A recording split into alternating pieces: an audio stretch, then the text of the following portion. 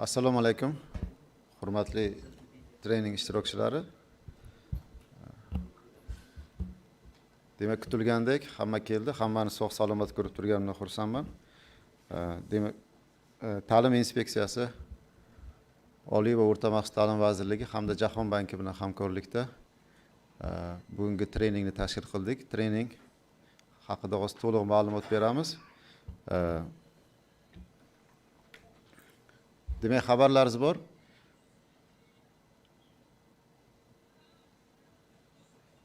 Telefonlar iltimos o'chirib qo'yamiz. Birinchi marta biz treningga qatnashishimiz emas bu, to'g'rimi?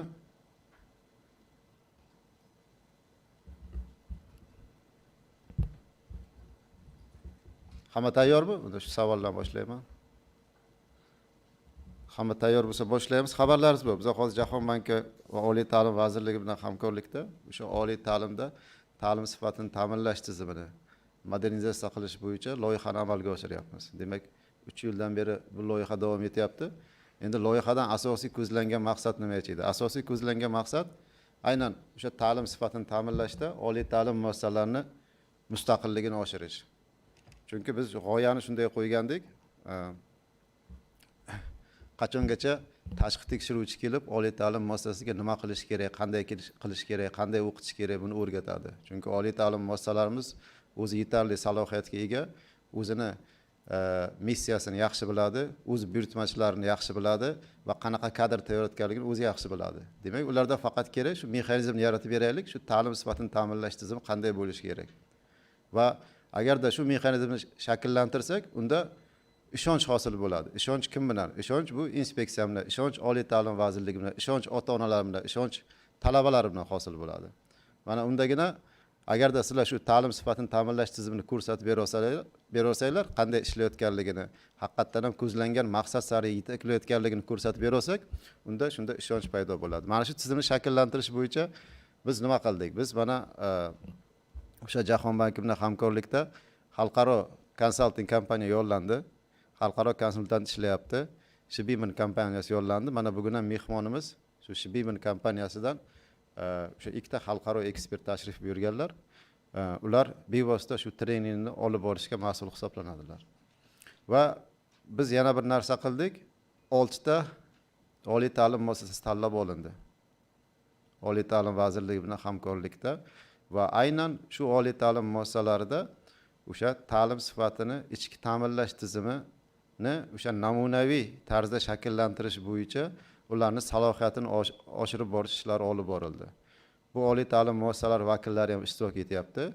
Shuningdek, tashqaridan ham biz chaqirganmiz. Chunki nima uchun bunday qildik? Bizning kuchimiz yetmasdi. Barchada bu ishlarni tashkil qilishga, ko'rsatishga. Biz aytdik, shu 6 tasini tanlab olamiz, namuna qilib ko'rsatamiz. Mana ular o'z tajribalarini boshqa oliy ta'lim muassasalarida yo'yadilar. Keyin ikkinchi masala qo'yilardi bizda har doim mana biz ta'lim sifatini tashqi ta'minlashda mexanizmlaridan biri bu akkreditatsiya. Nima uchun xalqaro akkreditatsiyadan o'tmaymiz? Nima uchun faqat bizda davlat akkreditatsiyasi? Biz ham xalqaro darajaga chiqishni xohlaymiz degan masalalar qo'yiladi. Biz ham bu maqsad qo'yib qo'ygandik. Chunki biz aytdikki, u yoqda qo'yilgan maqsad tashqi baholashlarni shunaqa darajaga yetkazishimiz kerakki, ertaga ta'lim inspeksiyasi Yevropa ta'lim sifatini ta'minlash tarmog'iga to'laqonli a'zo bo'lishi kerak. To'laqonli a'zo bo'lish degani, bu degani ta'lim inspeksiyasi tomonidan tashkil etiladigan akkreditatsiyalar xalqaro darajada bo'ladi va tan olinadi, e'tirof etiladi deb. Va bu borada biz nima ish qildik? Demak, biz chaqirganlarimiz hozir bu aynan shu 6 ta oliy ta'lim tanlab olingan oliy ta'lim muassasasining vakillari, shuningdek biz bilan ekspert komissiyalarida o'zini ko'rsatib, o'rnak ko'rsatgan ekspertlar bu yerda jam bo'lgan. Biza aynan shu 40 ta nomzodga to'xtadik tanlab olib. 100 ta emas, 150 ta emas, boshqa son emas. Chunki agarda ko'p kishini jalb qilgan ekan biza, lekin agarda bularni salohiyati, ko'rsatgan xizmati bo'yicha ko'rib chiqqanimizda 40 ta qoldi. Demak, maqsad nima qilib qo'ydik? Demak, hozir biz endi mana shu 6 ta tanlab olingan oliy ta'lim muassasasi ularda ta'lim sifatini ichki ta'minlash tizimi bo'yicha ular o'zini salohiyatini oshirdik. Endi shu 6 ta oliy ta'lim muassasasini biza shu xalqaro ekspertlar ishtirokida xalqaro akkreditatsiyadan o'tkazish masalasini qo'yib qo'ydik. Bu masala albatta pilot ko'rinishda bo'ladi. Chunki biza hozir akkreditatsiya mezonlarini, uni tizimini o'zgartirdik. Yangi bizda loyihasi turibdi. Lekin buni ishga tushirishimiz uchun oldin biz ko'rishimiz kerak. U qay darajada bizning ehtiyojga yo'naltirilgan, qay darajada ishlaydi, qay darajada bizda oliy ta'lim muassasalarimiz tayyor. Demak, bu uchun bizga nima kerak? Bu uchun bizga har doimgidek ekspertlar kerak. Yaxshi ekspertlar kerak, yaxshi tayyorlangan oliy ta'lim muassasalari kerak. Chunki har bitta yangi loyihani olib chiqsak, biz ko'rsatib berishimiz kerak. Mana bu xorijiy tajriba asosida ishlab chiqildi, tajriba sinovdan o'tkazildi, tajriba sinov natijasi mana bunaqa. Biz rahbariyatga kiritamiz, ma'qullangan bo'lsa, shu tizimni biz joriy etamiz. Shu bois buni ishda endi amalga oshirishimiz uchun bizga yaxshi ekspertlar kerak. Yaxshi ekspertlar deganimiz ham ta'lim sifatini ichki ta'minlash bo'yicha, ham tashqi ta'minlash jarayonida ishtirok etadigan. Shu bois biz aynan bu yerda biz bilan ekspert bo'lib ishlagan, biz bilan ta'lim sifatini ta'minlash jarayonida ishtirok etgan, o'zini ko'rsatgan mahoratli ekspertlarni taklif qildik. Demak, men qisqacha ma'lumot berdim, nima uchun bu trening tashkil etdik. Endi treningda bu trening 4 kunlik bo'ladi. 4 kunlik jarayonda aynan mana biz taklif qilgan ekspertlar o'sha xalqaro darajada ekspert sifatida faoliyat yuritadi bular va bular o'zlarining tajribalari hamda qanday qilib baholash kerak oliy ta'lim muassasasini, ham ichki ham tashqi tarafdan aynan o'zlari ko'rsatib bu yerda trening tashkil qiladi. Va bu yerda nima desam, kimdir gapiradi, kimdir eshitadi ma'nosida emas, bu jonli bo'lishi kerak. Albatta, chunki biz chaqirgan, taklif qilgan odamlar bevosita jarayonda ishtirok etgan. Sizlar ko'ryapsizlar, bizdagi sharoitda, bizdagi yondashuvda, bular tomonidan taklif qilinayotgan yondashuvda. Albatta, fikr beringlar bu yoqda. Chunki shu fikr berish orqali biza qanaqadir bir yakuniy yechimga kelamiz oxirida. Chunki biza ham ko'rona qaysidir narsani qabul qilganimiz yo'q. U bizga ishlaydigan narsa bo'lishi kerak. Shu maqsadda chaqirdik. Mana demak, mehmonlarimiz bu Ahim va Nora. Bular Ahim bu o'sha Avstriya, o'sha akkreditatsiya tashkilotining boshlig'i, Nora bu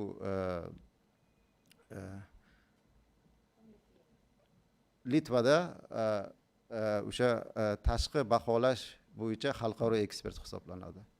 Mana bular o'zlarining tajribalarini beradilar.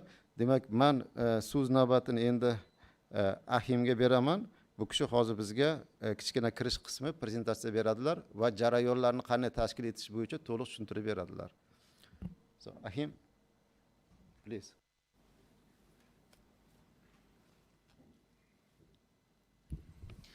Thank you very much, and good morning to everybody.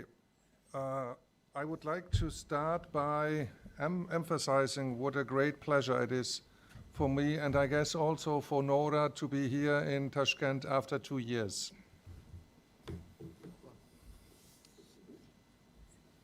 Assalomu alaykum hammaga. Demak, men bu yerda sizlarni ko'rib turganim juda ham xursandman. Toshkentda Nora bilan birgalikda bo'lgan va tajriba almashayotganimizdan ham juda ham xursandman. The project started 2 years ago, and we came here in, I think, late February 2020. And after we returned back home, the pandemic started. So we didn't have the opportunity to come here during 2 years, and so much more we are happy that we could come back today.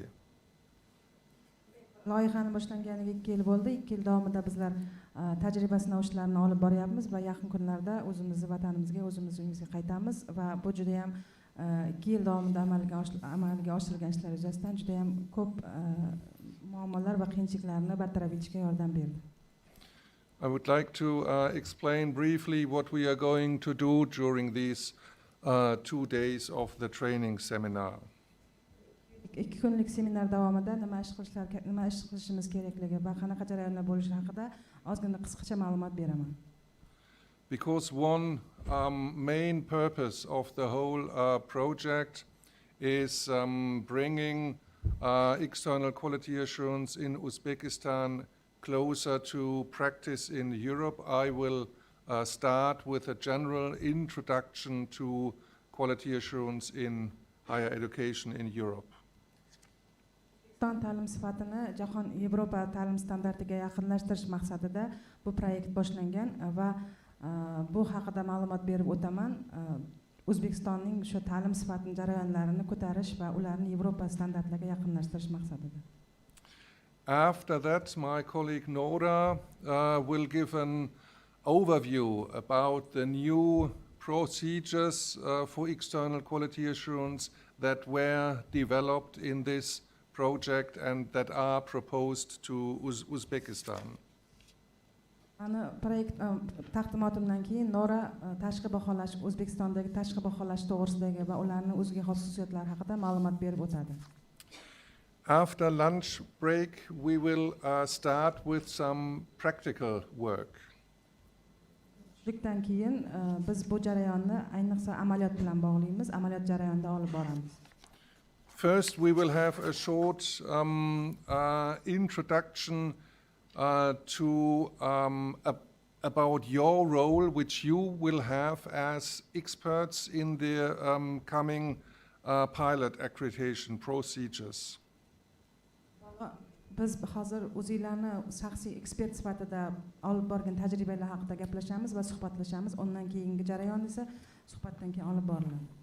And then we will guide you through the whole process of an accreditation and start with analyzing a self-evaluation report.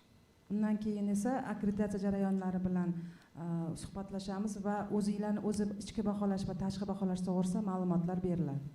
We will do this in smaller groups, and I hope that you had the opportunity to read the handout that was sent to you. Biz bu guruh bu amaliyot jarayonlari kichik guruhlarda olib boriladi va sizlarga yuborilgan ma'lumotlarni to'liq tanishib chiqdinglar degan umiddaman. Tomorrow we will start with the next step in the procedure, which is the site visit to the university, which you will visit in the pilot accreditations. Amaliyot jarayonida piloting, ya'ni o'sha olib borish jarayonidagi tanlab olingan oliy ta'lim muassasalariga borgan holda tashrifi bilan davom ettiramiz. Bu ertagalik reja va undan keyin yana guideline, ya'ni o'sha tushuntirishlar olib boriladi. After an introduction about the site visit in general, we will again have some practical work to do. Oliy ta'lim muassasalariga tashrif bergandan keyin undan keyin yana amaliy jarayonlar va amaliyotlar boshlanadi. We will do a simulation of an interview session during a site visit where we will try to find out more about what we learned in the analysis of the site visit, of the self-evaluation report today. Bugungi o'zini o'zi baholash mezonlaridan kelib chiqqan holda ertaga oliy ta'lim muassasalari tashrifidan keyin role play yoki simulyatsiya holatlarida bir-birimizni baholash mezonlarini o'rganganimizni tushuntirib beramiz. In the afternoon, we will move to the final step of the procedure, which is writing the assessment report. Ertaga tushlikdan keyin aynan shu oliy ta'lim muassasalariga borib amaliy jarayonlar boshlanadi. And this is the general structure of the whole training seminar. Bu esa bugungi umuman seminar-treningimizning umumiy jarayoni hisoblanadi. I will now start the first presentation, which is a general introduction to quality assurance in higher education in Europe. Hozir esa umuman Yevropadagi o'sha ta'lim sifati bo'yicha qisqacha ma'lumot berib o'taman va taqdimotimni taqdim etaman. Could I have the first presentation, please? Birinchi taqdimotni qo'yib yuborasizlarmi?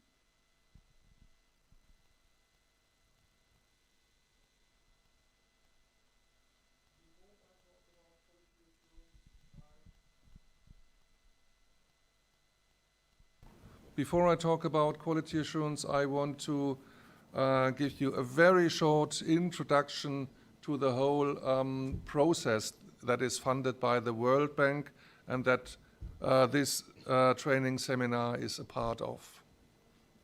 Taqdimotimni boshlashimdan oldin, ya'ni o'sha ta'lim sifati taqdimotini boshlashimdan oldin Jahon bank tomonidan ta'minlangan jarayonlar bilan tanishtirib o'tmoqchiman. Qisqacha ma'lumot bermoqchiman.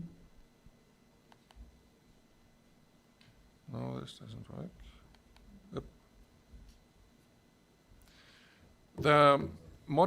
The Modernizing Higher Education project is funded by the World Bank, and our project is part of this project. We have the purpose to give support to SISCA and to the Ministry on External and Internal Quality Assurance in Uzbekistan. Demek bu proyekt Modernizing Higher Education Project deb nomlanib, hozirgi kundagi oliy ta'lim sistemi, oliy ta'limni modernizatsiyalashtirish loyihasi hisoblanadi va Jahon bank tomonidan moliyalashtirilgan. Bu proyektning asosiy maqsadi, demak bizning sub proyektimiz, ya'ni tag proyektimiz, loyihamiz O'zbekistondagi ta'lim sifatini va Oliy va o'rta maxsus ta'lim vazirligi biri hamda tashqi ta'lim sifatini nazorat qilish inspeksiyasi bilan birgalikda tashqi va ichki nazoratni amalga oshirish 2022 yillarga mo'ljallangan va bundan maqsad aynan ta'lim sifatini nazorat qilish inspeksiyasini rivojlantirish hamda uni jarayonlarini tashqi baholash, ta'lim sifatini rivojlantirish, tashqi baholash mezonlarini joriy etish hamda oliy ta'lim muassasalarini olib borayotgan sistemasini ichki baholashini kuchaytirish hisoblanadi. In the field of internal quality assurance, the project supports the participating universities in strengthening their internal quality assurance cells and strengthening the whole internal quality assurance system.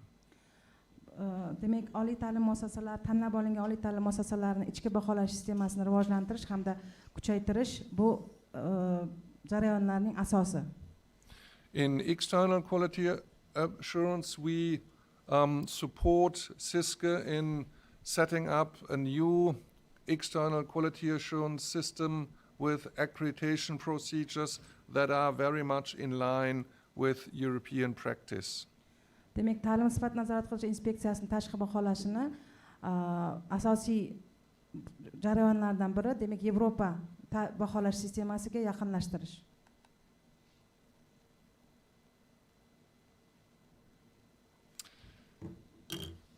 Very shortly, what happened in the last 2 years. We started with an inception report which gave an explanation to the current situation of quality assurance in Uzbekistan, and this was followed by 2 analytical reports on internal quality assurance and external quality assurance.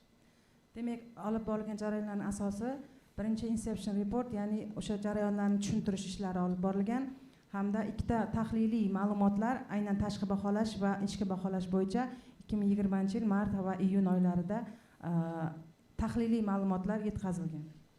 This was followed by a report to SISCA about legal changes that we considered necessary to move to the new accreditation system. Demek akkreditatsiya jarayonlarini tashqi baholashda ta'lim sifatini nazorat qiluvchi inspeksiyasi tomonidan aynan tahliliy ma'lumotlar asosida qonuniy o'zgartirishlar kiritilgan, qaysiki o'sha akkreditatsiya jarayonlarini ichki va tashqi baholashga juda ham o'zining ta'sirini ko'rsatadigan. The next step was the development of new standards for accreditation of higher education institutions and for accreditation of programs and development of the rules of procedure. All this happened during last year. Undan keyin esa demek oliy ta'lim muassasalarini akkreditatsiyalan standartlari hamda programmalari, ularning olib borish jarayoni qoidalari o'zgartirildi va takomillashtirildi. Noyabr 2022 noyabr oyiga qadar bu esa piloting, ya'ni o'sha amaliy jarayonlarga tajriba sinovlarda joriy etilgan. Bizning bu 2 yil davomida qilgan ishlarimizning asosi hisoblanadi. And now in this year we are entering the last phase of the project. We will have 6 pilot accreditation procedures which will be conducted in summer, and this training is one of the first steps in this pilot accreditation. Bu yil esa bizning o'sha loyihamizning oxirgi stadiyasi va tanlab olingan oliy ta'lim muassasalarida tajriba sinov ishlari olib borilmoqda va bu yil yozga qadar bu tajriba sinov ishlari tugatiladi hamda bu seminar-trening ham bularning qaysidir ma'noda birinchi etapi hisoblanadi. Now I will talk about external quality assurance in Europe so that you have a broader context of the whole reform project in Uzbekistan. Demak, men hozir sizlarga Yevropadagi tashqi baholash sistemasi haqida ma'lumot beraman. Qaysi ma'noda sizlarda kengroq tarzda O'zbekiston tashqi baholash sistemasi va Yevropa tashqi baholash sistemasi haqida kengroq ma'lumotga ega bo'lish uchun. What we call external quality assurance in higher education started in the 1990s. Demak, Yevropada tashqi baholash degan tushuncha 1990-yillarga borib paydo bo'lgan, o'sha yillarga borib taqaladi. And quality assurance had 3 very important roots. Demak, tashqi sifat baholashining 3 ta asosiy prinsiplari, tamoyillari mavjud. The first is the massification of higher education institution. Since the 1960s, many more students came to universities, but the universities didn't receive the appropriate funding. So the situation in teaching and learning changed substantially. 90-yillardan qadar oliy ta'lim muassasalariga qabul qilingan talabalar o'zlarining xohlagan ma'nosidagi moliyalashtirish jarayonida o'zlarini yomon ko'rsata olmagan va bu jarayon esa oliy ta'lim muassasasining baholashiga ta'sirini ko'rsatgan. The quality in teaching and learning really suffered a lot in many European universities. Baholash, demak, sifatni baholash, qaysidir ma'noda o'rgatish va o'qitish Yevropa universitetlarida ham bir qancha darajada jabr chekib kelgan, ya'ni yomon ta'sir ko'rsatib kelgan. The second point I would like to mention is that external quality assurance has always been a means for managing university systems. Demak, sifatni baholash ko'plab oliy ta'lim muassasalarining boshqaruv sistemasining asosi hisoblangan. Bu suhbatimizning ikkinchi asosiy qismi. Since the 1980s, universities gained more autonomy and responsibility, and the ministries were looking for new systems for accountability, and external quality assurance was one of these. 80-yillarga kelib ko'plab oliy ta'lim muassasalari Yevropada o'zlari mustaqil va o'zlari moliyalashtirish qismiga o'tgandan keyin, demak, bunga rahbariyat yoki bo'lmasam davlat boshqacha qaragan, o'zlarining munosabatini bildirgan tarzda qaragan uchun paydo mustaqillik o'zini o'zi boshqarish mustaqilligi berilgan. The third point I would like to mention is very specific to Eastern European countries, which were transition countries in the 1990s. After many of these countries allowed private universities, and in the new higher education system, they were looking for external procedures to guarantee quality in these universities. Demak, undan keyin uchinchi asosiy narsa bu akkreditatsiya jarayonidagi boshqa mamlakatlar bilan almashinuv va bu almashinuv o'z-o'zidan tashqi baholashga ta'sir qilgan va bu tashqi almashinuv esa jarayonning yaxshilanishiga olib kelgan.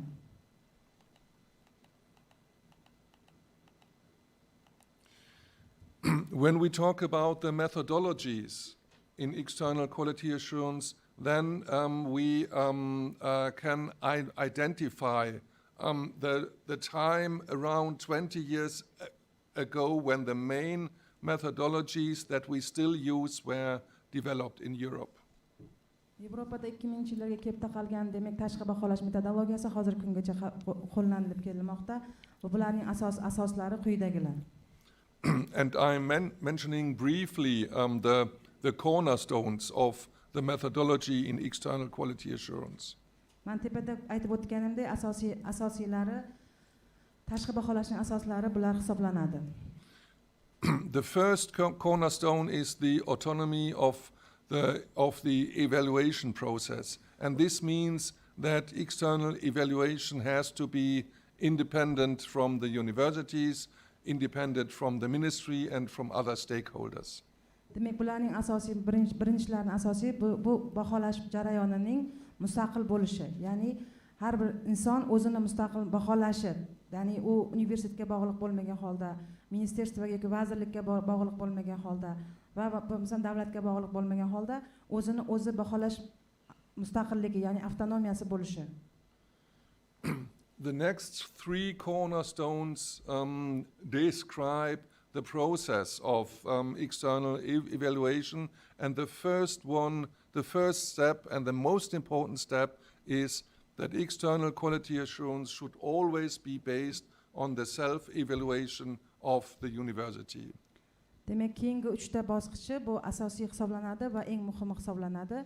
Bulardan birinchisi esa o'zini o'zi baholash va o'zini o'zi baholashda o'zining kuchli va kuchsiz tomonlarini universitetlar va oliy ta'lim muassasalari o'zlari aniqlashi va tahlil qilishlari lozim bo'ladi. The second cornerstone, and this is the reason why we are here today, external quality assurance should always be done by a group of external experts that analyze the self-evaluation and go to a site visit. Va ikkinchi muhim vazifa bu bizni hozir sizlar bilan yig'ilganimizning asosiy maqsadi bu tashqi baholash. Tashqi baholashda esa bir qancha ekspertlar kerak bo'ladi va ularning tavsifnomalari va qaysi jarayonda ular qo'llab-quvvatlanishi kerak va qaysi jarayonni rivojlantirish kerak bo'lgani bu asosiy o'sha oliy ta'lim muassasasiga borib o'rganiladi va o'zini ichki baholash tahlillarini aniqlashtiradi.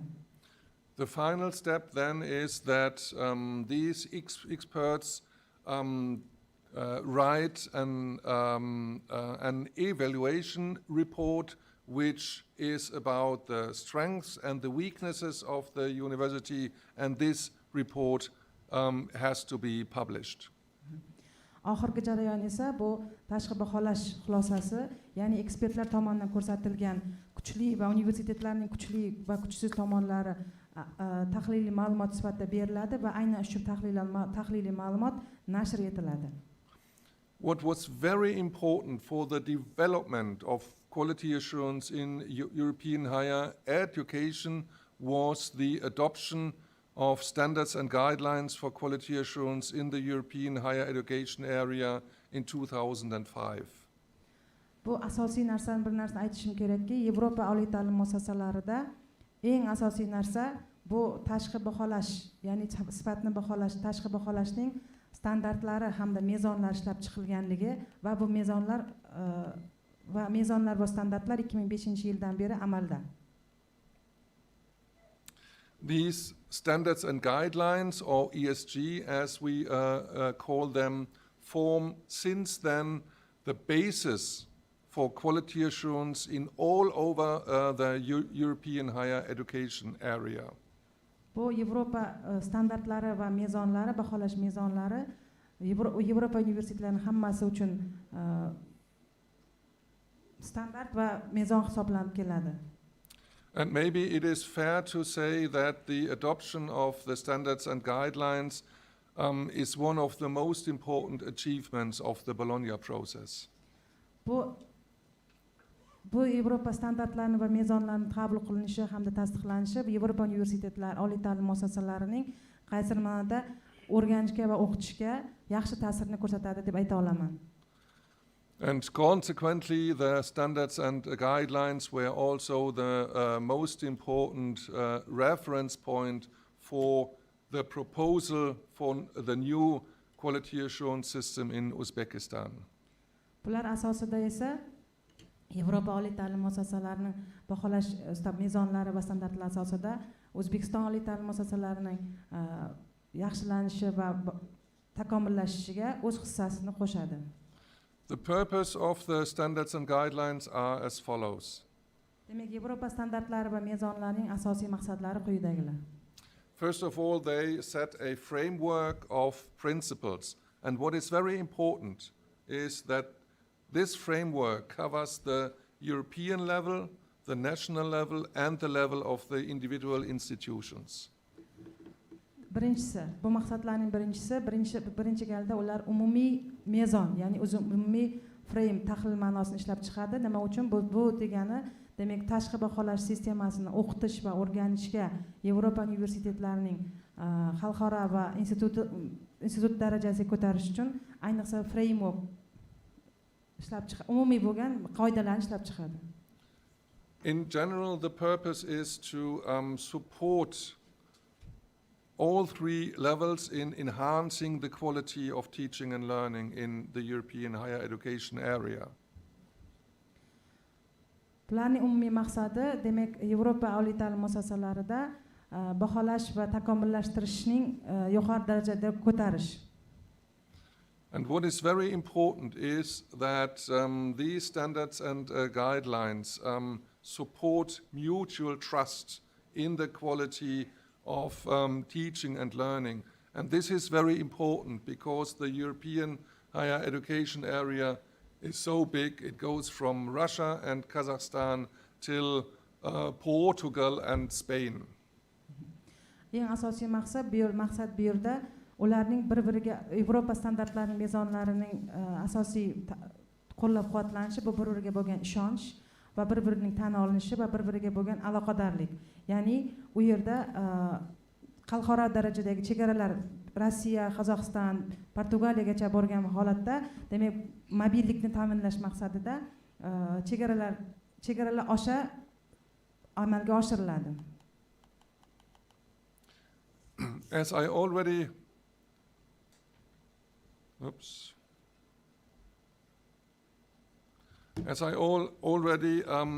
mentioned, the standards and guidelines are about teaching and learning. This is very important. It is not about research and other activities of the universities.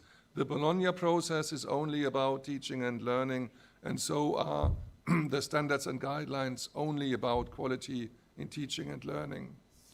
Yevropa standartlari va mezonlari, ya'ni guideline mezonlari asosiy maqsadi bu o'qitish va o'rganishga bag'ishlangan. Oliy ta'lim muassasalarida, ya'ni oliy ta'limda o'qitish va o'rganishga jarayoniga bog'liq. Bu yerda hech qanday learning, ya'ni o'rganish atmosferasi yoki masalan ilmiy atmosfera hisobga olinadi, lekin asosiy maqsad bu yerda o'qitish va o'rganish. Hattoki Bologna tizimida ham o'qitish va o'rganish asosiy hisoblanadi.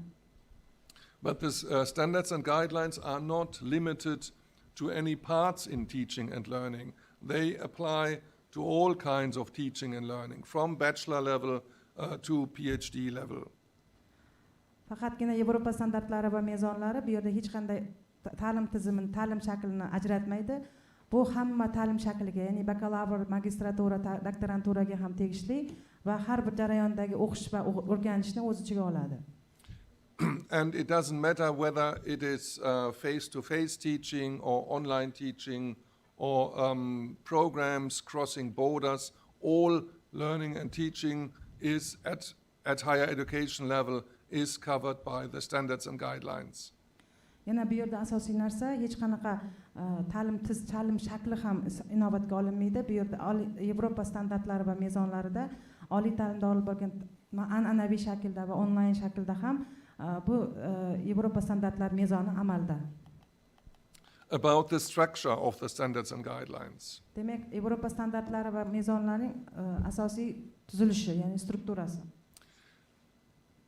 The very particular thing about the standards and guidelines is that they include standards and guidelines for internal quality assurance, for external quality assurance, and in a third chapter, standards and guidelines for the quality assurance agencies. Demek asosiy maqsad bu yerda mezonlarning va standart va mezonlarning asosiy 3 ta narsadan iborat. Birinchisi ichki baholash, ya'ni ichki sifatni baholash, ikkinchi tashqi sifatni baholash va uchinchisi esa tashqi sifatni baholash agentliklari bilan baholash hisoblanadi. And this has turned out to be a very important feature. It is not about the quality assurance procedures, but it defines also standards for the organizations that are responsible for quality assurance. Standartlarning asosiy narsasi oliy ta'lim muassasalari va Yevropa oliy ta'lim tizimida esa boshqa tashkilotlar bilan birgalikda oliy ta'limga tegishli bu tashkilotlar birgalikda muzokaralar olib boriladi va qabul qilinadi.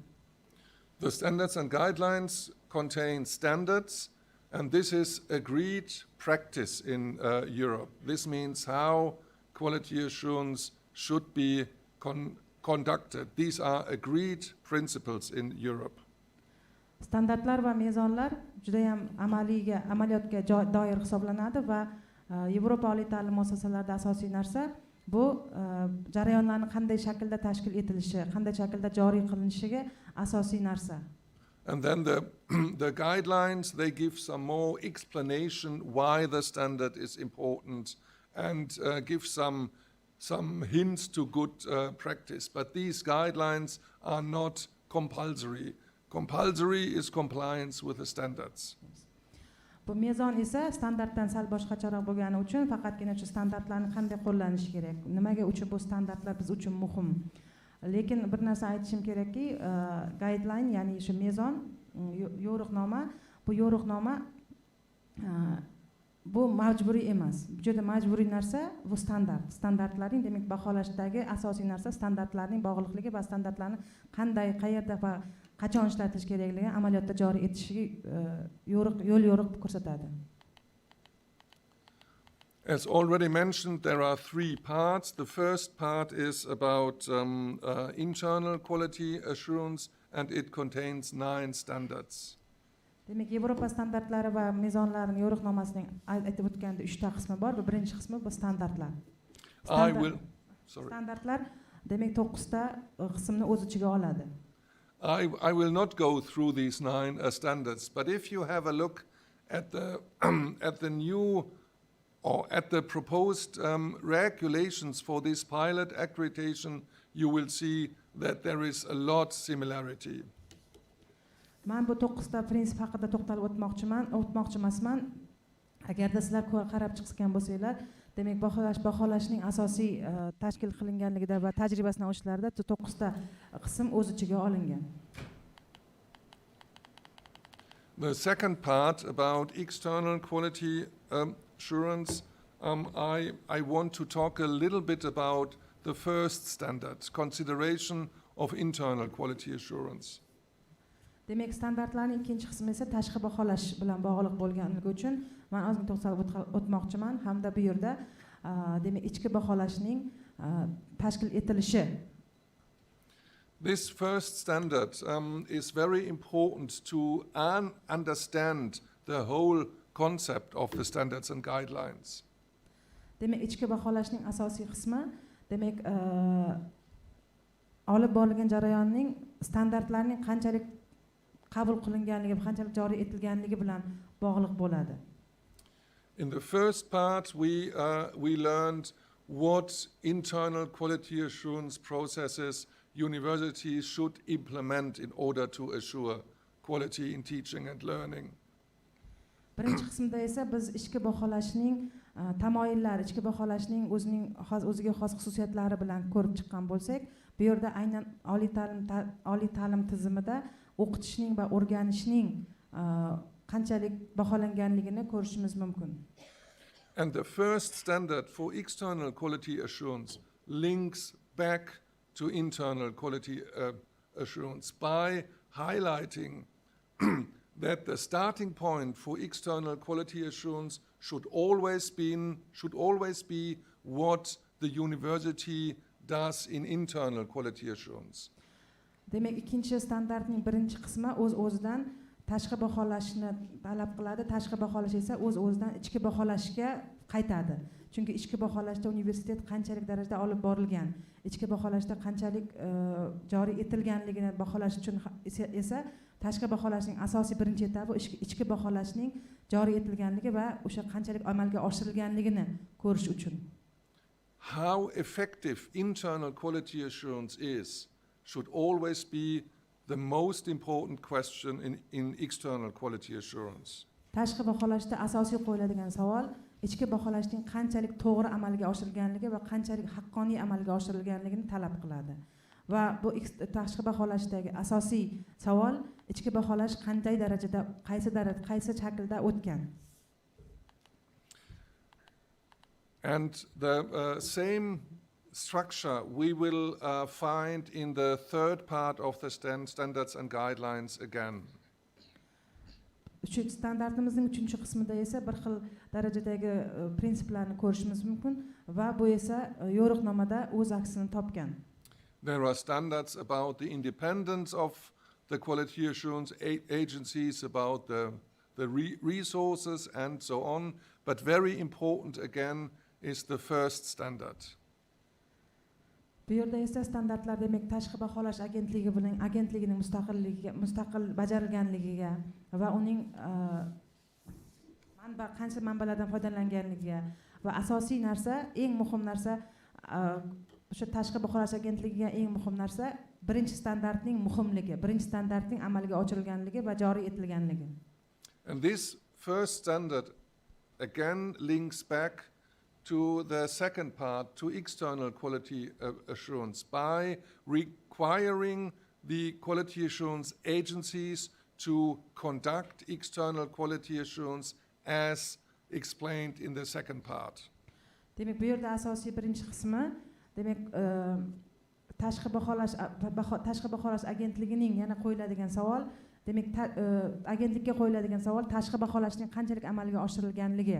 Ya'ni u esa ikkinchi standartning birinchi qismiga qaytishga majbur qiladi va o'sha tashqi baholashning to'g'ri amalga oshirilganligi, to'g'ri jarayonlarga olib borilganligiga qaratiladi.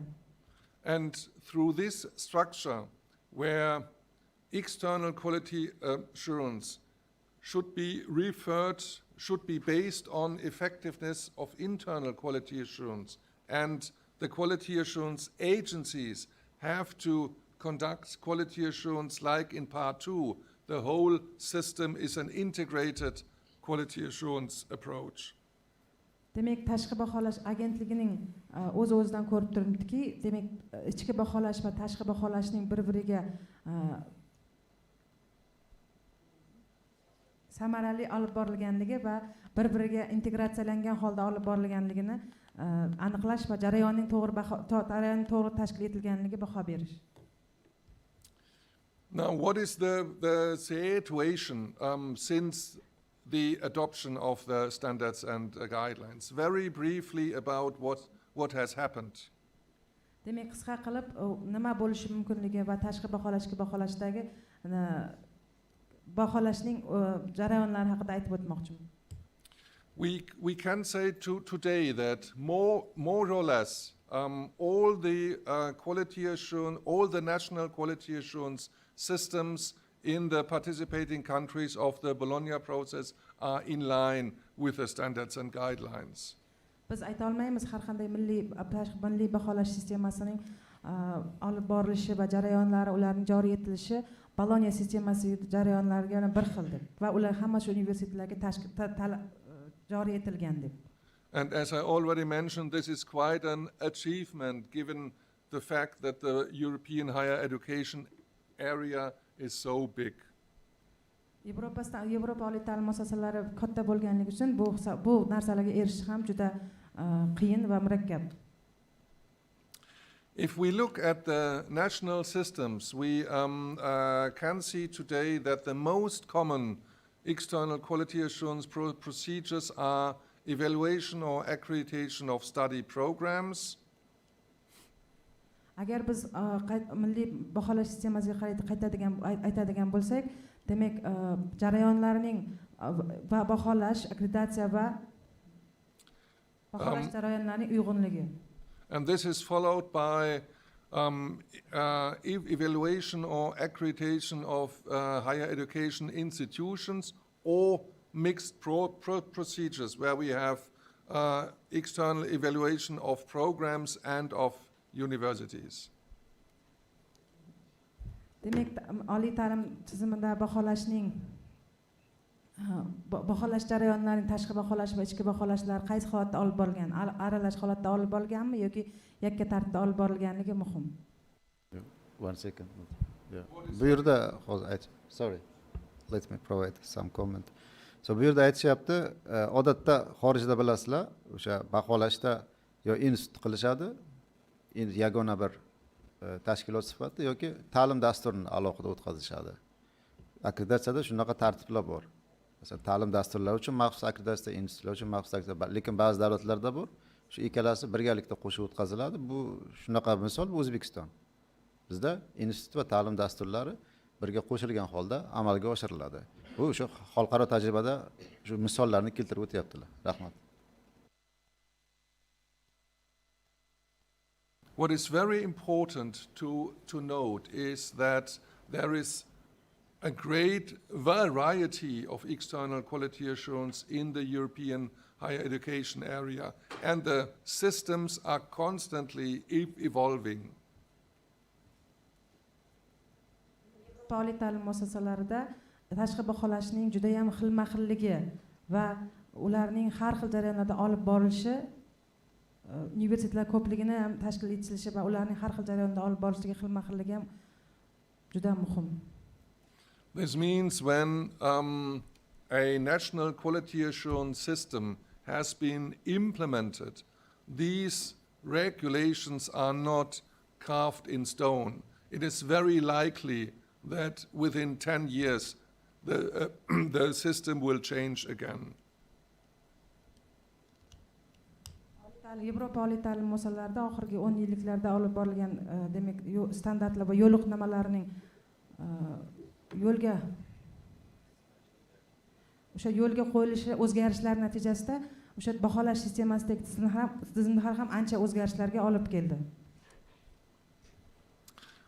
This is very important because in the last 20 years, whenever I was involved in developing a new quality assurance system, I first thought that we now have the final answers to all the questions, but we had to realize that quality assurance depends on new developments in higher education and consequently will change after some years also. Hattoki 20 yil oldin o'zim jalb etilgan paytda men o'ylaganmanki, bo'ldi bizlar oxirgi javobni topdik, demak baholash sistemasiga. Lekin kerak vaqt o'ta kela biz anglab yetdikki, bu universitetlarning rivojlanishi, takomillashishlari bilan bir qatorda tashqi baholashning tizimlari ham, jarayonlari ham, prinsiplari ham o'zgarib boradi va bu o'zgarishlarga hammamiz javob topa olishimiz kerak.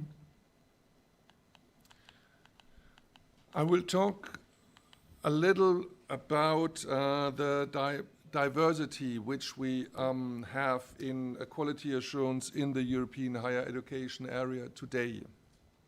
Demak, men o'sha Yevropa oliy ta'lim muassasalarida Yevropa tashqi baholashning asosiy prinsiplaridagi farqlarni qisqacha aytib o'tmoqchiman. And this is a very important feature of the European higher education area. We have the standards and guidelines. They are applied all over the European higher education area, but this does not mean that we have a unified quality assurance system in the European higher education area. Yevropa oliy ta'lim muassasalarida demak Yevropa standartlari va yo'riqnomasi mezonlari ishlatilgani bilan birga bu narsa Yevropa oliy ta'lim muassasalari uchun bitta narsa bo'lishi kerak degan ma'noni bildirmaydi. Bu Yevropa oliy ta'lim muassasalarida demak universitetlar takomillashish bilan o'zgarib borishi mumkin. Every Bologna country has a different history has a different legal framework, has different has different cultural traditions, and all these are very important framework conditions for quality assurance, and all these lead to the situation that we have a lot variety in the European higher education area. Yevropa oliy ta'lim tizimlarida demak Bologna sistemasiga kiritilgan bilan Bologna sistemasiga kiritilgan davlatlar va ta'lim muassasalari har xil shakllarda, har xil qonuniy ta'lim urf-odatlari, qadriyatlari, boshlanishlari tizimi har xil bo'lgani sababli ularda demak baholash sistemasi, ichki baholash, tashqi baholashi ham bir-biridan juda ham farq qilishi mumkin. And when talking about diversity in quality assurance, we have to start with the purpose of quality assurance, which can be very diverse. Demak, Yevropa ta'lim tizimidagi baholash sistemalarining farqlarini aytishdan oldin biz universitetlarning ham bir-biridan farqlanishi va bir-biridan xilma-xilligini ham aytishimiz kerak. In general, we have two approaches. On the one side, external quality assurance can be very closely linked to state approval, state recognition of universities and programs. Demak, asosiy narsa, tashqi baholashdagi asosiy narsa bu davlat tomonidan stable state level. O'sha davlat tomonidan o'sha faoliyatga ruxsat berilishi, ta'lim dasturlarining faoliyatiga ruxsat berilishi. Demak, asosiy narsa shu davlat tomonidan ruxsat berilishi va litsenziyalanishi muhim hisoblanadi va yana ham milliylik va qadriyatlarning kuchli yo'lga qo'yilganligi.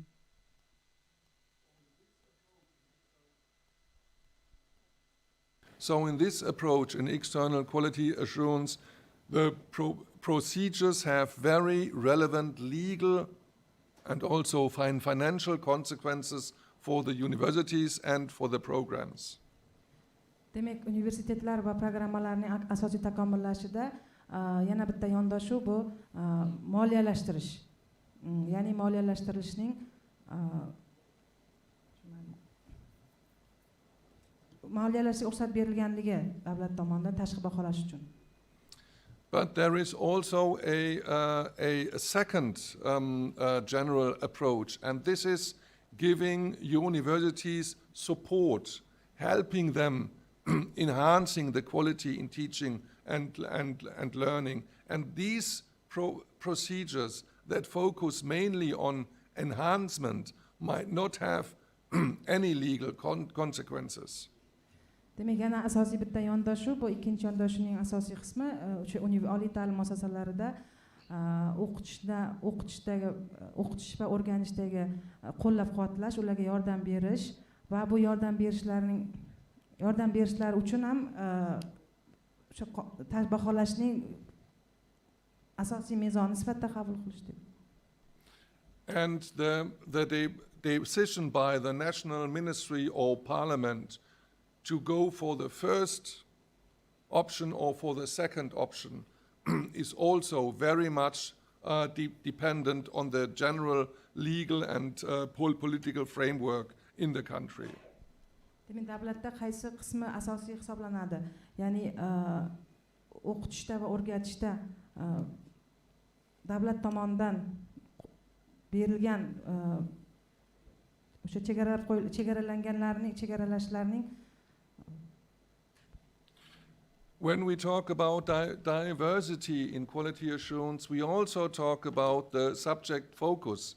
In some countries, external quality assurance is focused exclusively on teaching and learning, as explained in the standards and guidelines. In other countries, the scope of external quality assurance is much wider and includes all activities of universities. Demak, oliy ta'lim tizimida asosiy narsa, demak, fanning Bu yerda hozir aytilyapti, aynan shu tashqi baholashda ko'proq nimaga urg'u beriladi? Bu Yevropa standart va yo'riqnomalarida u yerda ko'proq ta'lim olish va ta'lim berishga ko'proq urg'u beriladi, deyapti. Lekin bu cheklanmagan, davlatma-davlat o'zgaradi. Davlatlar buni yanada kengaytirishi ham mumkin. Bu ko'p davlatlarda kuzatilyapti.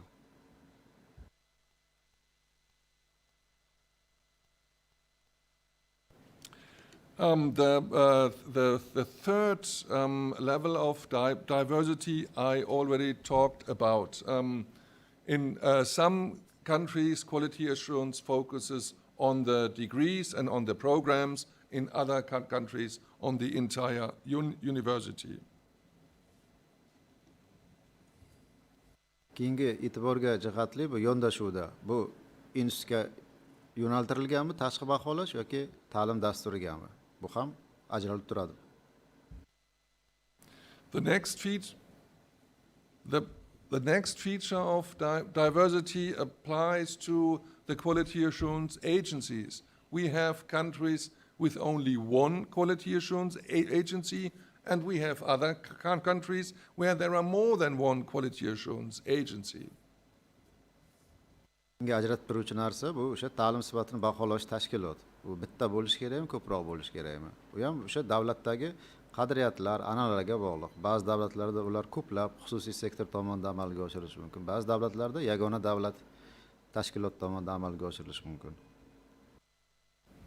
As a trend, one can say that where external quality assurance is closely linked to legal consequences, meaning state approval of a program, then we tend to have only one quality assurance agency, which is a public authority. Albatta, shu ta'lim sifatini ta'minlashchi tashkilotchi agentliklarni nechta bo'lishi degan savolga birinchi navbatda biz yondashishimiz kerak. O'sha akkreditatsiyaning oqibati nima bo'ladi? Agarda u aniq oqibatga olib kelinadigan bo'lsa, unda bitta tashkilot bo'lgani ma'qul. Masalan, hozir bizda oqibati nima edi? O'sha agar qaysidir ta'lim dasturi o'tolmasa, unda qabul to'xtatiladi. Bu kabi vakolatni turli xil tashkilotlarga berib yuborilishi o'z navbatida turli muammolarni keltirib chiqarishi mumkin.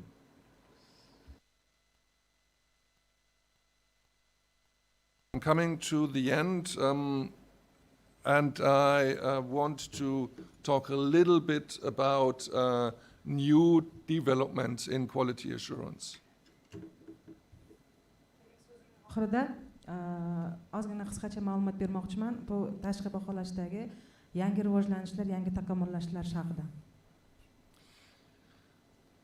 The first development that I would like to mention is the emergence of risk-based approaches in quality assurance. Demak, bularning bittasi, yangi yondashuvlarning bittasi bu, ya'ni risk-based, demak, riskka asoslangan, riskka bog'liq bo'lgan yondashuv. The big difference between these risk-based approaches and what I explained before is that we don't see cyclical reviews of universities or programs, but only reviews in case something is going wrong at a university. Demak, risk yondashuvi, ya'ni riskka bog'liq bo'lgan yondashuvlar bu tashqi baholashda qachon risk indikatsiyasi paydo bo'lganda va davriy aylanishlar, davriy tahlillar natijasida bu tashqi baholash bilan bog'liq bo'ladi. A second very recent development is approaches to quality analysis which is data-driven. These approaches don't work with self-analysis and peer review, but focus on analyzing data. Ikkinchi yondashuvlarning bittasi bu faqatgina ma'lumotlarga bog'liq bo'lgan yondashuv, ya'ni bu yerda hech qanaqa o'zini o'zi baholash, hech qanaqa o'ziga o'zi tahlil qilish, hech qanaqa o'ziga o'zi baho berish va rivojlanish olib bo'lmaydi, faqatgina ma'lumotlarga asoslangan yondashuv va ma'lumotlarning tahlili hisoblanib qoladi. There are these kinds of new developments, but in general, we can say that we don't know how important they might be in the future. For the time being, quality assurance in higher education is conducted as explained in this presentation based on the European standards and guidelines. And if and from my personal view, I'm pretty sure that this is going to stay for the next, let's say, 10 years like it is today. Bu jarayonlarning kelajakda qanday bo'lishi bizga hali noma'lum, lekin hozirgi jarayonlar olib borilayotgan jarayonlar esa yuqorida aytib o'tgan standartlar va yo'riqnomalar asosida olib borilyapti va bu o'z natijasini o'sha 10 yillardan keyin ko'rsatishi mumkin. This was a very quick, broad overview about quality assurance in Europe, so that you can see the framework that exists for the proposal of the new quality assurance approach in Uzbekistan. Demak, yuqorida aytib o'tgan qisqacha ma'lumot edi Yevropa oliy ta'lim tizimi haqida va ularning tashqi baholash tizimi haqida. Bu jarayonlar O'zbekistonda ham to'liq amalga oshiriladi degan umiddaman. I think before we go for coffee break, there is a bit time. If you would have questions, I would be happy to answer them. Savollar bo'lsa marhamat. Sardor aka qarsak chalab, savol bormi deyman. Savollar bo'lsa marhamat.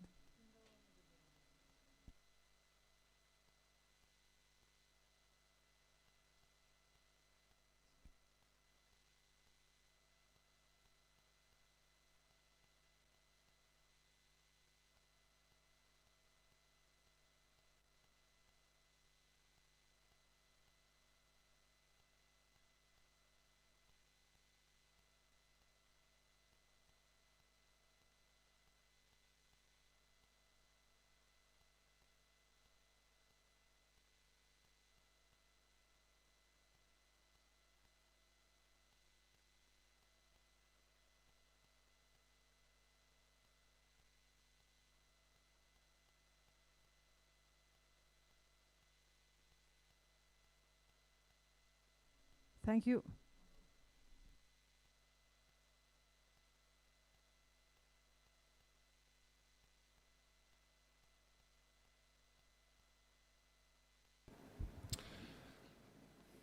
Well,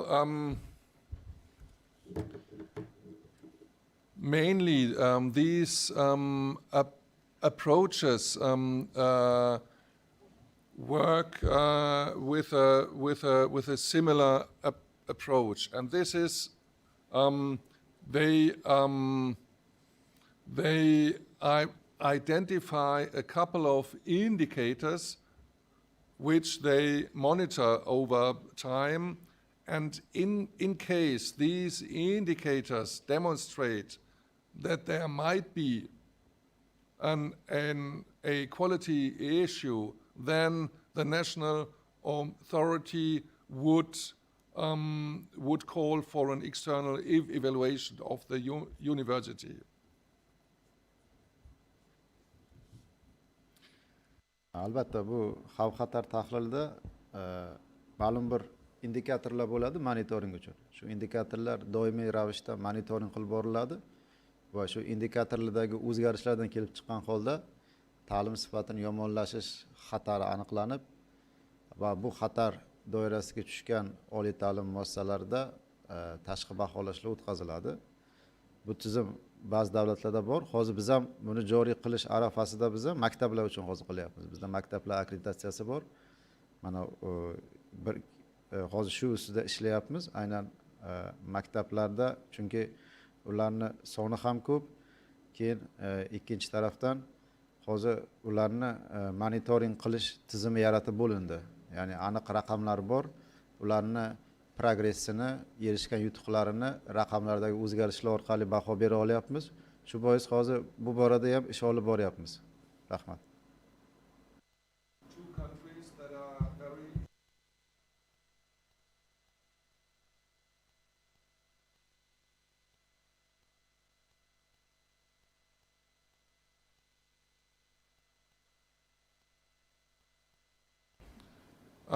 The most influential countries in this discussion are Great Britain and Australia. In both countries, you don't have cyclical external evaluation of universities anymore. It is too early to say what impact this new development has on the universities and on the quality in teaching. Bu tajriba asosan Buyuk Britaniya va Avstraliyada keng qo'llaniladi. Ular aynan ularda davriy ravishda ularni tashqi baholashdan o'tmaydi ular, balki aynan shu kuchli monitoring tizimi bergan ma'lumotlarni tahliliga asosan amalga oshiriladi. But what is very important to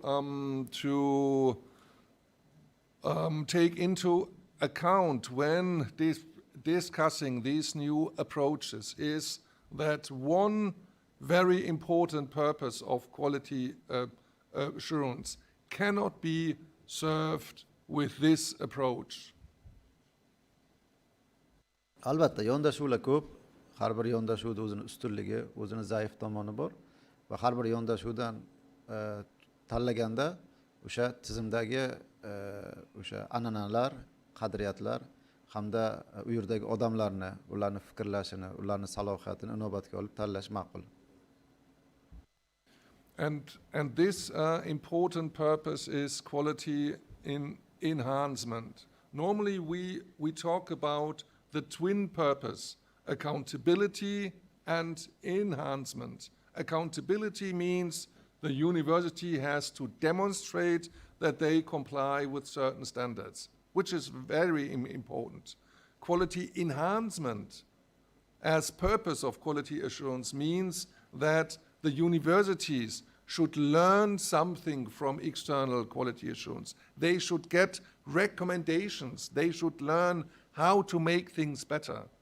And this second part does not exist in these risk-based approaches because you don't have these cycles. Albatta, ideal tarzdagi ta'lim sifatini ta'minlash tizimini ikkita muhim qismi bo'ladi. Birinchisi bu hisobdorlik bo'lsa, ikkinchisi ta'lim sifatini yanada yaxshilash.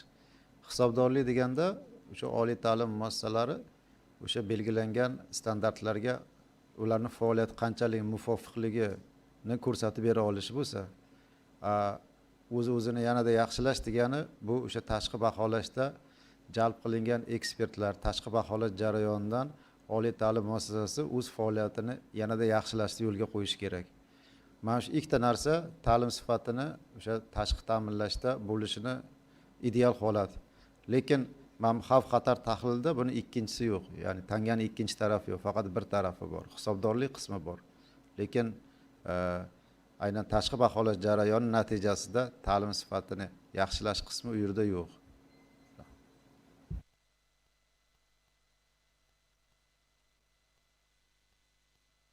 Savollar bo'lsa, marhamat, yana kimda?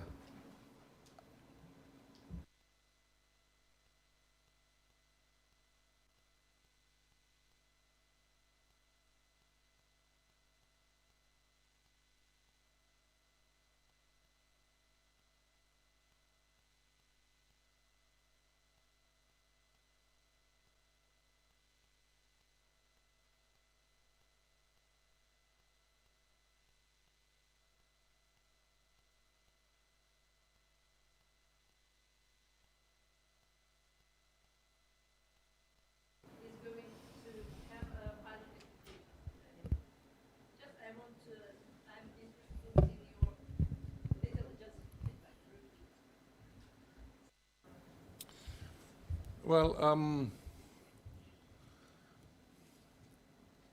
I would like to make two points. First of all, no, I should start by emphasizing how unfortunate it is that due to the pandemic, the experts couldn't travel, and we couldn't do all the activities face to face. It was very unfortunate because the changes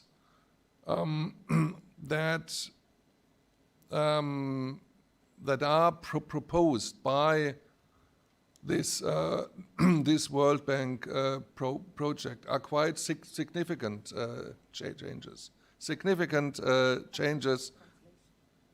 Oh, sorry. Albatta bu loyihani amalga oshirishda bizga pandemiya juda ham katta to'sqinlik qildi.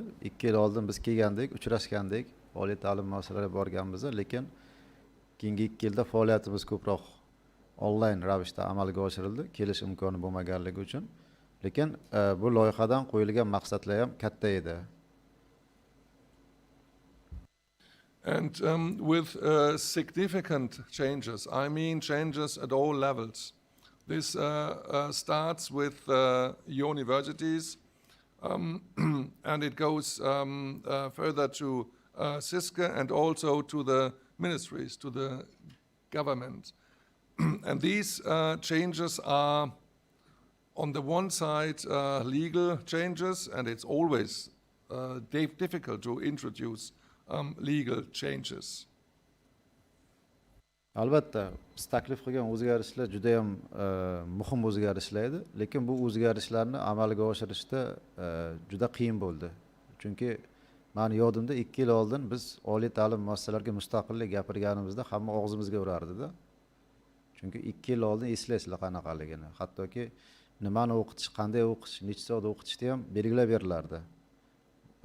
Bular kelganda biz fikrlashardik, nima qilishimiz kerak deganda bular birinchi narsani qo'ydi-da. Agar oliy ta'lim muassasasi ta'lim sifatiga egalik hissini his qilmasa, foydasi yo'q bu qilgan ishlaringni. Chunki u qachongacha tepadan urib o'rgatasizlar nima qilishdi. U oliy ta'lim muassasasi o'zi rivojlanishi kerak. Bu paytda bular yozgan hisobotlarni ham tahlil qilganimizda ko'p kishi qabul qilmadi. Chizib tashlashdi, yo'q, bu bo'lmaydigan narsa, bu nima Yevropadan to'g'ri kelgan narsani olib kelaverasanmi degan narsalar bo'ldi. Lekin mana shu kurashlar natijasida, bularni olib chiqish natijasida va nihoyat biz ishontira oldik davlat rahbarini ham. Va bu jarayon mana ko'ryapsizlar, bosqichma-bosqich amalga oshyapti hozirda. Bular aytganda o'sha qonunchilikdagi o'zgarishlar. Katta baryer edi bizda, qonunchilikdagi o'zgarish. Yo'q, uni qila olmaysan, buni qila olmaysan, bu tavsiya bo'lib ketaveradi. Nimaga o'zgartira olamizki deb qancha harakat qildik. Nechta prezident qarori, farmonlari chiqdi bu uchun. Ta'lim to'g'risida qonun yozishda ham aynan bular bergan taklif bilan birga kiritdik. Bu o'z-o'zidan bo'lgan yo'q shu kungacha kelishimizda. Bular mana biza ichida yurimiz, boshimizdan o'tgani uchun aytib bera olyapmiz.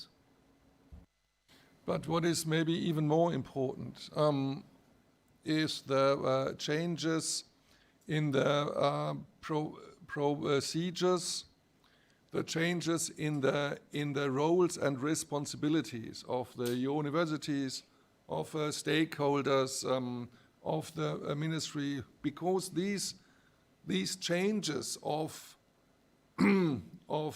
responsibilities, procedures and traditions cannot be implemented overnight.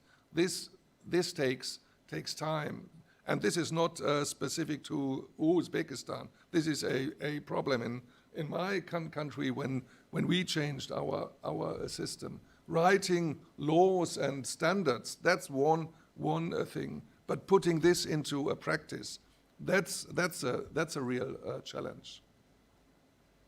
Albatta o'zgarishlar birinchi navbatda munosabatlarni o'zgartirishni qiladi. Ya'ni oliy ta'lim muassasasi, oliy ta'lim vazirligi, asosiy manfaatdor tomonlar, ta'lim inspeksiyasi orasidagi munosabatlarni o'zgarishini talab qiladi. Bu o'zgarishlar albatta bir kunda bo'lmaydi. Biz chiroyli qilib hamma narsani yozib qo'yishimiz mumkin. Chiroyli qarorda ham chiqarib qo'yamiz. Mana shu bo'yicha ishlaymiz deb. Lekin ishlash, amaliyotdagi munosabatlarimiz o'zgarmasa o'rtamizdagi, bu narsalar qog'ozda qolib ketaveradi va u bir kunda bo'ladigan narsa emas bu. Chunki birinchi navbatda o'zgarish kerak nima? Odamlarning fikrlashi oldin. Ularni ishiga yondashuv o'zgarish kerak. Agar odamlarimiz oldindagidek fikrlaydigan bo'lsa, unda qiladigan o'zgarish amalga oshmaydi. Chunki o'zgarishni qiladigan inson birinchi navbatda. Inson o'zi oldin boshdan o'tkazib olsa, unda o'zgarish bo'ladi. Bo'lmasa o'zgarish qog'ozda qolib ketaveradi. Having said this, I must say that I'm quite impressed when I see what is happening at the participating universities. When we talk to our colleagues that are involved in internal quality assurance with the universities, it really looks like your universities are making substantial, not only substantial efforts, but substantial steps into the new direction. And also, I think that we are in a very critical phase now. We have done a lot of analysis, and we wrote new standards, and now is the proof of the pudding. Now, the last month, the coming months of this year, we will have to test whether these new regulations will work in Uzbekistan. So we are now in a very critical phase. Albatta biza ishlaganimizda oliy ta'lim muassasalari bilan bizni bitta hayratga qolgan narsa oliy ta'lim muassasalarini qanchalik bu jarayonga faol ishtirok etgani va ularda olib borilayotgan ishlar. Chunki bizda yana bitta komanda ishlayapti, bu ta'lim sifatini ichki ta'minlash bo'yicha. O'sha 6 ta institutda ular o'zini institut vakillarini faoliyatini olib boryapti. Institutda o'sha vakillarni ishlash, institutda qilinayotgan ishlarni ko'rib bizni hayratlantirdi. Demak, biz qilayotgan ishga motivatsiya bor, bizni qo'llab-quvvatlashlar bor degan xulosa berdi va hozir aynan biza eng kritik joyda biza deganimiz, biza yuqorida aytdikki, biza standartlarni, hujjatni ham yozib qo'ydik, qarorlarimiz ham tayyor bizda. Mana shu hozir qilingan prezentatsiyada aks etgan asosiy tamoyillar aks etgan narsa. Hammasi tayyor. 6 ta institut tanlab olindi, ularni o'qitdik, salohiyatini oshirdik. Endi buni amaliyotda sinab ko'rishimiz qoldi. Mana shu eng kritik joy. Agar amaliyotda sinab ko'rsak, demak, bergan tavsiyalarimiz, ishlab chiqqan tavsiyalarimiz qanchalik o'rinli ekanligini ko'rsatib bera olsak, bu bizning yutuqimiz. Agarda biz ertaga borsak shu institutlarga, institutlar xabar yo'q hech narsadan, biz bilmaymiz, nima bo'ldi, nima qo'ydi. Unda biz shuncha faoliyat qilgan narsamizni tajriba sinovdan o'tmay qoladi. Demak, o'zgarishni o'zimiz xohlaymiz, yo'qmi? Birinchi shuni anglab olishimiz kerak. O'zimiz xohlaydigan bo'lsak, unda o'zimiz ham buni qo'llab-quvvatlab turishimiz kerak. Chunki meni esimda-da, chunki nechta qaror yozamiz, nechta qaror bilan olib chiqamiz, har safar juda yaxshi tushuntirib qo'yishadi. U ishingni deydi boshqa joyda qilasan. Hozir aralashmagin bu ishlarga degan ko'p narsalar eshitganmiz, ko'p shular ichida yurimizda. Shuning uchun bu yerda baribir kuch birdamlikda. Biz shuni xohlayapmizmi? Biz deganimiz birinchidan oliy ta'lim muassasasi. Chunki oliy ta'lim tizimida asosiy ishtirokchi oliy ta'lim muassasasi. U vazirlik emas, inspeksiya emas. Ular faqat sizlarni qo'llab-quvvatlovchi. Sizlar uchun strategiyani belgilab beruvchi. Sizlar uchun kerakli qonun hujjatlarini chiqarib beruvchi. Asosan oliy ta'lim muassasasi. O'zi xohlayaptimi buni, yo'qmi? Mana shu narsa bizga kerak. Shuning uchun biz ham mana bu tadbirlarni o'zimiz ham kruglый stolda o'tkazib borsak bo'lardi, bizga osonroq bo'lardi qayta. Bu rektorlarga xat chiqarib, har bir bilan telefon qilib, yo'q, har bir mana shu vakil kelish kerak, bu qilish kerak, joy tashkil qilib, ortiqcha narsa biz uchun ham. Biz kruglый stolda o'tiramiz, 2 soatda shunday Zoom orqali gaplashamiz, bo'ldi, hal qilamiz. Qarorni ham olib kirib chiqaveramiz. Lekin biz uni xohlamayapmiz. Bizning yo'limiz boshqacha. Biz qiyin yo'lni tanladik, bilaman. Lekin muhimi biz xohlaydigan yo'lda. Oliy ta'lim muassasalari shuni tushunib, ular ham shuni qo'llab-quvvatlasin deyapmiz. Chunki ularning birinchi manfaat ularga qo'yilgan. Ular shunda yutish kerak. Ularning ishida shunga yengillik bo'lishi kerak. Ularning faoliyati faqat ta'lim sifati bo'lishi kerak, boshqa ish emas. Shu maqsadga yo'naltirilgan.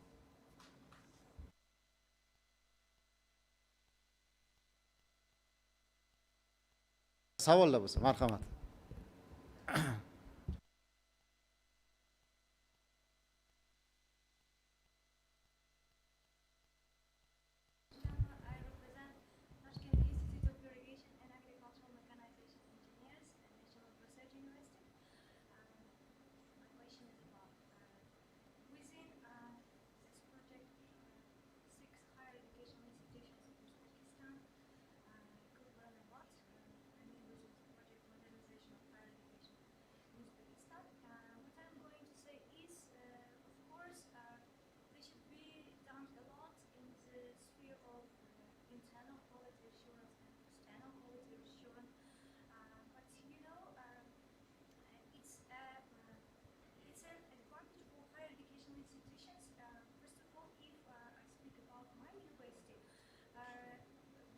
shifted to credit model system, and it is really beneficial for us to do a lot for teaching and learning.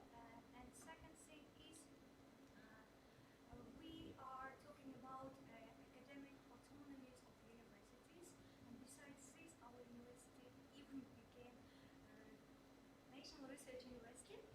And my question is, of course, these 6 higher educational institutions that were involved with this project are doing their best within writing self-evaluation reports that we are busy these days. Even after completing this self-evaluation report, can we continue working in cooperation with these universities, or what we can expect in the future? Thank you very much for your answer beforehand. This is probably a question to you. Question for you. It's because they are expecting more than what's written in the project document. I understand it. Albatta qo'llab-quvvatlashlar bilan davom ettiramiz. Hozir chunki biz Jahon banki bilan muzokara olib boryapmiz. Chunki ko'rsatdik ularga. Mana o'zgarishlar bo'lyapti. O'zgarishlar uchun bizga har doim poddershka kerak. Ayniqsa oliy ta'lim muassasalarimizga deb aytdik. Chunki yana bu kabi tadbirlarni, loyihalarni uzaytirish bo'yicha hozir muzokara ketyapti. Biz olib boryapmiz. Biz 6 ta institut bilan cheklanganimiz yo'q. Biz faqat cheklangan resurslardan oqilona foydalanish uchun o'sha paytda shu 6 ta institutni tanlagandik xolos. Lekin agarda resurs ko'p bo'ladigan bo'lsa, hamma narsa resursga bog'liq. Resurs bo'ladigan bo'lsa, davlat tomonidan qo'llab-quvvatlash bo'lsa, albatta biz bu narsalarni davom ettiramiz.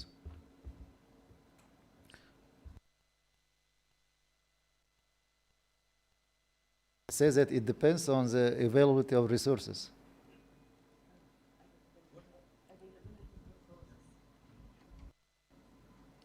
But if I can add to this, well, I should say that that my colleague Nora and I, well, first of all, we are not the company that is running the project. We are hired for this project, and we are not the World Bank, of course.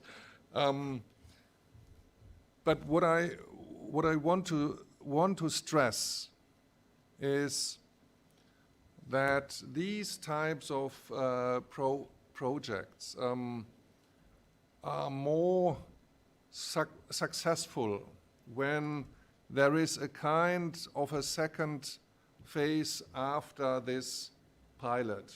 We now, well, to be very frank, we tried to come up with something meaningful for this country, and I think we did quite well. Now we are testing this, and part of the testing has to be the question whether it might make sense to roll this out to the whole country in the future. Most likely, here and there would need to be some changes. We will learn things in the pilot accreditation, and things might have to be changed. But when I said that we are in the critical phase now, I was talking about the critical phase of this project. There's a second critical phase, which starts when the project comes to an end. I firmly believe that there should be some kind of new phase after this project finishes to help all the universities to come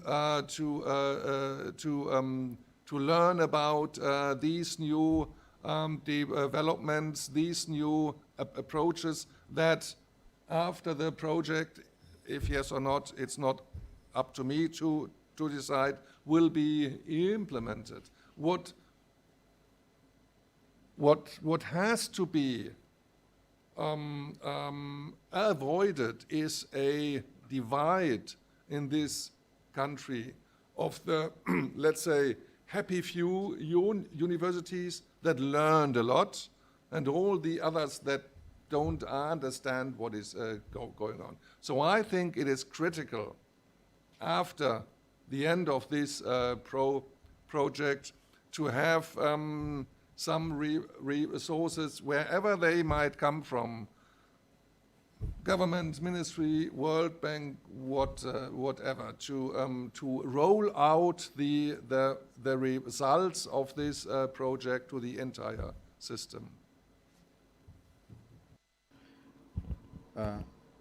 Albatta bular ekspert sifatida o'z fikrlarini berishdi.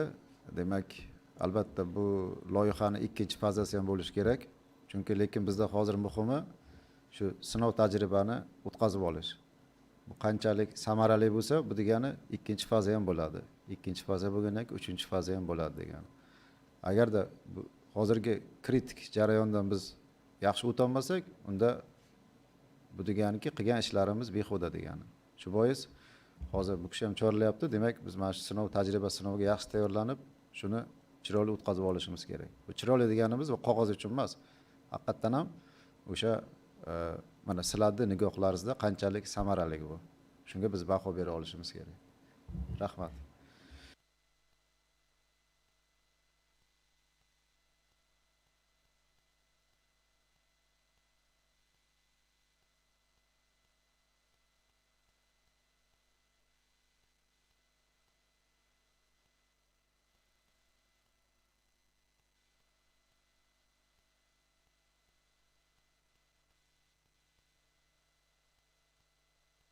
Bizda albatta ishtirokchilar ham bor, Zoom orqali ham kanalni ochib qo'yganmiz boshqa qiziquvchilar uchun. Shuningdek bu translyatsiya ham bo'lyapti onlayn, Facebook, YouTube'da.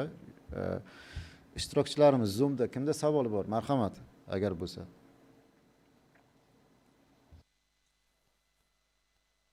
Assalomu alaykum. Assalomu alaykum, marhamat. Aka, men UzAvto mashina zavodida ishlayman, Asakada. IT bo'limida ishlayman. Hamda mashinasozlik institutida dars beraman. Hozir shu loyihaga qatnashyapman. Shu loyihada shunaqa fikrim borki, talabalarni hikmatda tayyorgarlikda o'tkazishga sabab bo'lyapti-da. Hozir oliy ta'limda bizga o'quvchilar keladi, studentlar keladi. Bizda ular yana qaytadan bir yil yana qaytadan tayyorgarlik ko'rishga o'tishga majbur bo'lyapti-da. Ya'ni maqsadli o'qitsak, mana shu yo'nalishni to'g'ri belgilasak degan taklifim bor edi. Chunki mana dizayn bor, mana ketkem, KE, NX bor, eng zarur narsalar. Programmirование yo'nalishlarida ham bolalar beki kelib boshqatdan o'rganishga majbur bo'lyapti. Ya'ni u 4 yil umrini sarfladi yerda. Keyin kelib bu yana bu yerda 1 yil, 2 yil yana o'zini ustida boshqatdan ishlashga to'g'ri keladi. Shu bizga shu maqsadli talabalarni tayyorlab berishni taklif qilardim. Aha. Rahmat savol uchun. Ahim, it is a question from the employer, from Andijan, the UzAvto Motors, car producer. And so the question is about the quality of the graduates. So once student graduates the university, they go to the workplace, but however, employer has to teach them again, to train them again, and it's the question, it's the concern, their concern. So albatta bu savolingizga javob beramiz.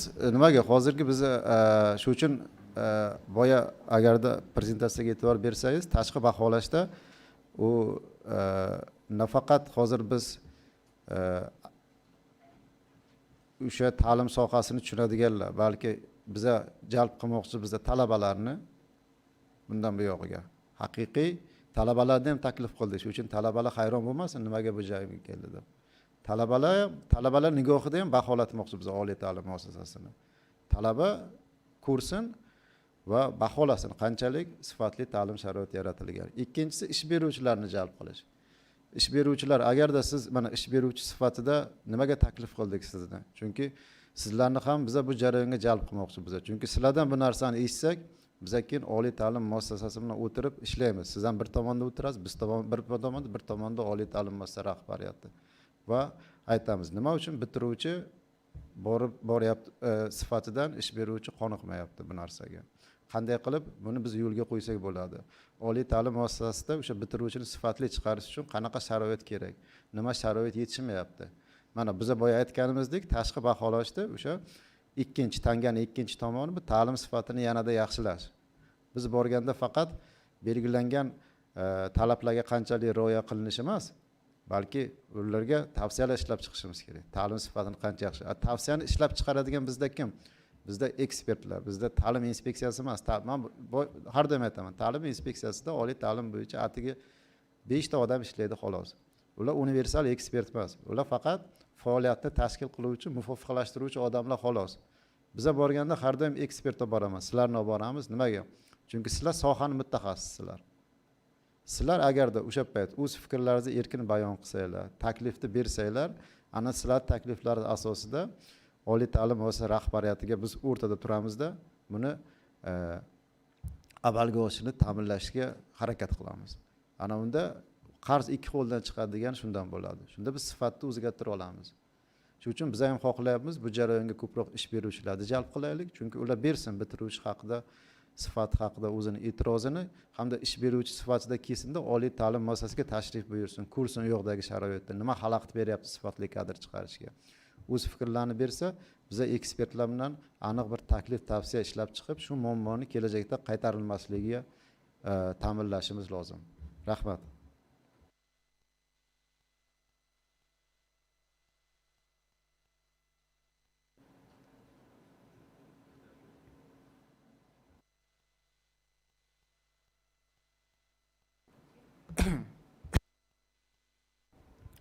Xullas yana bitta men ozroq ma'lumot beraman.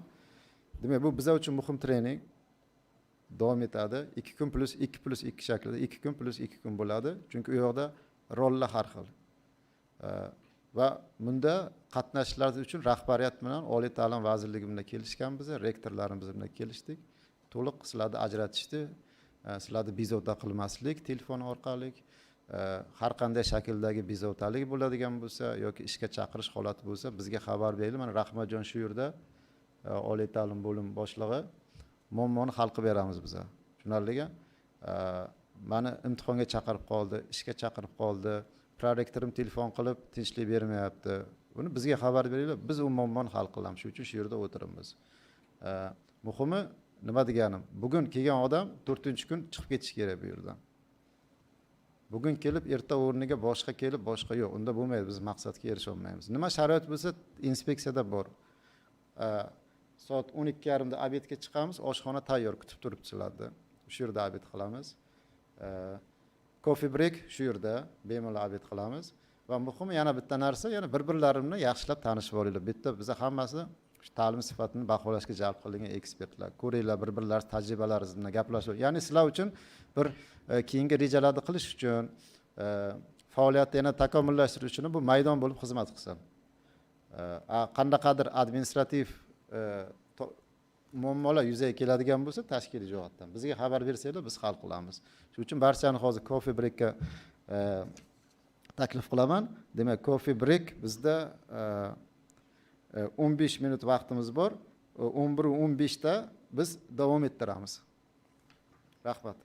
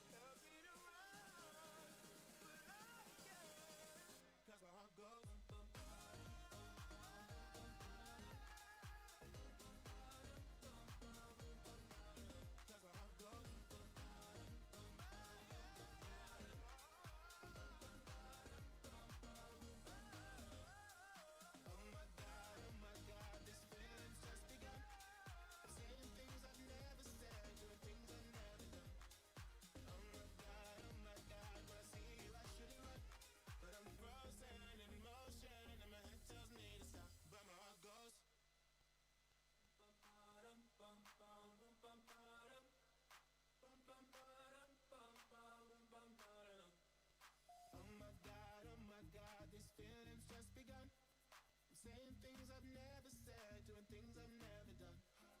Oh my God, when I see you I shoot it right.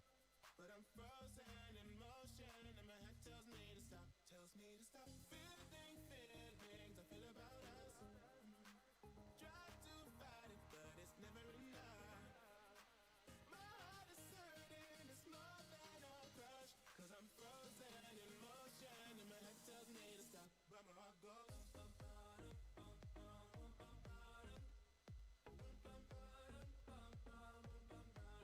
Cause my heart goes.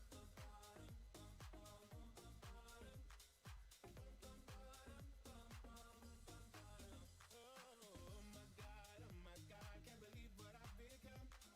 I'm thinking things I shouldn't think, singing songs I've never sung. Oh my God, when I see you I should run.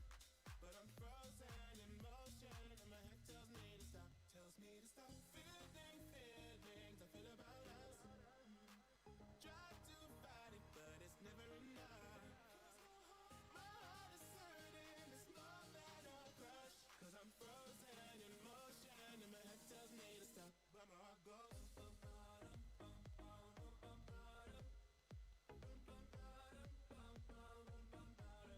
my heart goes.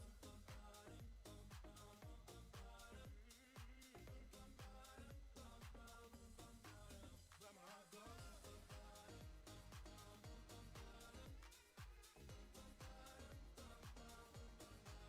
Cause my heart goes.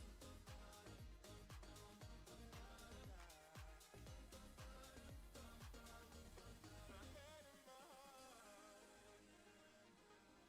My head and my heart. I can tell them apart. Tell me to run, but I can't. Cause my heart goes.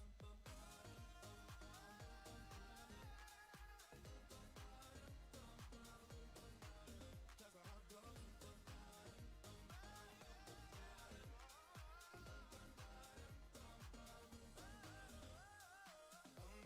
Oh my God, this feeling's just begun.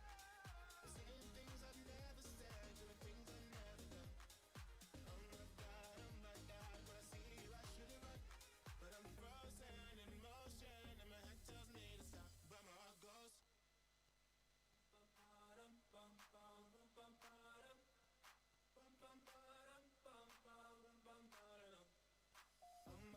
Oh my God, these feelings just begun. I'm saying things I've never said, doing things I've never done. Oh my God, when I see you I shoot it right. But I'm frozen in motion and my head tells me to stop, feeling feelings I feel about us. Try to fight it, but it's never enough. My heart is hurting, it's more than a crush. Cause I'm frozen in motion and my head tells me to stop, but my heart goes.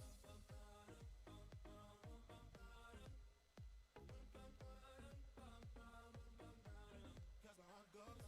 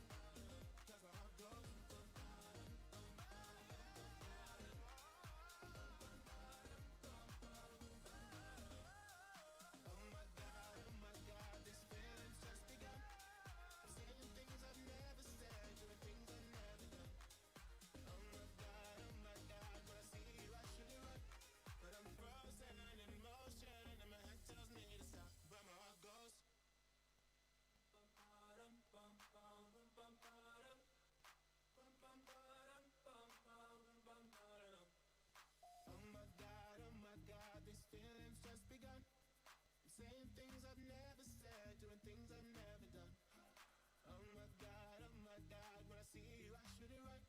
But I'm frozen in motion, and my head tells me to stop. Tells me to stop feeling feelings. I feel it.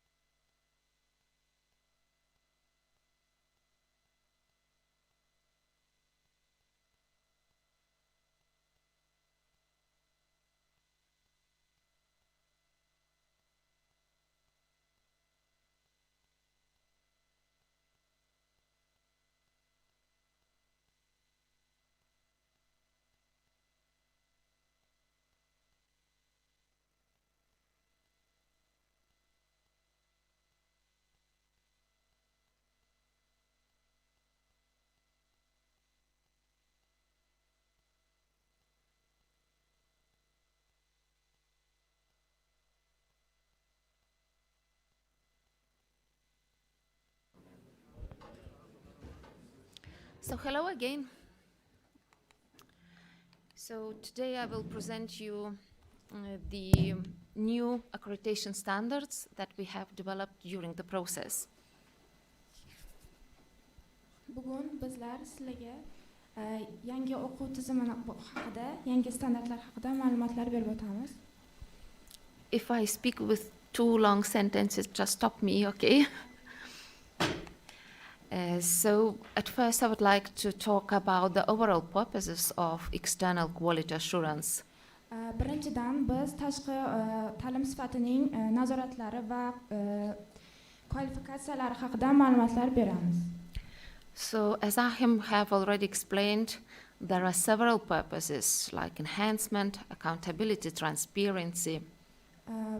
Tashqi ta'lim standartlarining o'sish, ya'ni rivojlanish bosqichlari haqida ham ma'lumotlar bor. So enhancement, it leads to the support of higher education institutions in delivering good quality of their teaching and research. Jalb qilish degani bu studentlarni yaxshi o'quv qurilmalari bilan ta'minlash va ularni yaxshi ish egalari bo'lib ta'minlashga olib boradi. So accountability, it's used for assurance the wider public, the stakeholders, the authorities that expected level of the studies is provided by the universities.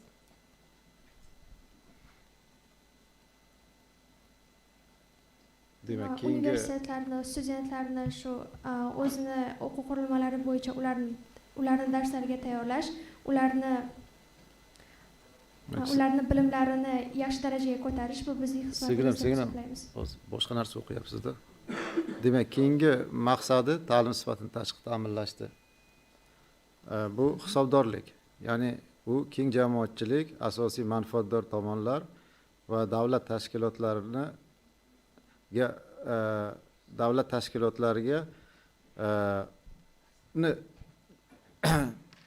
hisobot berish kerak, ya'ni o'sha belgilangan darajadagi ta'lim sifati va ta'lim xizmatlari yo'lga qo'yilganligi to'g'risida bu hisobdorlik. And the purpose of transparency is about providing the information to the wider public, to all the stakeholders and to authorities about the quality, about the activities of higher education institutions. Katta ko'pchilik ommani ish beruvchini va Uchinchi demak maqsadi bu shaffoflik hisoblanadi. Ya'ni oliy ta'lim muassasasida o'zidagi ta'lim sifati va taklif qilayotgan ta'lim xizmatlari to'g'risida keng jamoatchilik, asosiy manfaatdor tomonlar va davlat tashkilotlariga ma'lumotlarni shaffof tarzda yetkazishi. And in a new system of external quality assurance, there are, of course, new responsibilities of the participants of the system.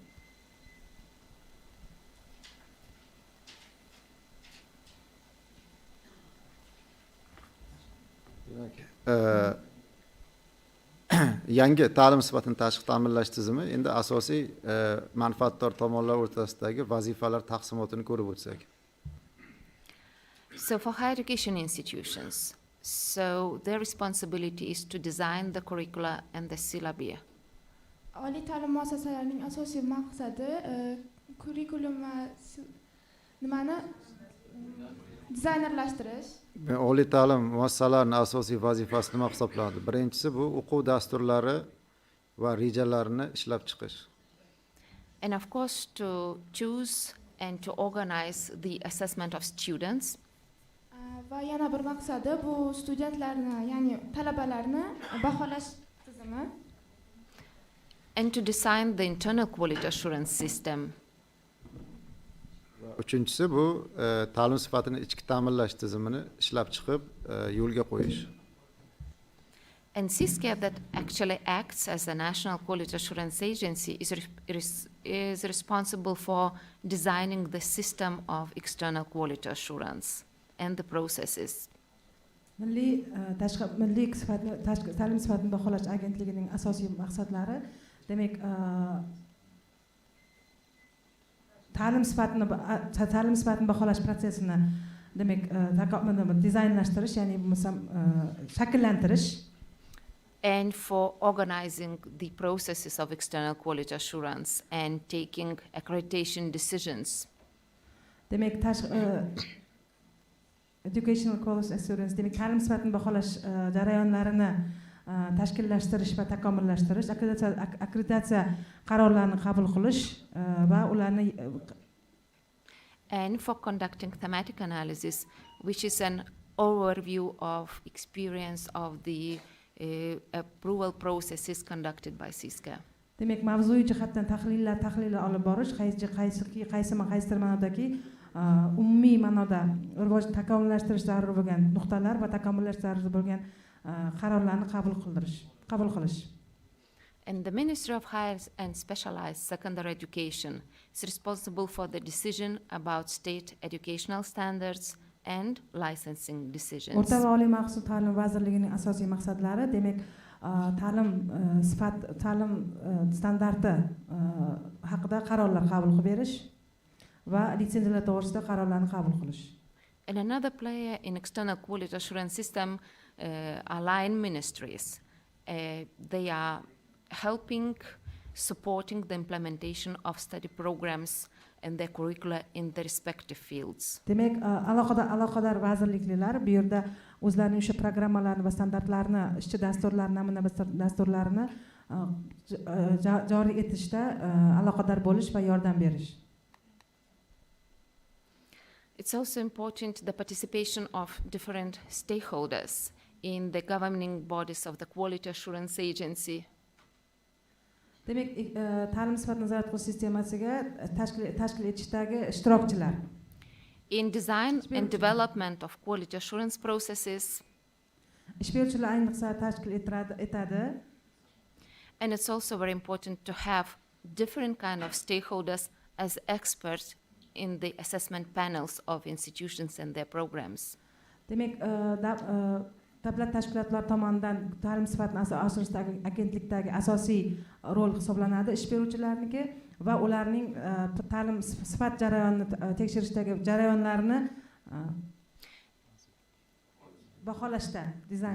Bu yerda hozir nafaqat ish beruvchi, manfaatdor tomon deganda ish beruvchi ham bor, talaba ham bor, keyin tashqi baholovchi ekspert, hammasi stakeholder deyiladi. Demak, bularni ishtiroki qanaqa bo'lishi kerak? Birinchi ishtiroki bu o'sha ta'lim sifatini ta'minlash tashkilotini boshqaruv kengashlarida ishtirok etish kerak ular. Ya'ni nima degani bu? Ya'ni biz agarda qaysi bir oliy ta'lim muassasasini akkreditatsiyasi maqomi to'g'risida qaror qabul qiladigan bo'lsak, unda ma'lum bir akkreditatsiya komissiyasi bor.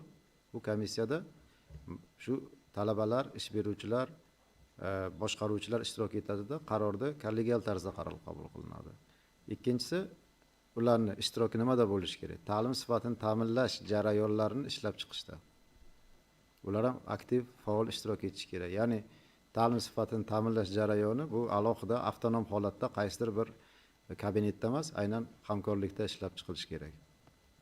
And by stakeholders, I mean academics, administration of universities, the employers, and what is most important, students as well. Demak, stakeholder, manfaatdor tomon deganda, men nimani nazarda tutyapman? Bu o'sha professor o'qituvchilar, ish beruvchilar, talabalarni nazarda tutyapman. So I mean that all these groups have to be represented in the panels that are doing institutional program reviews. Mana shu asosiy manfaat tomonlar tashqi baholashda barcha jarayonda ishtirok etishi kerak. So actually the ultimate goal is to assure and enhance the quality of higher education. So Achim already talked about this, but I want to repeat it as well, that there is a double purpose, assurance and enhancement of quality in higher education. Demak, bu asosiy maqsad bu yerda baholash va takomillashtirish, oliy ta'lim muassasasining sifatini takomillashtirish va baholashdan iborat.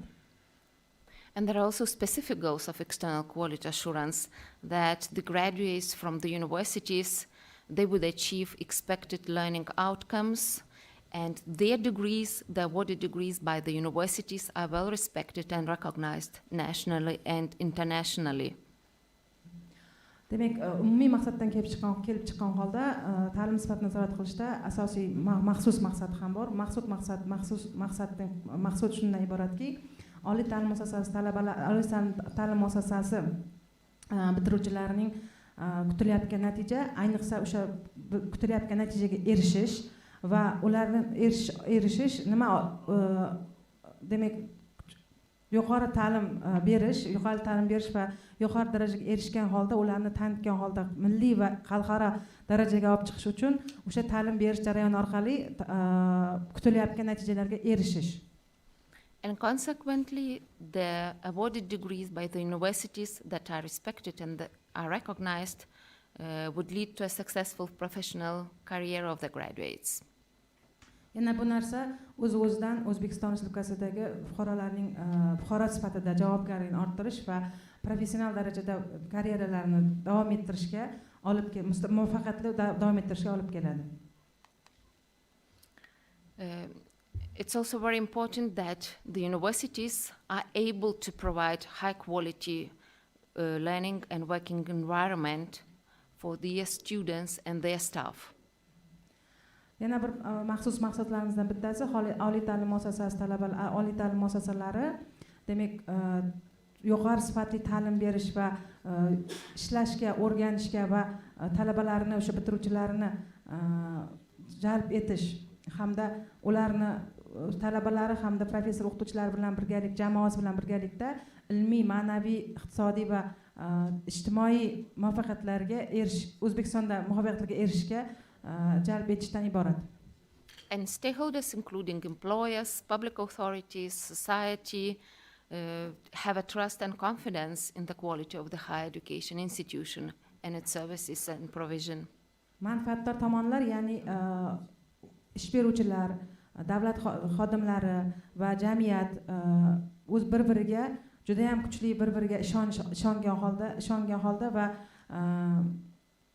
oliy ta'lim muassasalari va ularning sifati bilan birgalikda ish olib boradi. So it's very important that the qualifications awarded by the universities comply with the national educational standards and national qualification framework. Demak, ta'lim sifatini tekshirishning asosiy maqsadlari birinchisi milliy ta'lim davlat ta'lim standartlariga va milliy ta'lim tahlillariga, frameworkga ularning joriy etilishiga to'g'ri kelishini tekshirish va ularning chiqarayotgan kadrlarning o'sha standartlarga javob berishini tekshirish. So effective external quality assurance should also assure that students are offered high quality learning experience that enables them to achieve expected learning outcomes. Talabalarning yuqori sifatli bilim olish jarayonini tekshirish hamda ularning o'sha kutilayotgan natijalarga to'liq erishayotganligini baholash hisoblanadi. Baholash. And also support universities in enhancing the quality of their services. Oliy ta'lim muassasalarini ularning tashkil berayotgan sifatlarini, berayotgan xizmatlarini takomillashtirishda yordam berish. And create trust among stakeholders. Demak, manfaatdor tomonlar bilan birgalikda ishonchga erishish. The core challenge is to design such external quality assurance system with such processes that really would serve these purposes. Demak, asosiy qiyinchiliklardan biri oliy ta'lim muassasasi tizimida ta'lim sifat nazorat qilish jarayonlarini shakllantirish va ularni demak, maqsad hozirgi zamon talablariga mos holda milliy ustuvorliklarni va maqsadlarni belgilab olish. It's also very important that the new external quality assurance system would take into account the national priorities in education. I have done. Okay. And the particular challenges are that it's very important to take into account a long-term perspective and recent changes in the higher education. Bu yerda asosiy qiyinchiliklardan biri, demak, uzoq muddatli rivojlanishlarni inobatga olish. And to acknowledge that not all aims can be reached at once. Yana bir narsa inobatga olish kerakki, hamma maqsadlar birdaniga amalga oshirib bo'lmaydi. And that is very important to take step by step into the right direction. Demak, to'g'ri yo'llanishni tanlab olish uchun qadam bosqichma-bosqich amalga oshirish, yo'lini tanlab olish. So when developing the new standards of accreditation, we propose 3 processes. It's licensing, state accreditation of universities and their study programs, and state approval of new study programs. Demak, ta'lim sifatini nazorat qilish prosesslari quyidagi jarayonlar bilan amalga oshiradi. Birinchi litsenziyalashtirish va ikkinchisi oliy ta'lim muassasalari va ularning o'qish programmalarini akkreditatsiyalash va davlat tomonidan. Uchinchisi esa o'sha o'qish programmalarini joriy etish. The licensing and state approval of new study programs, it's about assuring that the promises are made to provide good quality of higher education of the institutional level and study program level. Demak, litsenziyalashtirish asosiy jarayon hisoblanib, bu yerda oliy ta'lim muassasalarida olib borayotgan jarayonlar qo'yilgan asosiy standartlarga, asosiy vazifalarga mos kelish jarayonlarini tekshirish. Because in this case, the experts are dealing only with the plans to start institution or to start a new program. Litsenziyani bitta narsa amalga oshiradiki, bu yerda rejalashtirish va uni amalga oshirish jarayonlari hisobga olinadi. While in the state accreditation of universities, it's important that the institution demonstrates how agreed standards are met. Ikkinchi bosqichda, ya'ni oliy ta'lim muassasalari va ularning olib borgan programmalarni akkreditatsiya jarayonida esa oliy ta'lim muassasalarining o'zlarining asosiy maqsadlari bilan tekshirish jarayon bilan bog'liq va bu yerda standartlar qanday amalga oshirilyapti. And also to provide recommendations for universities to enhance their quality. Hamda o'sha oliy ta'lim muassasalarining ta'lim sifatini oshirish, takomillashtirishga yordam berish hisoblanadi. So there are also other processes that are linked to external quality assurance. Ya'ni bu yerda yana boshqa jarayonlar borki, qaysiki oliy ta'lim sifatini nazorat qilish baholashda yangi shakllar. So the system of monitoring of higher education in Uzbekistan. Demak, oliy ta'lim O'zbekistonda oliy ta'lim muassasalarining monitoring jarayoni, monitoring tizimi. It's important that the data and indicators would be synchronized with the standards and criteria used in external quality assurance. Ya'ni berilgan ma'lumotlar hamda belgilangan mezonlarning standartlar va mezonlarga, o'sha kriteriyalarga ishlatilishini sinxronizatsiyalashtirish, ya'ni optimallashtirish. And the same could be said about the rating system.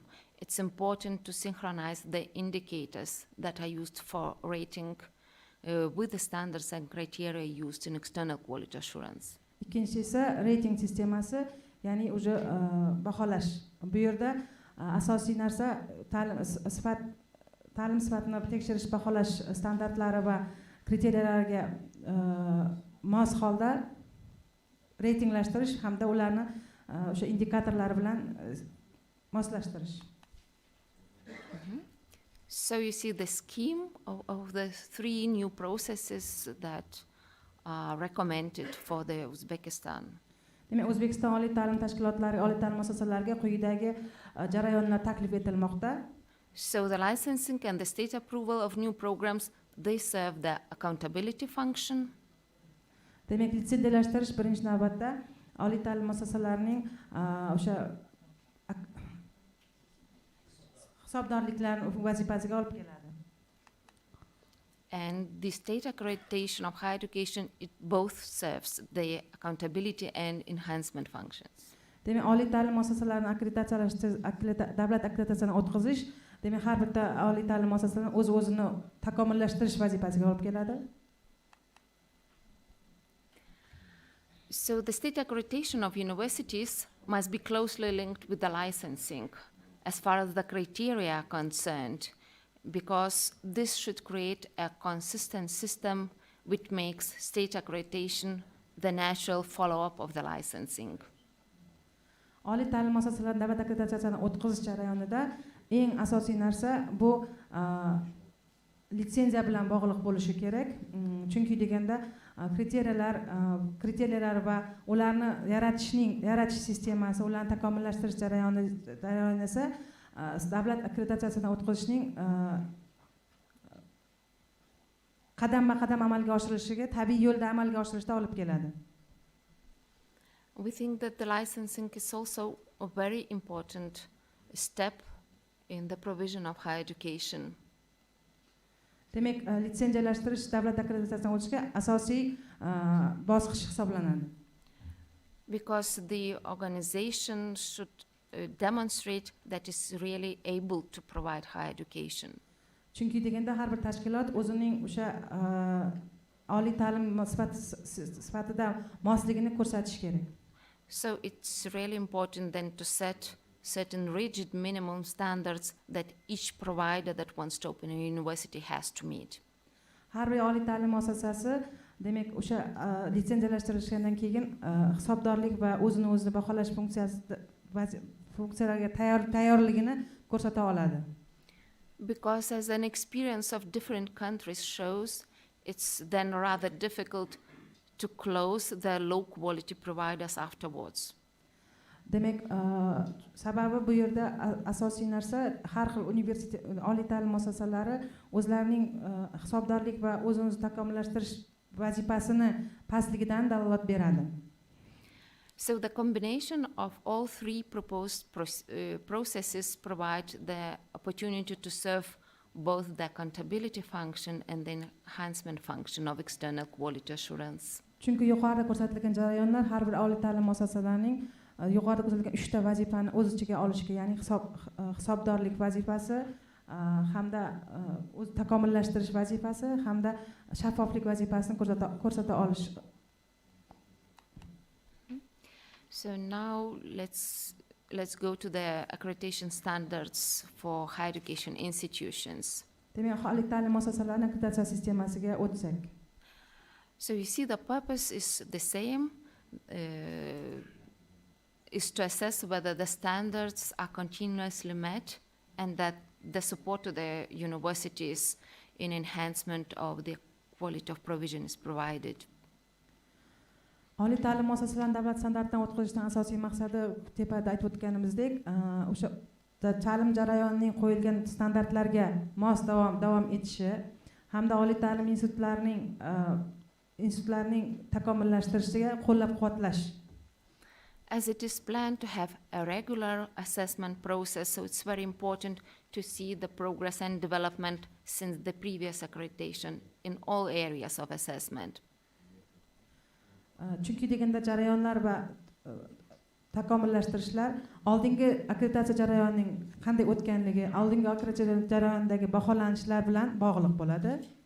It is also especially important to see how the progress in development of internal quality assurance system is going on, what is the level of engagement of stakeholders, and to assess the level of quality culture. Bu yerda asosiy narsa oliy ta'lim muassasalarini ichki baholash sistemasini qaysi darajada tashkil etilganligi va qanday o'tilganligi hamda manfaatdorlarning qaysi darajada jalb etilganligi ham muhim, sababi hamda qadriyatlar va integratsiya jarayonlarining bir-biriga bog'liq qaysi daraja bog'liqligi ham baholanadi. So the experts are not only assessing whether the minimum standards are met, but also how institution is enhancing its activities. Bu yerda oliy ta'lim muassasalarining faqatgina o'zi jarayonlarini standartlarni tashkil etish emas, balki har bir oliy ta'lim muassasasi qanday jarayonni qanday olib bordi, bu ham asosiy muhim.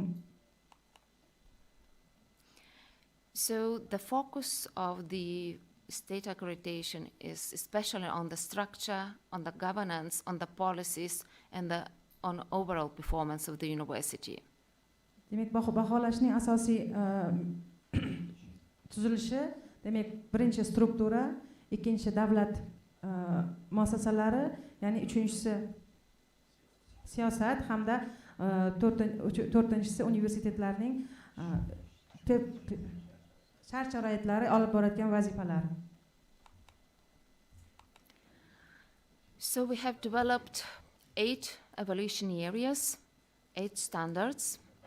Biz jarayonda 8 ta baholash sohasini belgilab oldik. And we will go more deeply into each of it. Biz har bittasini birma-bir ko'rib chiqamiz. So the rationale behind this, that we start with the evaluation area and explain why this evaluation area is important. Birinchi narsa baholash sohasi. Birinchi beriladigan savol, nima uchun bu baholash sohasi muhim? Then we have a description of each standard. Demak, har bitta standartning tarkibiy qismlari, a list of criteria for each evaluation area. Har bir baholash sohasining mezonlari, ya'ni kriteriялari. Then matters for consideration, it's a kind of description what should be analyzed in each criteria. Har bir mezonning nima uchun kerakligi va qanday tarzda amalga oshirish yo'llari. And we also listed recommended documents and data for analysis, so that institution would see what kind of documents, what kind of data could be analyzed and used in the self-evaluation report. Va oxirgisi, demak, tavsiya qilinayotgan hujjatlar va ular agar mavjud bo'lsa, demak, ma'lumotlar, tahlil uchun ma'lumotlar. It doesn't mean that each and every item listed in the standards should be used, because the institutions are different, they have different profiles, and meaning they can have different set of data. Yes. Har bir oliy ta'lim muassasasida bu jarayondan hammasi bo'lishi shart degani emas, sababi oliy ta'lim muassasalarining va ularning sohalaridan kelib chiqqan holda ma'lumotlar va mezonlar o'zgarishi mumkin. So the management has 4 standards. Demak, birinchisi boshqaruv, ya'ni management. Bularning 4 ta standarti bor. Strategic planning, stakeholder involvement, information, internal and external communication management. Demak, birinchi strategik plan, demak, yo'l xaritasi deymiz biz. Stakeholder involvement, ya'ni manfaatdorlarning jalb etilganligi, ya'ni har bir soha bo'yicha kimlar manfaatdor bo'lsa, ularning jalb etilganligi. Va uchinchisi, ular uchun kerak bo'lgan bilimlar va ish beruvchilar haqida, ularning ehtiyojlari haqida ma'lumotga ega bo'lish. To'rtinchisi, tashqi va ichki baholash aloqadorligi. The strategic planning is really one of the most important standards. Demak, strategik plan, ya'ni yo'l xarita bu juda ham muhim hisoblanadi. Because the experts have to assess how the strategic planning is consistent with the mission and vision of the institution, with the national, international plans, guidelines. Demak, chunki strategik plan degani milliy va xalqaro standartlarga, ularning har bir oliy ta'lim muassasasining o'zining oldiga qo'ygan maqsad va vazifalarga erishish uchun bu strategik plan juda ham muhim va asosiy omil sifatida ko'rsatiladi. The experts would also look into the process of strategic planning, whether it's feasible, whether it's comprehensive. Demak, strategik plan har bir oliy ta'lim muassasasini baholashda, amalga oshirishda bu strategik reja qanchalik keng qamrovliligi va realligi bu ikkinchi mezon bo'lib hisoblanadi. Then what kind of monitoring and evaluation mechanisms are there for the implementation of the strategic plan? Demak, strategik planning joriy etilishida, amalga oshirilishida qanaqa monitoring va baholash mexanizmlarining tanlab olinganligi, and what appropriate policy actions and processes are there concerning the staff, the student assessment services, facilities, cooperation. To'rtinchisi esa, demak, siyosiy jarayonlar va harakatlarning tanlab olinganligi va qisman talabalarning ishtiroki, talabalarning baholash mezonlari va professor o'qituvchilarning holati, ko'rsatilayotgan xizmatlar, ularning vakolatlari, xalqaro va milliy hamkorlikda amalga oshirilganligi ham amalga oshirilgan tanlab olinganligi. And also, what are the achievements and how the university is successful in realizing the mission in the national and international area? Demak, har bir oliy ta'lim muassasasi o'zining oldiga qo'ygan maqsad, ya'ni o'sha mission deydi, oldiga qo'ygan maqsad vazifalarni va missiyasini qanchalik amalga oshirishda muvaffaqiyatga erishgan va xalqaro oliy ta'lim muassasasi arenasida, sohasida qanchalik muvaffaqiyatli degan savolga javob beradi. It's also very important how the stakeholders are involved in strategic planning, internal ones as well as external ones. Strategik planning asosiy bir narsalardan biri shundaki, demak, ichki manfaatdor bilan tashqi manfaatdorlarning ishtiroki, ya'ni ichki manfaatdorlar kimlar, tashqi manfaatdorlar kimlar, bular bir-biri bilan qaysi darajada ishtirok etgan va qaysi darajada bir-birini vakolatini amalga oshiryapti degan savol ham muhim hisoblanadi. And in all the rest standards, you will see a link with the strategic management standard. Demak, alohida jarayonlarning biri shundaki, boshqa mezonlar, boshqa kriteriyalarning strategik bilan bog'liqligini ko'rish. Strategik plan bilan. And also the experts will assess the process since previous strategic plan. So what kind of developments were made, what is the connection between the set goals and the actual developments in the university. Oliy ta'lim tashkilotlari, oliy ta'lim muassasalarining oxirgi strategik planning oxirgi qismi, demak, har bir oliy ta'lim muassasasi o'ziga oldingi maqsad qo'ygan. Lekin keyingi tekshiruvda o'sha oldinga qo'yilgan maqsadni qanchalik erishdi, amalga oshirdi va keyingi rivojlanishga qaysi planlar o'zgartirilyapti, qaysilar o'zgartirilmay qolyapti. Agar o'zgartirilmagan bo'lsa, nima sababdan o'zgartirilmaganligi ham muhim hisoblanadi. Demak, oldinga qo'yilgan maqsadlarning amalga oshirilganligi va oldinga qo'yilgan maqsadlarga erishilganligi va keyingisi ta'siri haqida gap ketyapti. Tatbiq etilganligida. So about stakeholder involvement, it's very important how the all the internal stakeholders are included into the development and the management of higher education's activities. Demak, manfaatdorlarning jalb etilganligi bu asosiy muhim kriteriya, ya'ni mezon hisoblanadi. Va oliy ta'lim muassasasining vakolatida, oliy ta'lim muassasasining harakatida, ya'ni faoliyatida hamma ichki manfaatdorlar jalb etilganligi, ya'ni ularning faoliyatga jalb etilganligi, ularning ishtirok etishi va ularning hamkorligi oliy ta'lim muassasasining faoliyatini olib borishda juda ham muhim. And it's also how the external stakeholders are involved in the development of higher education institutions. Oliy ta'lim muassasasining faoliyatining rivojlanishida tashqi manfaatdorlarning ham ishtiroki muhim. How the stakeholders are represented in organizational structures of higher education institutions. Oliy ta'lim muassasalarining struktura, demak, tuzilmaviy struktura tashkilot tashkil etilishida manfaatdorlarning ishtiroki va ularning qaysi darajada ishtirok etishi, ularning fikrlari inobatga olinishi. And a special focus is paid on the students, how they are participating in the different organizational structures of the university. Ayniqsa bu jarayonda talabalar juda ham muhim rol o'ynaydi, sabab ularning huquq va majburiyatlarini inobatga olishda, manfaatdorlar bilan birgalikda hamkorlikda olib borishi muhim. The experts would also look into the documents and how they define the competencies, the tasks, the rights and expectations and duties of the management, of the employers, the students, the external stakeholders. Demak, oliy ta'lim muassasalarining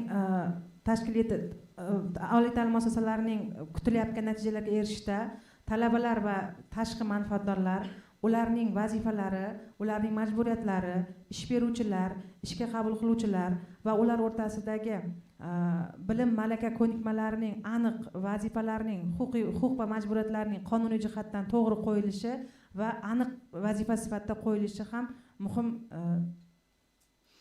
It means that the stakeholders should not be involved in activities from time to time, but it should be really described how this is done at the university level. Demak, oliy ta'lim muassasasi darajasida manfaatdorlarning qabul ishtiroki va ularning asosiy huquq va vazifalari belgilanib olinishi kerak. Har bir oliy ta'lim muassasasi darajasida. Sababi bu narsa sohalar bo'yicha ham o'zgarishi mumkin. So another standard is about information about the needs of the employment of the employers. Uchinchi muhim vazifa shundaki, demak, ish beruvchilarning va ularga kerak bo'lgan bilimlarning muhim ular bilimlar haqida, ularning ehtiyojlari haqida ma'lumotga ega bo'lish. To start with, it is very important to have a monitoring process of the needs of the knowledge and employment needs from the environment. Ya'ni ish beruvchining ishga qabul qilayotgan jarayonda o'sha bitiruvchining bilimi, ko'nikmalari va ularning ehtiyoji nimadaligini haqida monitoring jarayonlarini olib borish birinchisi hisoblanadi. So it's also important how the information regarding employability possibilities are provided to the students and the graduates. Yana bir muhim ma'lumot shundaki, ish beruvchi ishga taklif qilayotganlar imkoniyatlari, qanday imkoniyatlarga ega va u qaysi sohada rivojlanish, qaysi sohada o'zining kompetensiyalariga egaligi haqida muhim ma'lumot kerak. Bu yerda bitta narsa aytib o'tish kerakki, uzr, sizlar Ahmadjon boy bekorga o'zman to'g'ri savol bermadi-ku, bizga mana shunaqa talabalarga bilimi kerak, biz kelgandan keyin majbur o'qityapmiz deb. Bizda shu yerda bu yerda aytilayotgan narsa, demak, ish beruvchilar bizga mana shunaqa talabalar yetkazib berishingiz kerak. Mana bu bilimlar bilan kelish kerak deganni oliy ta'lim muassasalari inobatga olish kerak demoqchi. Masalan, mana velosiped chiqaradigan bo'lsa, shu velosipedni hamma qismini bilib kelishi kerak. Bizga kelgandan keyin ularni boshqatdan o'qitib o'tirmaslik uchun degan maqsadda ish beruvchining va o'sha manfaatdorlar tomonining bilimi va ularga qanaqa bilimdagi talabalar kerak, qanaqa bilimdagi bitiruvchilar kerak haqida ma'lumotga ega bo'lishi kerak demoqchi. Va bu yerda hozir e'tibor bersanglar, demak, slayd tepasida standart yozilyapti. Standart yozilgan pastda shu standartni baholash mezonlari. Ya'ni biz standart degan talab qo'yapmiz. Nima degani? Oliy ta'lim muassasasida mehnat bozori ehtiyojlari haqida ma'lumot bo'lishi kerak deyapmiz. Demak, endi uni qanday tekshiramiz? Mana mezonlarni qo'yapmiz. Mezonlar birinchisi nima degani? U mehnat bozorini monitoring tizimi bo'lishi kerak oliy ta'lim muassasasida. Demak, sizlar ko'rganda so'rashlaringiz kerak, qani mehnat bozorini qanday monitoring qilyapsan? Ko'rsatib berish kerak. Ikkinchi mezon bu talabalar uchun mehnat bozori so'rayotgan talab va imkoniyatlarni o'rganish bo'yicha sharoit bo'lishi kerak. Ya'ni bu degani karyera markazlari nima uchun xizmat qiladi? Talabaga ertaga ish topish imkoniyatini oshirish uchun, ish beruvchi bilan, potensial ish beruvchi bilan uni uchrashtirib, ish beruvchining ehtiyojini agarda talaba oldinroq bilsa, shunga qarab o'zini trayektoriyasini yaratib, shunga qarab o'qiydi degan ma'noda yoki o'sha sobiq bitiruvchilar klubi deyapmiz. Ular bilan uchrashuvlar tashkil qilinsa, shu klub ishlasa, bu ham ko'rsatadiki, o'sha oliy ta'lim muassasasi o'sha mehnat bozorini jalb qilgan bu jarayonga. Talabalar bilan ularni birga yaqinlashtirgan, talabalar ulardan o'rganyapti va shu ko'rinishdagi turli xil shaklda tashkil qilinishi mumkin oliy ta'lim muassasasida. Ya'ni biz aytmoqchi bo'lgan narsa nima edi bu yerda? Biz umumiy talabni qo'ydik. Endi oliy ta'lim muassasasi ko'rsatib bera olishi kerak, uni qanday bajaryapti? U aytib berishi mumkin, mana meni karyera markazim bor, mana u orqali qilaman. Yoki aytishi mumkin, mana sobiq bitiruvchilardan iborat mana anonim bor. Klubim bor. Ular orqali amalga oshiraman deb. To'g'ri, bu yerda uni qanday amalga oshirish u oliy ta'lim muassasasining o'zining erkinligi bu. U bo'yicha cheklov yo'q. Lekin muhimi u ko'rsatib bera olishi kerak, shu ishlarni amalga oshiryapti. So it will be assessed whether the universities have developed career centers or alumni clubs, or do they have other forms of organization. Demak, oliy ta'lim muassasalarining o'sha karyera markazlarini rivojlantirishi, alumni clubs degani, ya'ni hozir bizga co-workers ochildi-ku, co-markazlar. Bitiruvchilarning uchun. Va ularning har xil shakldagi tashkil etilishlari. And also the importance of participation and collaboration of the higher education institutions with the environment and employers and with the graduates as well. Hamda yana bitta muhim narsa, oliy ta'lim muassasalarining o'zining bitiruvchilari, ish beruvchilari bilan hamkorlikda hamkorlikni tashkil etish va birgalikda ish olib borish, hamkorlikda ishlash. And as we had a question from the employers that are looking our presentations through the Zoom, so it's very important that employers participate in the activities of higher education institutions, and in this case they bring the demand from the labor market. Boyagi birinchi bir taqdimot davomida Zoomda berilgan savol ham juda ham muhim edi, sababi u yerda ish beruvchi o'zining ish ehtiyojidan kelib chiqqan holda savol berdi. O'shaning uchun har bir oliy ta'lim muassasasi ish beruvchilar bilan birgalikda hamkorlikda ishlasa, bu oliy ta'lim muassasasining rivojlanishi uchun o'z hissasini qo'shadi. And in this case, they can help to develop the study programs that the current competences required for the labor market would be acquired by the graduates. Demak, bu narsa o'z-o'zidan mehnat bozoriga kirib borishga va ish dasturlarini, o'quv rejalarini o'zgartirishga hamda o'sha o'quv rejalarini o'zgartirish davomida kompetensiyalarni shakllantirishiga va takomillashtirishiga hamda mehnat bozoriga bemalol kirib borishiga yordam beradi. Then the expert would assess how the internal and external communication is managed in the institution. Yana bitta muhim narsaki, tashqi va ichki boshqaruv muloqotining paydo bo'lishi, tashqi va muloqot. And especially the information regarding the study programs, the content of study programs, the implementation, and the research art activities in the fields of the disciplines that the university have their programs.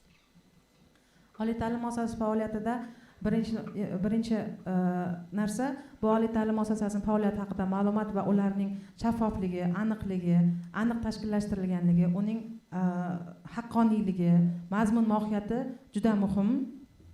And how the communication with the stakeholders is happening. So there should be a flow of the information in two ways, not only from stakeholders to university, but vice versa as well, that the university would inform the stakeholders about the activities, about the achievements. Demak, oliy ta'lim muassasasining faoliyatining maqsadlariga erishish uchun, demak, manfaatdorlarning jalb etilganligi, ularning manfaatdor jalb etilganligida ochiqlik va ishonchlilik, ikki tomonlama muloqotning yo'lga qo'yilganligi va o'sha manfaatdorlarning fikrlari ham oliy ta'lim muassasasining faoliyatini rivojlantirishga va maqsadlarga erishishga katta hissasini qo'shadi. Therefore, the information that is provided on university's web page it should be relevant. The newest documents should be published there, the procedures and the information regarding all activities of higher education institution.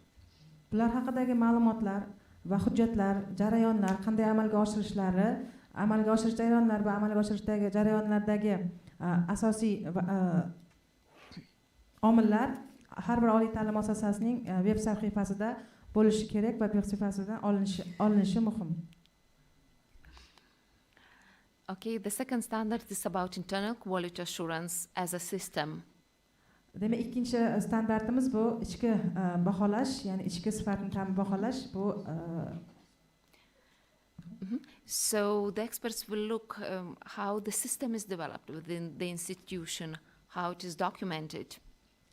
eng birinchi muhim narsa bu yerda oliy ta'lim muassasasida ichki baholash sistemasi qanday tashkil qilingan va qaysi hujjatlar asosida olib borilgan. And how the students are involved in the processes of internal quality assurance. Bu yerda ichki baholash jarayonida talabalarning ishtiroki va ularning taragan ishtirok jarayoni. So it means how the students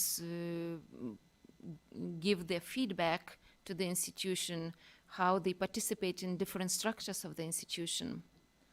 Talabalarning bu yerda oliy ta'lim muassasasi faoliyatida va baholanishida ishtirok etishi va ularning fikrlari, ya'ni feedback, ularning qayta aloqaga chiqishi, fikrlari muhim hisoblanadi. And how the academic integrity is assured. Eng oxirgi narsa demak integratsiya. Demak akademik va akademik integratsiya ta'minlanganligi. The standards about human resources, so it will be the standard that you will test during the afternoon session and tomorrow. Demak, uchinchi standartlarimiz bu inson resurslari, ya'ni manbalar.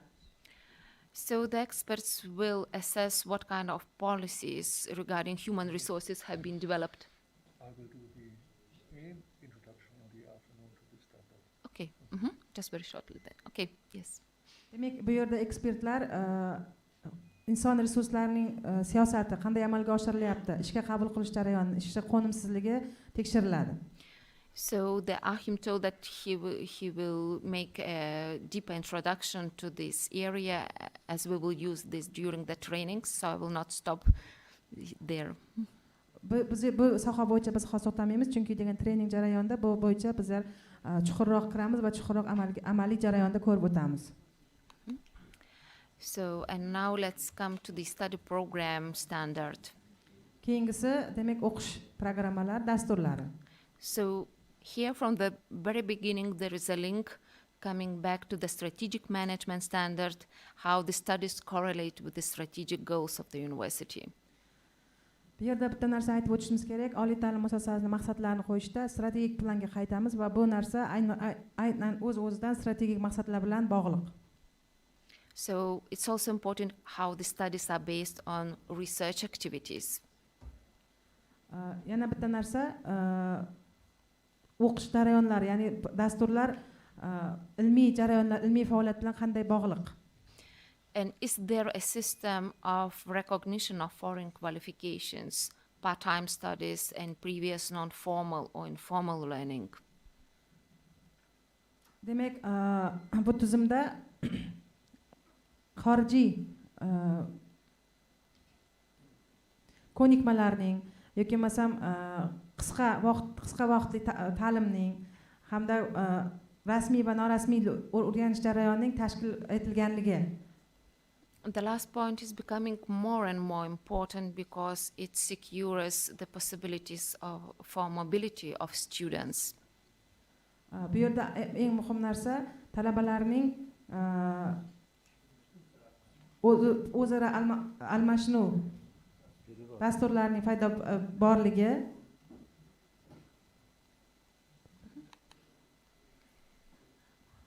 Okay, then it's about assessment of study programs. So it's important whether university has developed procedures for regular assessment of its own study programs and study process.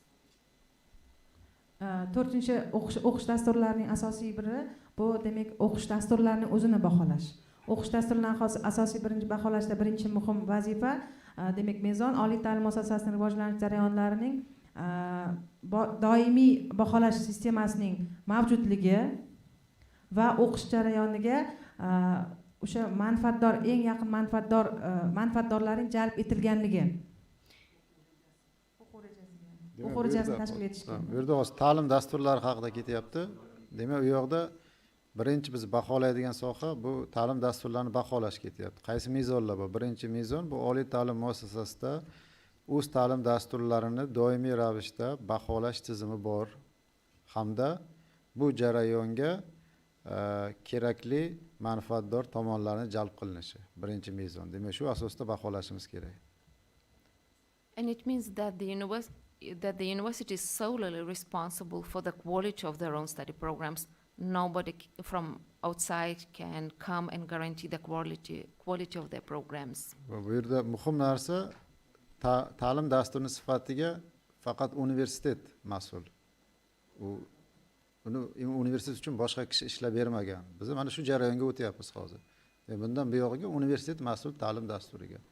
Oldin biz so'rasak bizga aytardi, tayanch ishlab berdi, tayanchdan so'ra derdi, yoki u ishlab berdi, biz berganini o'qityapmiz derdi. Endi bu yoqda mana mas'uliyat, rol qanday o'zgaryapti. Endi universitet o'zi mas'ul ta'lim dasturiga. U ertaga tashqi baholashga isbotlab bera olishi kerak. Aynan dastur nimaga shunday tuzilgan, aynan nimaga shu fanlarni o'qityapti. It means that even there is a regular external quality assurance systems, the universities have to implement regular reviews of their study programs and to use the results of these reviews for the improvement of their study programs. Universitetlar vaqti bilan shu ta'lim dasturlarini baholab borish kerak samaradorligini. Hamda shu baholash natijalari asosida ta'lim dasturlarini takomillashtirib borish kerak. And of course involve the stakeholders in this. Ask students about their opinion, what changes are needed. Ask employers, so what new competencies are needed. Va albatta bu yerda asosiy manfaatdor tomonlar jalb qilish kerak. Ya'ni talabalardan fikr so'rash kerak. Talabalar qanchalik uni sifatidan qoniqyapti ta'lim dasturini. Shu bilan birgalikda ish beruvchilarni ham jalb qilish kerak. Qani ish beruvchilarning talablari qanchalik aks ettirilgan bu yoqda. The standard about research assesses the correlation of the research or artistic activities again with the mission and the strategic goals of the higher education institution. Albatta, endi keyingi bu standart bu ilmiy tadqiqot faoliyati. Demak, uni birinchisi standart qo'yilyapti bu yoqda. Ilmiy tadqiqot faoliyati universitetdagi uni missiyasi va strategik maslahatlariga muvofiq bo'lishi. Ya'ni institut bo'lishi mumkin u muhandislik sohasida, lekin u yerdagi professor o'qituvchilar ilm qilyapti boshqa sohada. Unaqa ketmaydi, chunki u yerdagi ilmiy faoliyat institutning maqsadi hamda missiyasiga muvofiq bo'lishi. And here comes the overall assessment of the quality of the research or artistic activities of the institution. How international is this research or artistic activities? Albatta, bu yerda keyin yana ilmiy tadqiqot faoliyatining sifatiga ham baho beriladi. Ya'ni olib borilayotgan ilmiy faoliyat tadqiqotlar xususan xalqaro darajada qanchalik qiymatga ega ekanligi. And here again, it's not assessment of the research in each particular area, but the overall assessment, meaning that the institution has adequate level of the research in each area they have study programs. Va bu yerda albatta ilmiy tadqiqot faoliyati sifatiga baho berilganda bu har bir professor o'qituvchini ilmiy tadqiqot faoliyatiga chuqur kirilmaydi, balki o'sha olib borilayotgan ilmiy tadqiqot faoliyati yo'nalishlari qanchalik ta'lim yo'nalishlari bilan muvofiqligi ko'riladi. The separate standards is concerning the students. Keyingi standartimiz bu talabalar. How they are supported, and it means academically, financially, or in any other ways. Talabalar qay darajada qo'llab-quvvatlanyapti? Bu birinchisi. The spiritual education of the institution, the conditions for studies and for all other free or leisure activities. Va keyingisi bu albatta ma'naviy, ma'rifiy, ya'ni ta'lim va tarbiyani uzviyligi. and how the students' rights are protected in the university. yaratilgan shart-sharoitlar va ularning huquqlari, majburiyatlari. The assessment of material conditions, so it's the quality of the premises and the equipment offered for studies and for research. Albatta moddiy texnik baza keyingisi. Ya'ni qanchalik oliy ta'lim muassasasi kerakli moddiy texnik baza bilan ta'minlangan o'sha ta'lim dasturini sifatli talabaga yetkazib berish uchun. Bu yoqda ko'ryapsizlar, bino, inshoot, jihoz, laboratoriya, moliyaviy resurslar, kutubxona barchasi shu yoqqa kiradi. What are the adjustments for students with special needs? This is also a focus during the review. Albatta bu yerda o'sha maxsus ehtiyojga ega va imkoniyati cheklangan talabalarni ham kiritdik, chunki bilyapmiz, o'sha inklyuziv ta'lim bizga kirib joriy qilinib borilyapti. Shuning uchun buni ham yangi me'yor sifatida qo'shyapmiz biz. The financial resources, what are a variety of resources, of income, and how then the resources are distributed within the universities and how effectively they are spent. Yana bitta yangilik bu oldin bizda yo'q edi, moliyaviy resurslar. Biz moliyaviy holatga umuman qaramasdik. Endi nimaga bizni majbur qilyapti? Sababi moliyaviy mustaqillik berildi, oliy ta'lim muassasalari endi puli bor. Endi pulni qanchalik ta'lim sifatiga qarab taqsimlayapti bu. Bizni qiziqtiradigan narsa rahbariyat pulni o'ziga ma'lum olishga sarflayaptimi yoki laboratoriya qurishgami? Endi qisqacha oddiyroq qilib tushuntiradigan bo'lsak. Shu jihatga endi e'tibor beramiz. So, and it's also not only state financing, but it's also how university is capable of earning additional financing and how it uses it later on, for which purposes. Albatta bu yerda yana bitta moliyaga narsa pul topish institutda. Institut yana pulni qanday qilib topyapti? U faqat kontraktdan pul tushiryaptimi yoki ilmiy tadqiqotdan pul tushiryaptimi? Bu narsaga ham endi e'tibor beramiz. And a special focus is on the library, on its resources, on its staffing, on electronic documents, so any activities offered for students and staff. Albatta yana bir juda ham muhim narsa o'sha institut qiladigan narsa bu kutubxona, axborot resurs markazi deymiz. Qani u qanchalik ta'minlangan, qanchalik kitoblari bor ichida, qanchalik kutubxonachilarni darajasi, talab darajasida bu kabi narsalarga elektron resurslar nima qanchalik ta'minlangan. And this standard, of course, is more challenging during the pandemic situation when all the reviews are done online because, usually the institutions present the photos, the small movies, whatever, to see the premises and the equipment and all the resources. Albatta bu standartni pandemiya davrida tekshirish eng qiyin bo'ldi, chunki barcha o'rganishlar onlayn o'tkazildi va aynan oliy ta'lim muassasasining moddiy texnik bazasini ko'z bilan ko'rib ishonch hosil qilish imkoni cheklangan edi. But of course it's not the same as coming to the university and being there face to face. Albatta o'sha Zoom orqali ham biz talab qildik, ko'rsatgan qani sharoitlari endi, lekin baribir oliy ta'lim muassasasiga bevosita tashrif buyurgan holda buni ko'rib ishonch hosil qilishga yetmaydi. And the last standard is about the impact on regional and national development, so-called the third mission of the universities. Keyingi oxirgi standartimiz bu bevosita universitetning 3-missiyasi bilan bog'langan. Universitet 3.0 konsepsiyasi deymiz, 3-missiyasi, ya'ni o'zi joylashgan hududda hamda davlatning rivojlanishiga qanchalik hissa qo'shayotganligi. So it's about different activities of the university that could make an impact on the regional or national development, different research activities, different projects on the demand of the labor market or enterprises or other organizations and institutions. Oliy ta'lim muassasasining faoliyati qanchalik hududda va davlatning rivojlanishiga yo'naltirilgan. Chunki u turli xil ilmiy tadqiqotlar o'tkaziladi. Baribir ilmiy tadqiqotlar o'zi joylashgan hududni muammosini yechishga yoki o'sha davlatdagi aynan qaysidir muammoni yechishga qaratilgan bo'ladi. Mana shuni ko'rsatib berish kerak bu yerda. And it's also about what kind of conditions are provided for lifelong learning meaning additional courses for the upgrade of the qualification, different trainings for the enterprises. Albatta, keyingisi bu umr davomida ta'lim uchun yaratilgan sharoitlar. Ya'ni biz aytmoqchimizki, oliy ta'lim muassasasi 5 yil o'qitib, bo'lib to'xtab qolmasligi kerak. U yoqda turli xil kurslar bo'lishi kerak. Qiziquvchi, o'zini kvalifikatsiyasini oshirmoqchi bo'lganlar uchun kurslar, bular qanchalik yo'lga qo'yilgan. Ya'ni ta'lim umr bo'yi bo'lishi kerak va umr bo'yi shu sharoitlar institutda qanchalik mavjud. Shunga shu narsa baholanadi.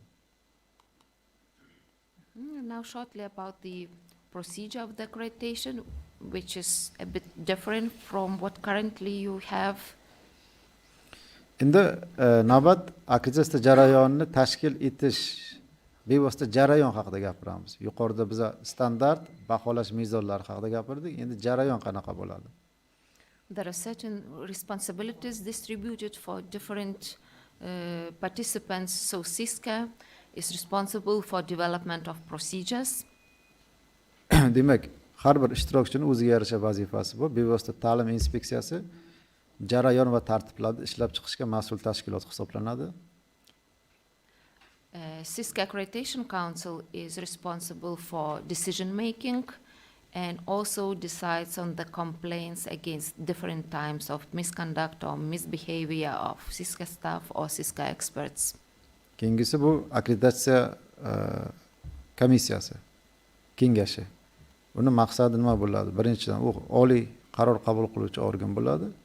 Ikkinchisi, mana shu akkreditatsiya jarayonini tashkil etishda jalb qilingan ekspertlar yoki ta'lim inspeksiyasi xodimlari tomonidan turli nomaqbul harakatlar bo'ladigan bo'lsa, ularni o'rganuvchi, apellyatsiyani ko'rib chiquvchi tashkilot hisoblanadi.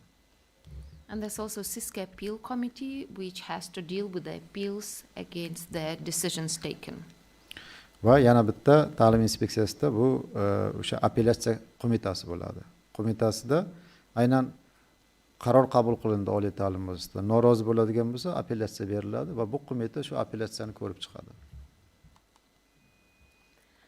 So the processes start with the application, which are very important, and they are provided by the private or public entities or higher education institutions. Demak, jarayon birinchi ariza bilan boshlanadi. Ya'ni davlat yoki nodavlat oliy ta'lim muassasasi ariza topshiradi. So SISCA has to organize trainings on how to draft self-evaluation report or provide some methodological guidelines.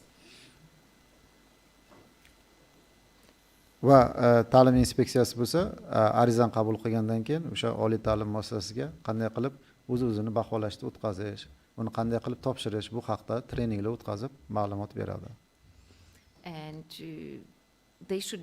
the application for accreditation should be submitted at least 1 year before the end of validation of the previous accreditation or within 5 years of license insurance issuance. Sorry. Qachon akkreditatsiyaga ariza topshirish kerak? Bu degani, o'sha akkreditatsiya muddati tugashiga 1 yil qolganda o'sha payt ariza topshirib qo'yish kerak. Yoki agarda u litsenziya asosida faoliyat yuritadigan bo'lsa, hali akkreditatsiya qilinmagan bo'lsa, demak, o'sha litsenziyani 5 yil davomida faoliyat yuritganda topshiradi arizani. And there should be also the responsibility from the side of universities to present the documents in time. Otherwise, the license or the previous accreditation could be validated or terminated. Sorry. Albatta, bu yerda ariza topshirishdan oldin baribir oliy ta'lim muassasasi ta'lim inspeksiyasiga 3 oy oldin murojaat qilish kerak. Chunki nima uchun? Jarayon bilan tanishish uchun, o'zini tayyorgarligini ko'rish uchun. Sababi bu jarayon boshlangandan keyin aniq muddatlar qo'yiladi. Aniq muddatlarga amal qilinmagan taqdirda bu jarayon to'xtatilishiga olib kelishi mumkin. Va jarayonning to'xtatilishi o'z navbatida turli xil moliyaviy va administrativ oqibatlarga olib keladi. So together with the application, there should come a self-evaluation report produced by the higher education institution with the annexes that should be set in the methodology. Demak, ariza topshirganda quyidagi hujjatlar topshiriladi. Birinchidan, o'zini o'zi baholash hisoboti va unga ilova sifatida strategiyasi, ta'lim sifatini ta'minlash yo'riqnomasi, ishga olish tizimi, HR, ilmiy tadqiqot faoliyati to'g'risida qisqacha xulosa, moliyaviy rejasi, ta'lim resurslari to'g'risida hisobot va boshqa hujjatlar. So the self-evaluation report becomes the basic document for the procedure of accreditation. Demak, o'zi baholash hisoboti muhim hujjat bo'lib hisoblanadi akkreditatsiyada. So we advise that SISCA would conduct the preliminary assessment, meaning when they receive the self-evaluation report, they should look whether it complies with the standards. Albatta, bu yerda o'zini baholash hisoboti topshirilganda 10 kun ichida, bu ya'ni ma'lum muddat ichida inspeksiya tomonidan birlamchi skriningdan o'tkaziladi. Chunki u yerda nima edi? Hisobotga ham qo'yilgan talablar bor. O'sha talablarga javob beradimi, yo'qmi, yoki hisobotga ilova qilinishi kerak bo'lgan ma'lumotlar, berilgan, berilmaganlar ko'rib chiqiladi va agarda berilmagan bo'lsa, unda hozirgi bilasizlar, biz muddat beramiz, qaytarib to'g'rilab beringlar deb. Agar to'g'rilanmasa, unda ariza qabul qilinmaydi, jarayon to'xtatiladi. Because there is no meaning to provide the experts with the self-evaluation report which is not full, whether the documents are missing. So this has to be done by SISCA. Chunki nima uchun bunday qilamiz? Chunki sizlar bergan hujjatni biza ekspert, ta'lim inspeksiyasi ekspertlarga beradi. Agar sizlar xom hujjat bergan bo'lsangiz yoki ichida noto'g'ri ma'lumot bergan bo'lsa, keyin ekspertlar shunga qarab xulosasini ham chiqarib beradi. Va bu natijada, bu jarayon natijasi oxirida borganimizda keyin muammolar yuzaga keladi. Then the expert commission should be formed. Va keyingi qadam bu ekspert komissiyasi tashkil qilinishi kerak. So it should be done according to the selection procedure that is described by SISCA. Va albatta kim ekspert bo'la oladi? Bu o'sha qabul qilish tartibi bor, ekspertga qo'yilgan talablar bor, shulardan o'tgan mutaxassislar. And each panel should be composed of no less than 3 experts, including student representative.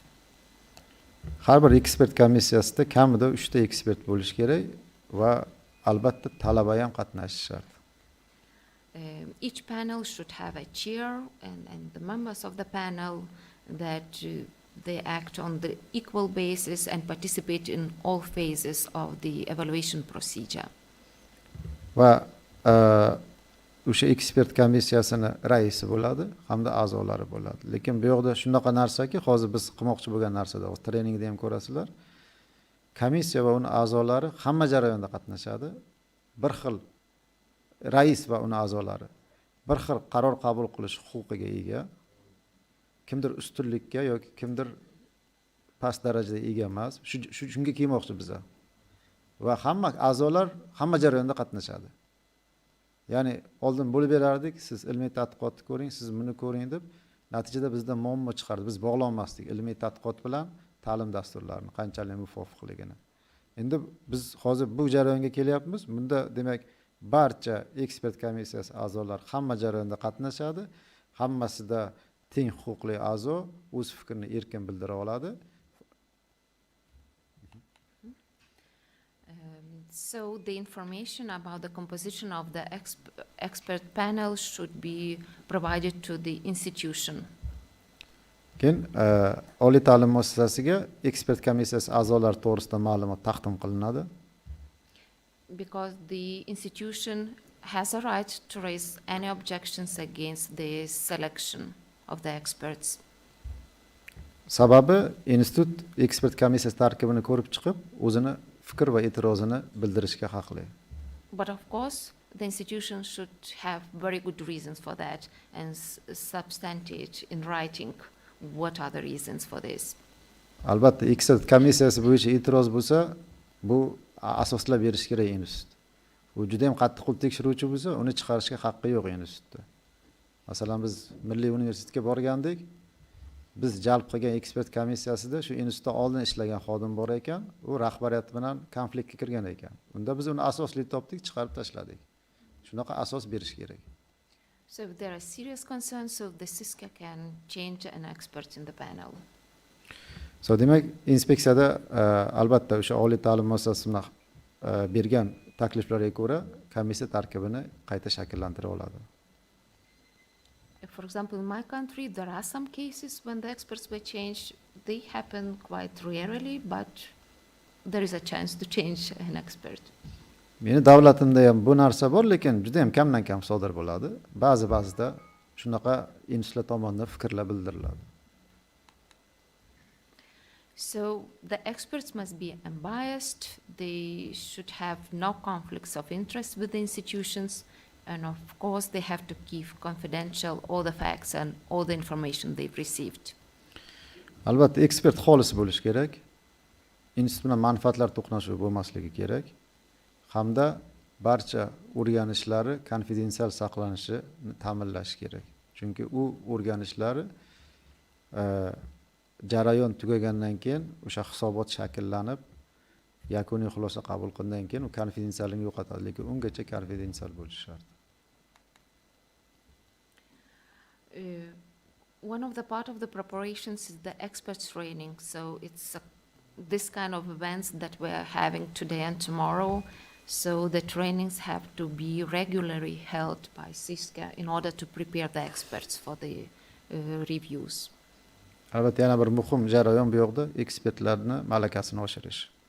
Va bu ta'lim inspeksiyasi tomonidan muntazam ravishda olib borilishi kerak. And it's also advised to have the briefing sessions for each expert panel just before the evaluation procedure. Va albatta, ta'lim tashkilotini baholashdan oldin ekspert komissiyasi uchun maxsus bir kichkina trening bo'lishi kerak bu yerda. The site visit, usually it lasts from 3 to 5 days to each higher education institution. Demak, keyingi jarayon, keyingi bosqich. Bu oliy ta'lim muassasasiga bevosita tashrif buyurish va tashrif buyurish ham hozir biz Yevropa standartini ko'ryapmiz. 3 kundan 5 kungacha davom etar ekan odatda. And the visit should be scheduled time ahead of the visit, of course, because the experts are working people, so it's important to schedule in advance. Albatta, tashrif oldindan rejalashtirilishi kerak, chunki bu yoqda bu ham oliy ta'lim muassasasining tayyorgarligi, ham ekspertlarning tayyorgarligi bilan bog'liq, chunki ular ham boshqa joyda ishlaydigan odam, shunda oldindan bu narsa kelishiladi. So the conclusions should be based on the evidences provided in the evaluation report. Va chiqariladigan xulosalar o'sha taqdim qilingan asoslar asosida qabul qilinadi. And SISCA staff should provide legal and organizational support to the expert panel. Ta'lim inspeksiyasi komissiya uchun tashkiliy va huquqiy asosni yaratib berish kerak. So we will have a presentation more detailed about site visit. Yes, so I will just quickly run through just what should be done before the site visit. So it should be the division of task.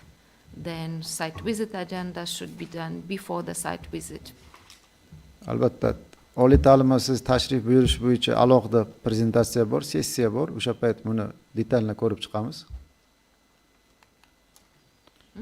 And then again, Achim will tell how the expert panel should work during the site visit, how the interviews should be held. Va albatta, Achim o'sha ekspert komissiyasi oliy ta'lim muassasasiga tashrif buyurganda qanday ishlash to'g'risida, qanday bir-biri bilan muloqot qilish to'g'risida to'liq ma'lumot beradi, ko'rsatib o'tadi. And the last phase is the preparation of the evaluation report. We'll also have a session, a pilot on the preparation of the evaluation report. Va oxirgi bosqich bu o'sha baholash hisobotini tayyorlash. Usually the report is prepared a month or a bit more after the site visit. Odatda bu hisobot oliy ta'lim muassasasiga tashrif buyurgandan keyin, 1 oydan keyin yoki 6 haftadan keyin tayyorlanadi. But the most important point that the panel has to work together in producing the one evaluation report. Va bu yerda muhim narsa bu hisobotni tayyorlashda komissiya a'zolari birgalikda ishlab tayyorlash kerak buni. So then SISCA staff should review the evaluation report, and if necessary they can ask the experts to amend the report. Va albatta, ta'lim inspeksiyasida biriktirilgan koordinator u hisobot yozmaydi, u hisobotni o'qiydi hamda berilgan tartiblarga qanchalik muvofiqligini ko'radi, o'zini e'tiroz kommentariyalarini beradi komissiyaga. And afterwards, the draft report should be sent to the institution that was evaluated, and they have some period for commenting on factual errors if they are in the report. Hisobot tayyorlangandan keyin uning loyihasi albatta oliy ta'lim muassasasiga dastlabki xulosa sifatida yuboriladi va oliy ta'lim muassasasi bu yerda hisobot bo'yicha o'z e'tirozlarini bildirishi yoki o'z fikrini bildirish huquqi bor. And then, after the production of the report, the SISCA makes a decision on accreditation, which is done by Accreditation Council. Va albatta xulosani oxirgi hisobot tayyor bo'lgandan keyin ta'lim inspeksiyasi uni ta'lim inspeksiyasi o'sha akkreditatsiya komissiyasiga taqdim qiladi qaror qabul qilish uchun. So accreditation for the maximum period or accreditation for a shorter period or not granting accreditation, but this usually happens when there is a repeated accreditation because institutions are given chances to improve. Albatta bu yerda har xil variant bo'lishi mumkin. Bu haqda o'ylayapmiz. Masalan, qaror bo'lishi mumkin. Agarda ijobiy xulosa bo'lsa, keyingi 5 yilga akkreditatsiya qilinadi. Agarda kamchiliklari bo'linadigan bo'lsa, qisqa muddatda akkreditatsiya qilinadi hamda oliy ta'lim muassasasiga vaqt beriladi o'sha kamchiliklarni to'g'rilab ko'rsatib olishga yoki agarda jiddiy kamchiliklar aniqlanganda unda akkreditatsiyadan mahrum qilinish. And then all the results have to be published by SISCA on the website, and also the higher education institutions have to publish evaluation report. Va hamma hisobotlar bu ta'lim inspeksiyasi va oliy ta'lim muassasasini web sahifalarida ochiq ma'lumot sifatida qo'yiladi. I will not probably talk about the cost because these are really internal rules of the country, how they manage the process, how the finances are allocated. Albatta bu jarayonni moliyalashtirish xarajatlar haqida to'liq gapirmayman, chunki har bir davlatda ichki xususiyatlardan kelib chiqib amalga oshiriladi bu narsa. Bu bo'yicha aniq bir standart qolib yo'q. Actually, different countries have different financial rules for the external quality assurance. Va har xil davlatda har xil moliyalashtirish tartiblari mavjud. So, and there is also some time allocated for the appeals if the institution does not agree with the decision. Va bu yerda albatta institut o'sha shikoyat berishga haqli va shikoyatni ko'rib chiqish muddatlari bor. And complaints against misconduct or misbehavior of experts or staff. Va albatta shikoyat berganda jalb qilingan ekspertlarni o'sha xatti-harakatlar to'g'risida ham berishga haqli. So all these issues are dealt with the internal commissions of SISCA. Va bu har bitta berilgan shikoyatlar o'sha ta'lim inspeksiyasidagi ichki komissiya yoki qo'mitalar tomonidan ko'rib o'rganib chiqiladi. And follow up. So the evaluation does not end with the production of the report and making a decision. The institutions have to further improve their activities. Albatta baholash shu bilan tugamasligi kerak. Ora-orada monitoring o'tkazib turiladi. So it's important to assess the progress and the improvements that are made during the last accreditation, so how the institution implemented measures recommended by the experts. Chunki baholash yakunida ekspertlar tomonidan ta'lim sifatini yanada yaxshilash bo'yicha takliflar beriladi. Biz odatda buni yo'l xaritasi sifatida rasmiylashtiramiz va muhim shu yo'l xarita qanchalik unga amal qilinyapti, qanchalik institut undan to'g'ri xulosa chiqargan holda ta'lim sifatini oshirib boryapti. Shu bois ham shu oraliqlarda monitoringlar o'tkazib boriladi. And in some cases, higher education may opt for progress feedback. So when the regional expert commission members examine the follow-up report and write a short written response, or the progress visit. Demak, ikki xil bo'lishi mumkin. Birinchisi bu, ya'ni o'sha oliy ta'lim muassasasi tomonidan erishilgan yutuq bo'yicha qisqacha hisobot bo'ladi. Ya'ni o'sha akkreditatsiyadan o'tkazgan payti borgan ekspert komissiyasi oliy ta'lim muassasasi tomonidan taqdim etilgan hisobot ko'rib chiqadi, ya'ni akkreditatsiyadan keyin qanday o'zgarishlar bo'lganligi haqida va unga o'sha hisobot natijasidan xulosasini berishi mumkin. Yoki ikkinchisi, joyga chiqqan holda o'sha o'zgarishni ko'rish uchun o'sha ekspert komissiyasi joyga chiqib holda ham uni ko'rib, kerakli intervyularni o'tkazishi mumkin. In case of progress visit, there could be a shorter site visit where the panel discusses with the institution open issues and the progress made since previous accreditation. O'sha joyga chiqib institut tomonidan erishilgan yutuqlarni ko'rish uchun o'sha ekspert komissiyalari qisqa vaqtga tashrif buyurib, kerakli odamlar bilan uchrashib, kerakli o'zgarishlarni ko'rishi mumkin. So and that's it. And if you have any questions, you're welcome to ask. Demak, prezentatsiyamiz yakuniga yetdi. Agar savollar bo'lsa, marhamat. But we'll have a day and a half to try all these procedures. To pilot Albatta, them. bu narsalarni hozir Yeah. real hayotga qanchalik yaqinligini ko'rsatib beriladi bu keyingi 3 kun davomida. Boysun aka, marhamat. There was a question.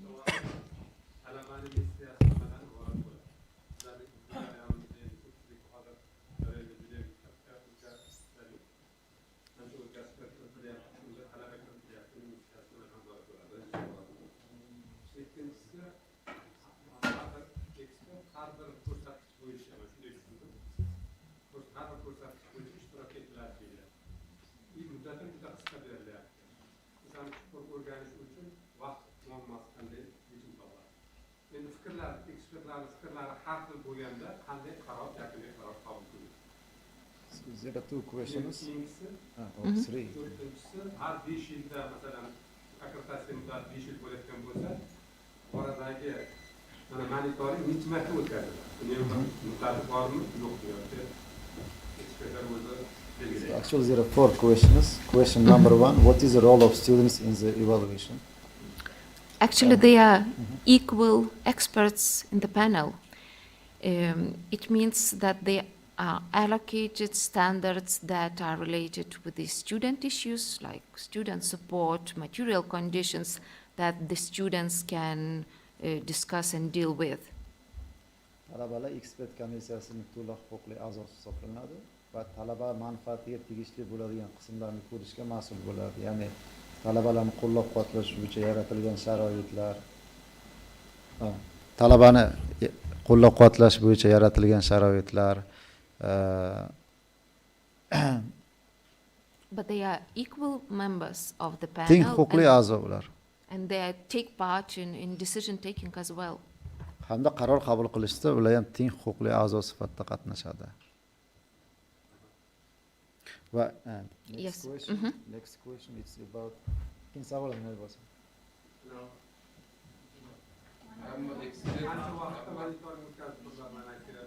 Next question about this follow-up procedures after how long and how many times also? It's usually one time in between the accreditations. It depends on which accreditation decision is taken for the institution. If it's for 6 years, so it's somewhere in the middle. If it's for shorter, then it's much quicker because the institution needs more improvements in its activities. Demak, o'sha muddatga bog'liq. Agar 6 yillik akkreditatsiya bo'ladigan bo'lsa, demak 3 yilda o'tkaziladi. Agar qisqa muddatli bo'ladigan bo'lsa, unda o'sha berilgan muddatga qarab muddatni yarmiga borib o'tkaziladi deyapti. And another question, it's about the concern about this duration of the site visit. So you just mentioned that it takes from 3 to 5 days. Yes. But since they are experts, they are involved in this process, so they are not sure that they can handle this all evaluation during 5 days. So how can they organize it during 5 days? As we've learned, you used to evaluate each study program, and in case of institutional review, the focus is on institutional level, the management, the strategic management, the organization of study process, of research, of involvement of stakeholders. So it's not going into each particular study program that the institution is running. Boysun aka, bu yoqda bizda o'rganishda aytdim-ku, biza ham institutda umumiy ham ta'lim dasturlarini ichiga kiramizki, biladikida hozir holat faqat institut o'rganishda, ya'ni uni boshqaruv tizimi, ta'lim sifatini ta'minlash tizimi, ya'ni bular ta'lim dasturining ichiga to'liq kirmaydi, ya'ni uni ichiga kirib to'liq tahlil qilishmaydi. Shu bois bularniki 3-5 kun davom etadi deyapti. So it's more looking into this, how the institution organizes internal evaluation and improvement of their own study programs. Ya'ni bularda ko'proq baholash, institut salohiyatiga baho berish, ya'ni o'sha sifatli ta'lim sharoitlarini yarata berish sharoiti, ta'lim sifatini ta'minlay olish salohiyatiga qanchalik ega, bu tizimlar qanchalik ishlayapti, ko'proq shunga baho beramiz deyapti. And fourth question? It's mixed up. Okay. Yes, It's here please. and there.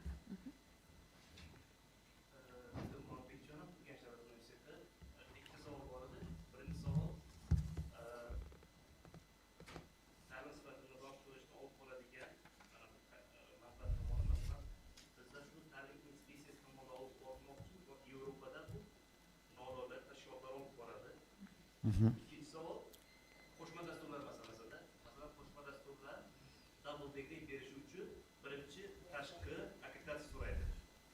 Tashqi akkreditatsiya qilingan dastur O'zbekistonda ham olinadi. Yevropada o'zimizning magistr yo'nalishimizni akkreditatsiya o'tkazgan bo'lsak, bizda keyin ham olinadi. So, two questions from Urgench State University. The first question about the agency. The number of agencies should be one or many? Oh, it really depends on the country. So, as you remember, when Achim was speaking, that usually when the accreditation is carried on, usually one national agency is established in the country. So, we can only advise seeing the experience of different countries, but you know, it's really difficult to say. So it's the internal construct of the higher education in the country. So, demak birinchi savolga javob bu o'sha joylashgan davlat xususiyati u yoqdagi tartib tamoyilga bog'liq deyapti. Qaysi joyda, bitta qaysi joyda, masalan Germaniyada borsangiz xususiy akkreditatsiya tashkilotlari. Ular ishlashadi yoki but in Lithuania? In Lithuania it's one, but when the accreditation decisions are taken, usually it's one national agency. Lekin bitta narsa olish kerak, agar akkreditatsiyani yakunida qaror qabul qilinadigan bo'lsa, qonuniy yuridik anonga olib keladigan consequence'ga. Unda bitta tashkilot bo'ladi deyapti. Agar qaror qabul qilinmaydigan bo'lsa, u faqat sifatni oshirish bo'yicha tavsiya beradigan jarayon bo'lsa, unda to'g'ri ko'p bo'lishi mumkin deyapti. So yeah, in Austria and Lithuania there are one national agency that Litva takes va all the Avstriyada responsibility. bitta agentlik, Achim bitta agentlik Strasser. tomonidan olib boriladi. Maybe Austria is an interesting example for this topic. In Austria we have public universities, we have private universities and others. In the sector of private universities, they all have to be accredited, and accreditation means the license to operate. In this area, there is only one agency, and the reason is that the government or the ministry wants to assure that there is consistency in the system, that a private university that fails accreditation in one agency would go to the next agency. The public universities in Austria do not have to be accredited. They are licensed by law, they are licensed forever. But they also have to undergo external quality assurance.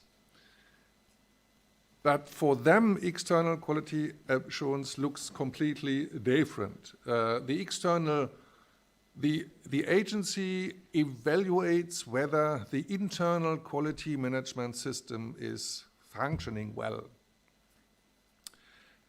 And the agency might give recommendations how to further development the internal quality management system. But there is no yes-no decision. There is no legal consequence. And in this area, the public universities can choose from many agencies. And the reason is there is no legal consequence. And the ministry wants to give the universities a greater choice of agencies, but not with the accreditation of private universities, because the ministry wants consistency in the system. Hozir Avstriyada tajribasini aytib beryaptilar. Avstriyada ham shu davlat, nodavlat oliy ta'lim muassasalari bor deyapti. Endi qaysi biriga yondashishga qarab bizda ham yondashuv har xil. Agar nodavlatga yondashuv bo'ladigan bo'lsa, akkreditatsiya bu litsenziya bilan bir xil. Ya'ni ta'lim faoliyatiga ruxsat berish degani. Demak, ta'lim faoliyatiga ruxsat berish bu yuridik oqibatga olib keladimi? Olib keladi. Unda u bilan bitta tashkilot shug'ullanishi kerak. Shuning uchun bitta tashkilot shug'ullanadi deyapti. Sababi u bo'lmasa tizimda turli xil noxush oqibatlarni olib kelishi mumkin. Chunki agarda nodavlat oliy ta'lim muassasasi bu tashkilotdan o'tolmasa, u boshqasiga murojaat qiladi. U har xil yo'llar bilan o'tishi mumkindir balkim deyapti. Shuning uchun tizimda sifatni ushlab turish uchun bu yerda bitta tashkilot faoliyat qiladi. Davlatnikini oladigan bo'lsak, Avstriyada deyapti. Davlatnikida deyapti, uni ochilishi, tashkil etilishi, yuritilishi vazirlik tomonidan juda ham qattiq nazorat qilinganligi tufayli bu yerda akkreditatsiya ko'proq ta'lim sifatini yanada yaxshilashga yo'naltirilgan bu yerda deyapti. Ya'ni davlatnikida biza erkinlik berishimiz mumkin. Buni tanlab, muhimi ta'lim sifatini yaxshiladigan ma'noda. Chunki uni nazorati bu yoqda bor o'zi tizimda. Vazirlik tomonidan qattiq nazorat qilinadi u. Har 2 yil, 3 yilda auditdan o'tadi ular. Biznikidan ham juda qattiq nazorat. Shu bois mana tizimdagi o'sha davlatdagi xususiyatdan kelib chiqqan holda tizim shakllantirilgan bu yerda. Shu ma'noda bular to'xtab o'tyapti.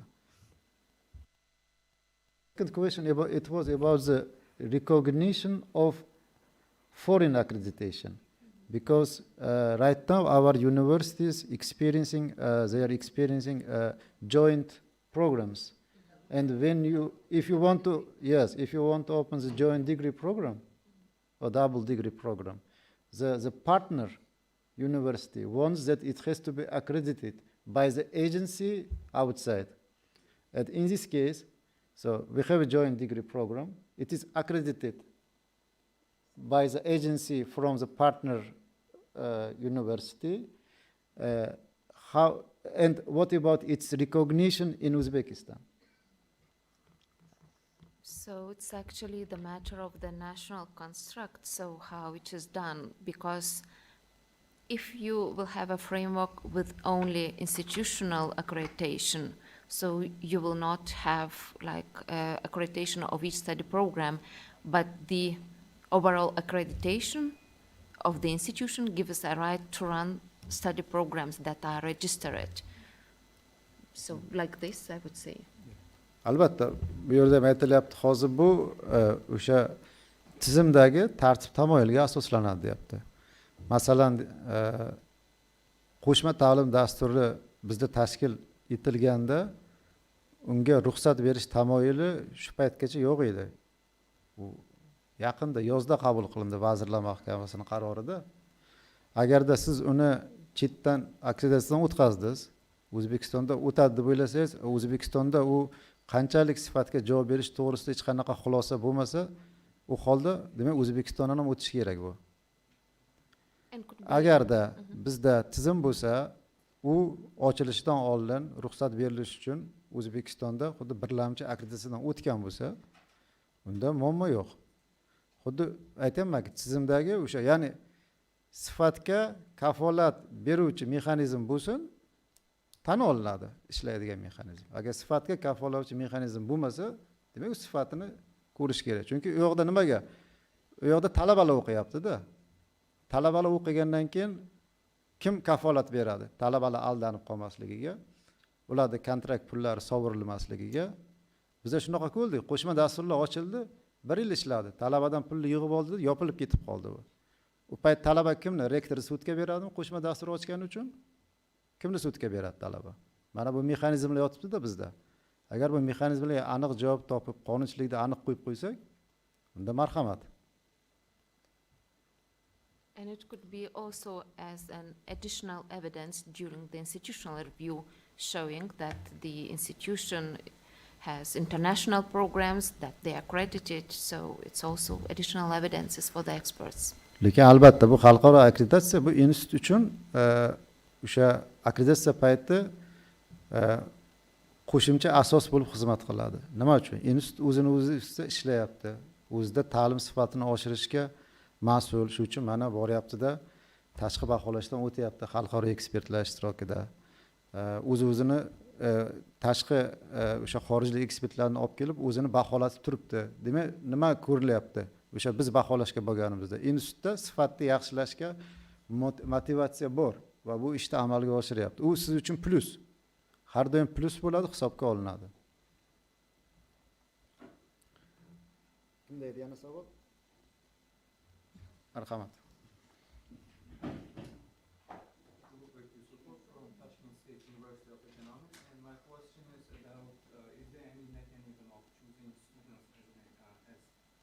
Experts in the fourth year children's group, and if the student is checked from the institution that is being examined, isn't there be any conflict of interest? Of course, the students could not come from the institution under the assessment. Definitely, that's a rule. But then it's quite difficult to attract students to act as an experts. So we usually approach the student union, and they do nominate the students either on the national level or it could be on the university level. Usually they are nominated by the student union. And then, of course, we provide the trainings for the students and then they can act as experts. Shu och qoringa sal gap ham ko'plik qiladi ba'zida. Yo'q, bizda aytmoqchi bo'lganim nima edi? Davom bor, faqat oshxonamiz sal kichikroqda, to'lib qolish ehtimoli bor. Shuning uchun sal ertaroq obedga chiqsak-da, bemalol obed qilib davom ettirsak, nima deysizlar? Mayli.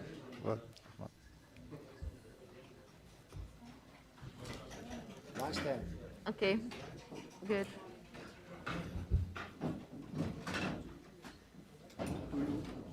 Do we have the password? It doesn't work. Oh. I connected to the network, but there is no internet.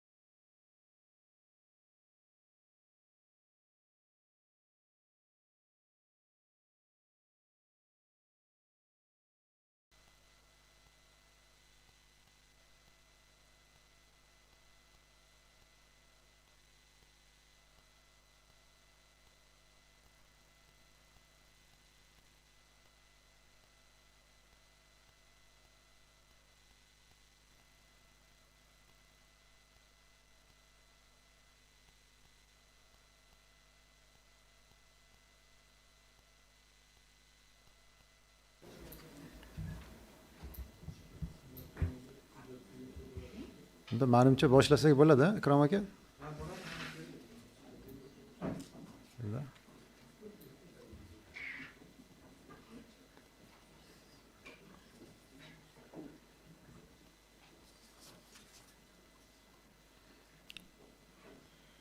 Demak, keyingi taqdimotchimiz bu hozir onlayn tarzda Zoomdan qatnashyaptilar. Ismi Clement. U kishi akkreditatsiya jarayonida ekspert va koordinatorlarning o'rni, vazifalari haqida gapirib beradilar. So, Clement, you can start your presentation. Thank you. Good afternoon. My name is Clement Shubitz. I'm the expert for HBM Consulting. And today, just let me share my screen. Hope you can see it. Yes, yes. Okay. So today we will talk, also discuss the roles of experts and coordinators in the accreditation and evaluation procedures. The coordinators and experts panel are the main stakeholders in the external assessment of higher education institutions and, of course, of study programs. For that reason, the criteria, procedures, and methodology should be clear to everyone involved, also higher education institutions. Otherwise, they cannot prepare adequately for the accreditation or other procedures. Yeah. So, Clement, sorry for disrupting you. We have consecutive translation. So if you can manage your time, yes? okay. I cannot hear the translation, so You can hear the translation, yes.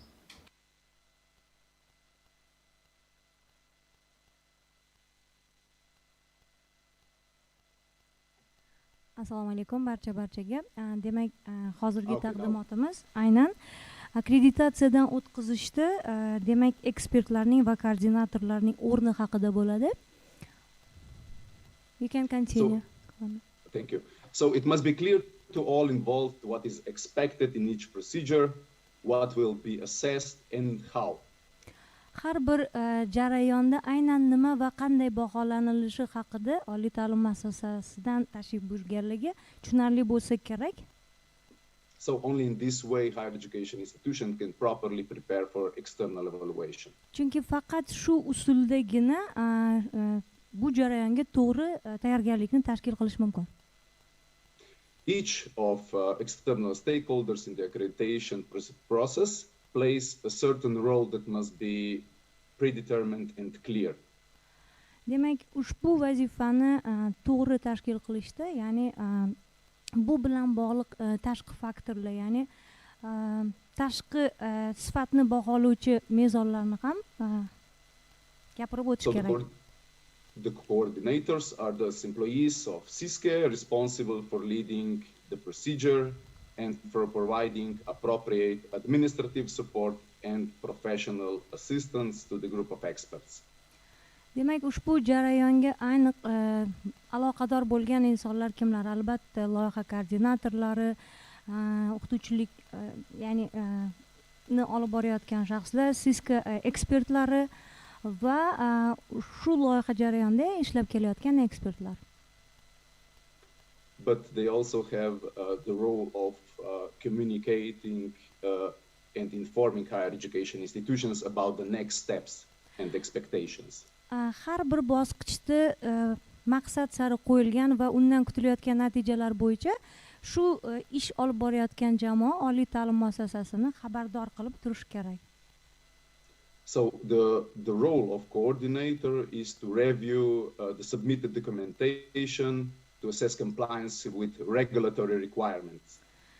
Demak, ushbu guruh, ya'ni jamoani vazifasi shundan iborat bo'ladiki, ya'ni taqdim etilgan hujjatlarni ko'rib chiqish va SISCEga taqdim etilishi kerak bo'ladi.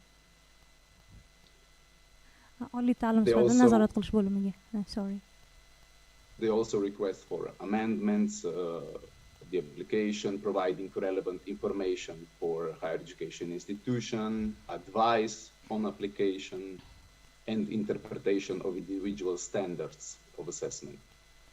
Ya'ni har bir topshirilgan hujjatlarga qilingan ilovalar, ularga qilingan tuzatishlar va shu o'rinda apellyatsiya va o'sha topshirilgan hujjatlarning arizasi muayyan guruh tomonidan ko'rib chiqilishi haqida gapirilmoqda. After the expert's appointment, it provides them with all necessary documentation and information to successfully perform their task. Demak, o'sha har bir oliy ta'lim muassasasi bilan yo'lga qo'yilgan shaffof muloqot nimani o'z ichiga oladi? Ya'ni taqdim etilgan qo'shimcha ma'lumotlar, ularga berilgan izohlar va shuning barobarida tashrif buyurilgan oliy ta'lim muassasasining jadvalidan kelib chiqib, undagi ishtirokchilar bilan bog'liq ma'lumotlarning o'rganilish jarayonlari. In addition to that, it could provide also, for example, application or previous application, previous accreditation decision, external evaluation report.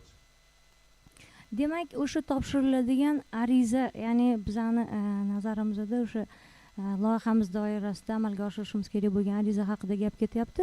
Undagi o'sha oldingi bo'lgan akkreditatsiya, u bo'yicha chiqarilgan qaror va arizani ham dastlabki va keyingi ko'rinishlariga ham to'xtalib o'tmoqdalar. The coordinator organizes the work of the expert panel, including site visit to the higher education institution. Demak, loyiha koordinatori shu narsani yo'lga qo'yish kerakki, ya'ni pilotirованиеdan o'tayotgan oliy ta'lim muassasasiga site of visit va shu bo'yicha olib boriladigan ishlarning ketma-ketligi. It organizes also the preparatory meeting with the experts. Buning uchun avvalambor ekspertlar bilan dastlabki yig'ilishlar, muzokaralar o'tkaziladi. This meeting is dedicated for division of task and coordinating preliminary findings and opinions. Demak, ushbu muzokaralarda nimalarga ahamiyat berilishi kerak bo'ladi? Ya'ni vazifalarning guruhlar aro jamoalar tarkibida to'g'ri taqsimlash, ularning bajarilishini nazoratga olish, to'g'ri yo'lga qo'yish bu dastlabki tayyorlov ishlariga kiradi. For clarification of open questions, the need for additional documentation on clarification. Demak, bu borada yuzaga keladigan har qanday savollarni o'sha yo'l-yo'lakay muhokama qilib, savollar va javoblarni uyg'unlashtirib borish mumkin. It is dedicated for the preparation for the site visit, topics that should be raised during the site visit, questions, exchange of views. Demak, ko'zlangan site of visit, ya'ni o'sha oliy ta'lim muassasasiga qilinadigan tashrifdan maqsad nimalardan iborat? Barcha oliy ta'lim muassasalarida aynan shu bosqichdagi yuzaga keladigan savollarga javoblar topish, fikrlar almashinish, tajriba o'rganish koordinatorlarning vazifasi hisoblanadi. Preparation of the schedule, site visit agenda, and determination of groups of interviewees. Demak, aynan bu bosqichda o'sha site of visitdan ko'zlanayotgan maqsad albatta uning jadvali, qachon va qaysi tartibda amalga oshiriladi, uning kun tartibi va o'sha jamoalarning ishtiroki va intervyu haqida ham gapirib o'tdilar. So coordinator, in cooperation with the expert group and higher education institution, prepares the agenda for the site visit. Demak, aynan koordinator shu site visit uchun ekspertlar bilan birgalikda kun tartibini ishlab chiqadi va uni site vizitdan muddatidan oldinroq e'lon qiladi. So here is important to take into account type of procedure, potential particularities and expectations.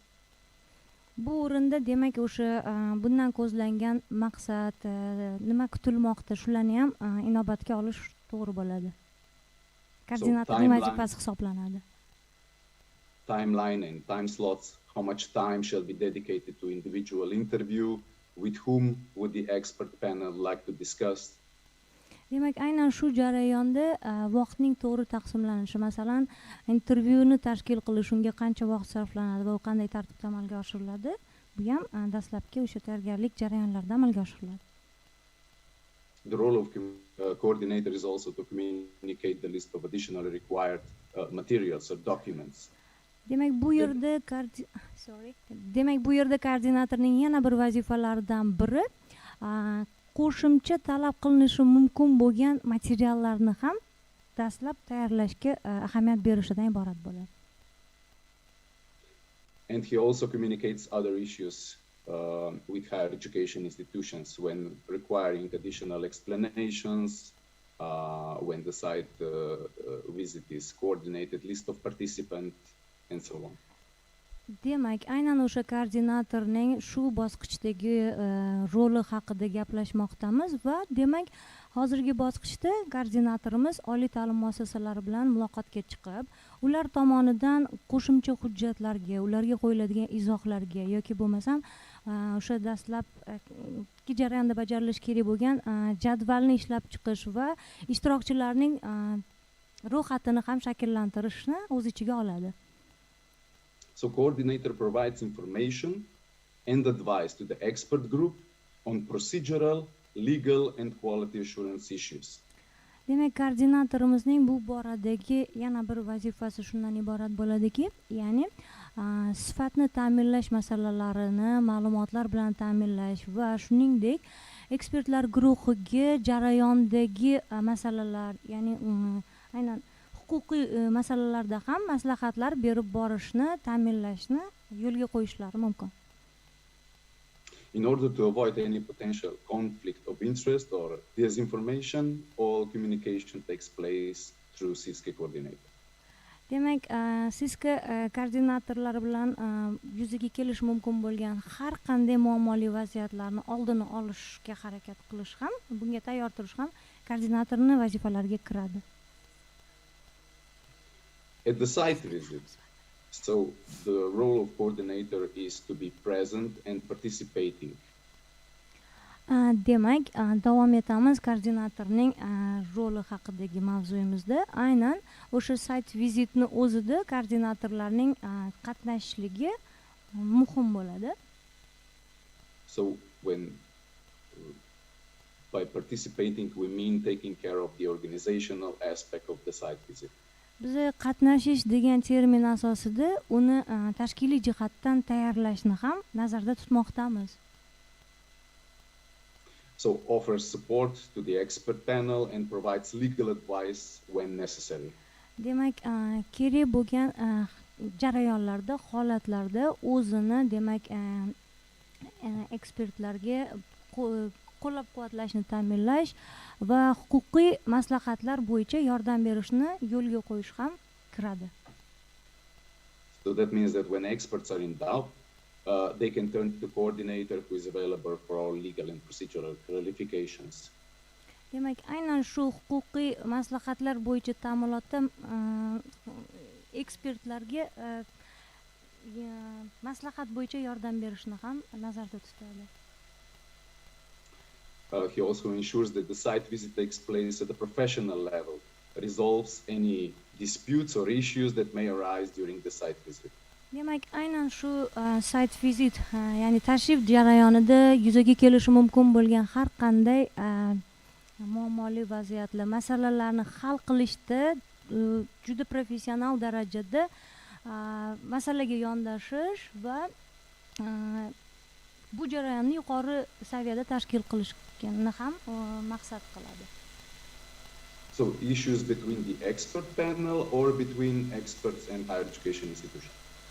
Ya'ni oliy ta'lim muassasalari o'rtasidagi ekspertlari va o'sha qo'shimcha talablarni o'z ichiga olgan hujjatlar, bu bo'yicha asoslar va unga kiritilgan kun tartibiga kiritilgan har qanday o'zgartirishlarni ham, demak, muloqot jarayonida muvofiqlashtirib borish.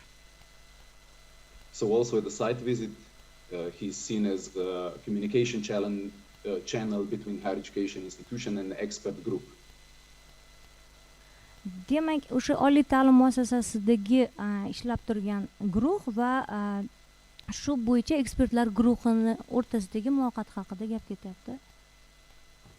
So he takes care of the flow of information between the group of experts and higher education institution.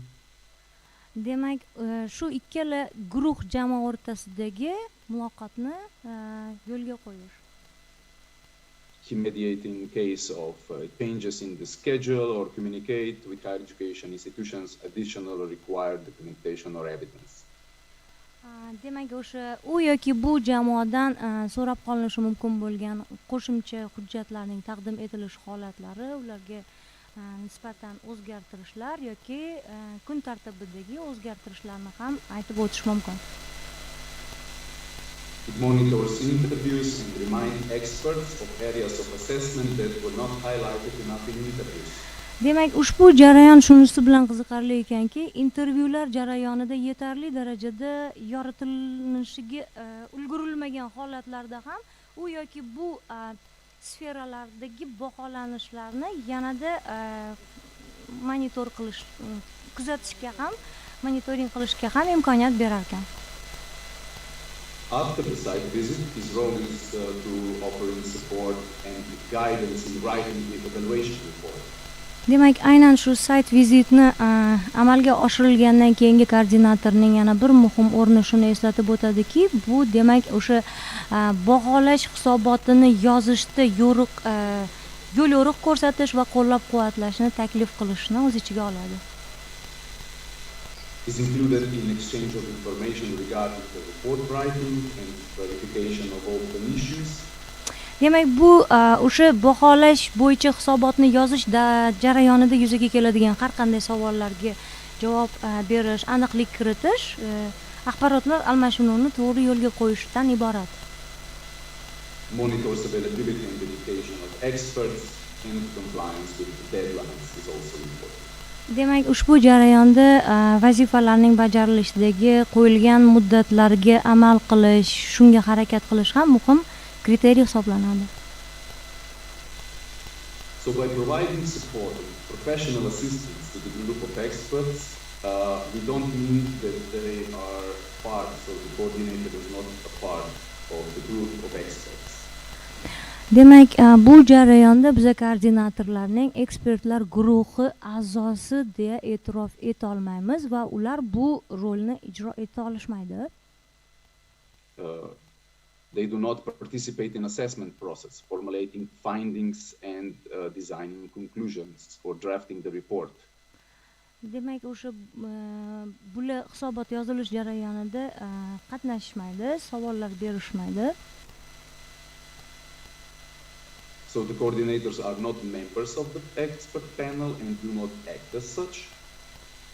Ya'ni bu joyini hozirgina aytib o'tdim. Koordinatorlar aynan bu jarayonda ekspertlar guruhi a'zosi sifatida faoliyat yurita olmaydi.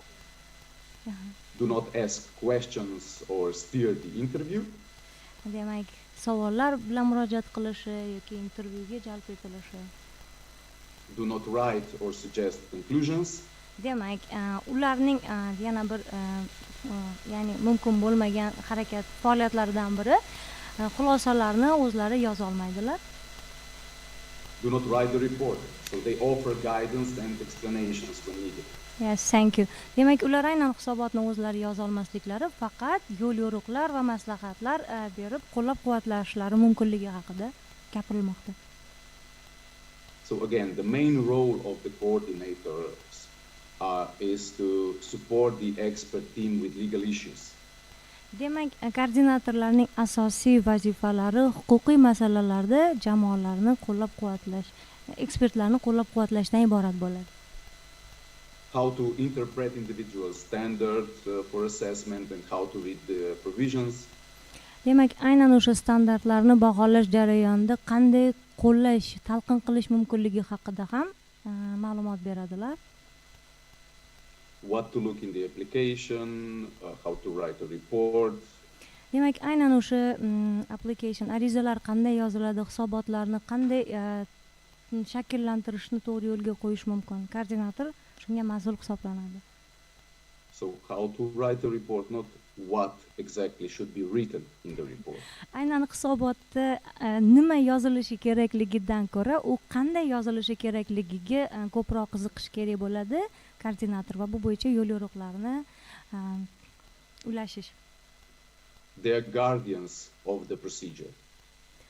Demak, ular shu jarayonda qo'riqchilar hisoblanishadi, shu vazifani bajarishadi. So the expert group is set up upon acceptance of the self-evaluation report or application by SISKE and is composed of at least 3 members. Demak, ekspertlar guruhi, ya'ni oliy ta'lim muassasalari o'z-o'zini baholash hisobotlari topshirganidan keyin, ya'ni arizasi bilan SISKga, bu demak a'zolari 3 kishidan oshmasligi kerak bo'ladi.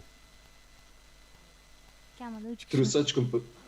Through such composition, it should be ensured that all aspects relevant to the application or self-evaluation report will be reviewed. Demak, bu jarayonda ekspertlar guruhi, ya'ni SISKA, har bir topshirilgan arizalarga muvofiq bo'lgan aspektlardagi yoki o'sha o'z-o'zini baholash hisobotiga qayta fikr bildiradi. Taking into account also any specific features or particularities of the applicant, institution, or assessed study program. Buni demak ko'rib chiqish jarayonida bu ekspertlar jamoasi institutni dasturini va ariza topshiruvchini maxsus xususiyatlarini ham inobatga oladi. So the most important role of group of experts is that they are working as a group, not individuals. Demak, ekspertlarning roli shundan iborat bo'ladiki, bular individual ravishda emas, guruh sifatida, jamoa bo'lib ishlash sifatida kerak bo'ladi. So they act and operate as a team. Demak, ular jamoa sifatida faoliyatlarni olib borishlari kerak bo'ladi. That does not mean that they can conduct interviews individually, but only as a group, regardless with whom they have discussions, even with, for example, rector or management. Bu demak, muzokaralar jarayonida hattoki rektor bilan gaplashishga, muhokama qilishga to'g'ri kelishidan qat'iy nazar, individual sifatida emas, jamoa bilan birga ishlab, jamoani fikri bilan ishlash muhimligi haqida to'xtalinmoqda. So they are all present at each interviews and prepared also. Bu shu jarayonda tashkil qilinadigan holat. The group consists of chairman or the chair and members. Demak, guruhni ko'z oldimizga keltiradigan bo'lsak, u rais va uning a'zolaridan iborat bir komanda sifatida ishlaydi. The chair is appointed by the SISKE and has additional tasks. Demak, SISKA ta'lim inspeksiyasi tomonidan rais, ya'ni ekspertlar guruhi va undagi amal qiluvchi vazifalar quyidagilardan iborat bo'ladi. He divides tasks among the members of the expert panel. Demak, bu yerda a'zolar aro vazifalarning to'g'ri taqsimlanishi yo'lga qo'yiladi ekspertlar guruhi tomonidan. This division depends on the number of members in the panel, their expertise and experience. Bu o'rinda o'sha jamoa tarkibidagi mavjud tajriba, ko'nikmalar alohida ahamiyat kasb etadi. He also decides who will be chairing individual sessions at the site visit. Demak, aynan site visit davomidagi individual muzokaralarga ham hal qilinadi. Who is making notes, who is reviewing additional material. Demak, aynan guruh jamoasi o'rtasidagi shu jarayonda ham ishni to'g'ri tashkil qilishga urg'u berilyapti. Kim nima bilan mashg'ul bo'ladi, kim intervyuni qisqacha yozib oladi, kim qaysidir jarayonda qo'shimcha materiallar taqdim etiladi. He also facilitates the work of the expert panel. Bu demak, o'sha ularning ishni qanday tashkil qilishiga ham inobatga oladi. He's also responsible and puts special attention to the time management, respectful communication and behavior of the panel group. Umuman bu jarayonda vaqt menejmenti va o'zaro hurmat va muloqotlarning to'g'ri tashkil qilinishi ham alohida ahamiyat kasb etadi. He chairs the meetings during the site visit or he can also nominate another panel member to chair individual meetings. demak ushbu yig'ilishlarda raislik qilish ya'ni o'sha sayt vizit davomida yoki unga qo'shimcha yana a'zolarni boshqa bir qo'shimcha a'zoni ham kiritish huquqiga ega bo'ladi. He has to keep the time schedule during the site visit. Demak, ushbu tashrif jarayonida vaqtga ahamiyat berish so'raladi. And is responsible for the preparation and timely submission of the final report. Demak, o'sha topshirilishi ko'zda tutilgan yakuniy hisobotni o'z vaqtida va to'g'ri tayyorgarliklar yordamida topshirilishiga mas'ullik qilinishi so'raladi. So the roles of experts, members of the panel group, is to be equally involved and act as an active member of this group. Demak, ekspertlar guruhiga qo'yiladigan o'sha guruh a'zolariga qo'yiladigan talablar shulardan iborat bo'ladiki, demak, ekspert guruhning faol a'zosi sifatida har bir qo'yilayotgan vazifalarni teng taqsimlab, uni to'g'ri bir bajarishni so'raydi, faol qatnashish va bir xil tenglikda olib borish faoliyatlarni. Regardless who is appointed as a member of this group, whether the student, foreign expert, labor market representative, they must equally participate in the assessment and report writing. Demak, aynan o'sha baholash va hisobot yozish jarayonida guruh a'zosini kim bo'lishidan qat'iy nazar barchaga ushbu qoida amal qilish kerak. So they have to analyze the self-evaluation report, application or other documents relevant for the evaluation process. Demak, o'sha baholash jarayoniga chambarchas aloqador bo'lgan barcha hujjatlarni arizadan tortib, oliy ta'lim muassasasini o'zini o'zi baholash hisobotlarini tahlil qilish jarayonlarini ham o'z ichiga olish kerak. They have to draft preliminary comments or report before the site visit. Demak, dastlabki o'sha sayt vizitdan oldin biz demak unga hisobotga qandaydir dastlabki tayyorgarliklar, kommentlarni bajarishga ulgurishimiz kerak bo'ladi. Raise any issues that may be facing during the preliminary assessment and discuss them within the group and do not wait until the site visit. Demak, aynan o'sha sayt vizitni amalga oshirishdan oldingi jamoa ichidagi baholash bo'yicha qandaydir yuzaga kelishi mumkin bo'lgan savollarni demak sayt vizitdan oldin tahlil qilib olish foydali bo'ladi. To participate in the preparation of the site visit agenda. Demak, o'sha kun tartibi bo'yicha tayyorgarlikda qatnashish tashkiliy masalalarda. So when should the site visit take place, where, how long should it last, with whom do you want to have interviews? Demak, bu tashkiliy jarayonlar bilan bog'liq sayt vizitni qayerda, qachon, kimlar bilan tashkil qilinishi va qay yo'sinda amalga oshirilishi ham ekspertlar tomonidan o'ylanishi, muzokaralarda bo'lishi kerak bu haqda. So in principle, the list of participants is tentatively predetermined. Demak, aynan bu borada intervyu uchun taqdim etiladigan qatnashuvchilarning ro'yxati tuzilishida ishtirok etilishini ham so'raladi. However, depending on the specifics of the process or discipline under assessment, additional stakeholders should be also considered, and the expert panel should decide with whom they would like to speak. Demak, aynan shu joyda shunday bir muayyan momentlar bo'lib qolishi mumkinki, ya'ni guruh tarkibidan tashqari ish beruvchilar yoki shu sohadan manfaatdor, qo'shimcha manfaatdor insonlarning ham jalb qilinishi mumkin bo'lgan sohalar ham aniqlab olinishi mumkin. For example, mentors of practical training, external partners, ethics committee, international office, project office.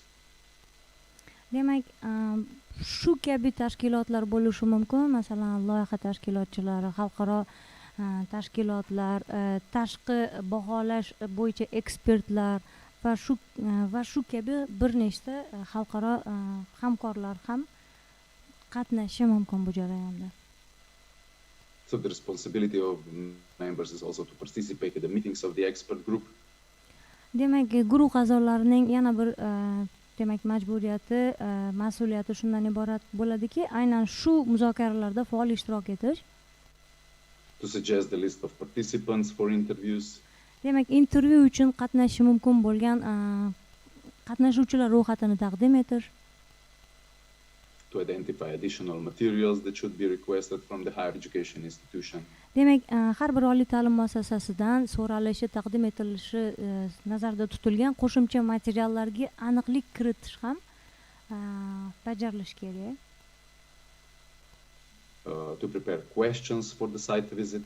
Site vizitdan oldin, tashrifdan oldin muayyan savollarni tayyorlash maqsadga muvofiq hisoblanadi. So the questions are identified according to the open topic and the standards of assessment and adapted to the type of respondents. Demak, ushbu jarayonda tayyorgarlik savollari nima haqida bo'lishi mumkin? O'sha ochiq qolgan masalalarda yuzaga kelgan savollarni tayyorlash bunga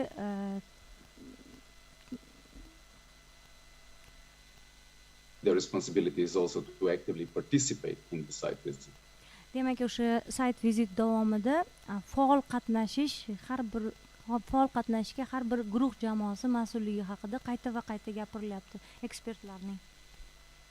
So asking questions, writing notes, reviewing documents and other evidence. Savollar berish, qisqa qaydlarni amalga oshirib borish, qandaydir hujjatlarni ko'rib chiqish, qo'shimchalar, o'zgartirishlar kiritish ham gapirib o'tish mumkin. Contributing to observations, findings and conclusions. Demak, bu o'sha olib borilgan kuzatishlarga o'z qisqasini qo'shish, qanday natijalarga erishildi yoki xulosalar, ushbu jarayonda savollar berish, qaydlarni amalga oshirish, hujjatlarni o'sha tahlil qilish ekspertlarning vazifasiga kiradi va eng asosiysi vaqt menejmentiga ahamiyat berish. And to write the report, of course. Va albatta eng asosiysi hisobotni yozish. You have to pay attention to inefficient and late organization, unresponsiveness of members. Demak, bu yerdagi izbegat qilinish kerak, ya'ni oldini olish kerak bo'lgan holatlardan biri hujjatlarning kechroq yoki samarali vaqtida yozilmasligi yoki guruh a'zolarining o'z mas'uliyatini bo'yniga olmasliklari. You can continue. Disregard for the guidelines, instructions of SISCA staff, potential delays in preparing and submitting the report. Okay. Demak, bu yerda ish faoliyatini yo'lga qo'yilgan jarayonida o'sha SISCA yo'riqnomalarini ta'lim sifatini yo'riqnomalaridan qat'iy nazar hujjatlarni tayyorlash jarayonida yoki hisobotni topshirish jarayonida universitetni demak ta'lim sifati bilan to'g'ri muloqotni yo'lga qo'ymaganligi yoki bo'lmasam to'g'ri tahliliy ma'lumotlarni olib bormaganligidan ehtiyot bo'lishga chorlayapti. You should also avoid communicating with higher education institutions without the knowledge of SISCA. Demak, ta'lim inspeksiyasidan hech qanday bilimga ega bo'lmasdan oliy ta'lim vakili sifatida bu borada muloqotga chiqishdan ham ehtiyot bo'lishimiz kerakligi haqida. And avoid selective correspondence or selective communication. For example, when chair communicates only with one or certain members, but not with all.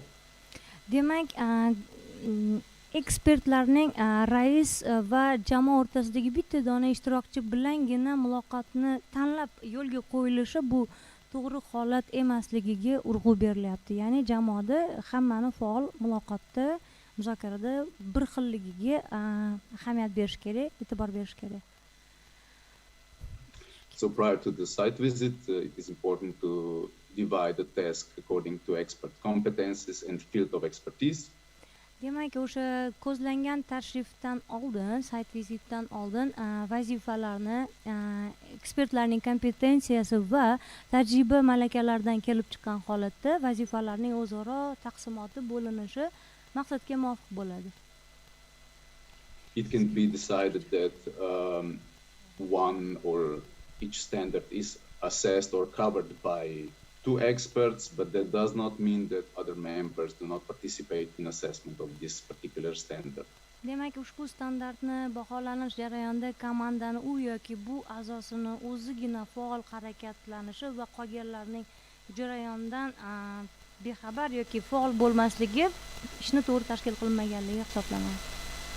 They should carefully study the application, the documents provided. Demak, aynan arizani to'g'ri tashkil qilinishi, kerak bo'lgan hujjatlarni tayyorlash jarayonida yoki ularni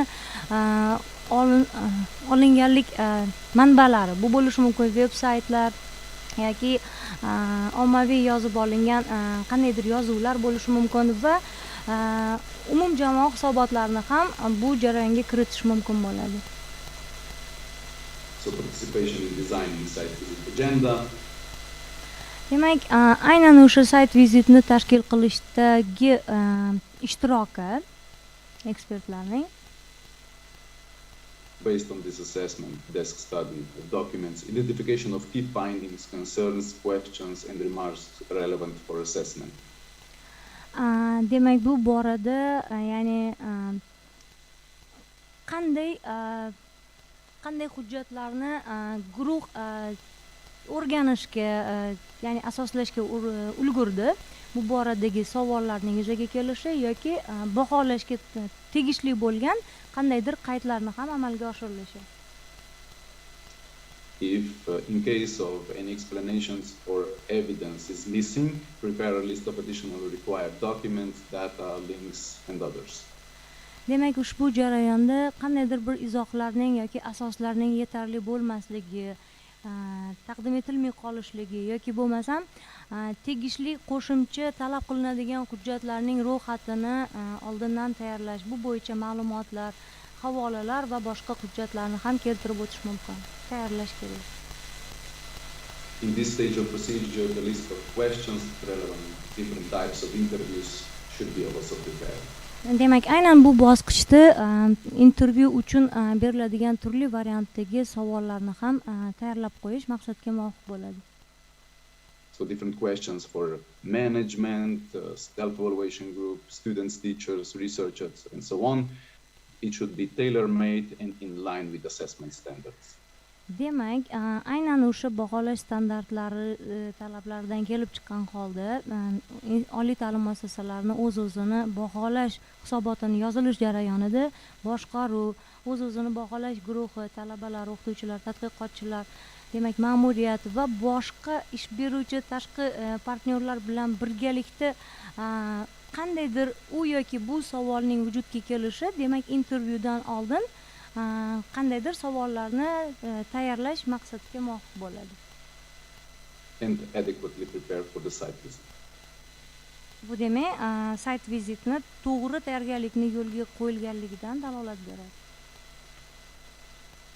So at the site visit,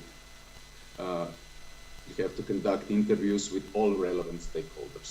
Demak, manfaatdor tomon bilan turli intervyularni tashkil qilish ekspertlar bilan sayt vizit tashrifi jarayonida.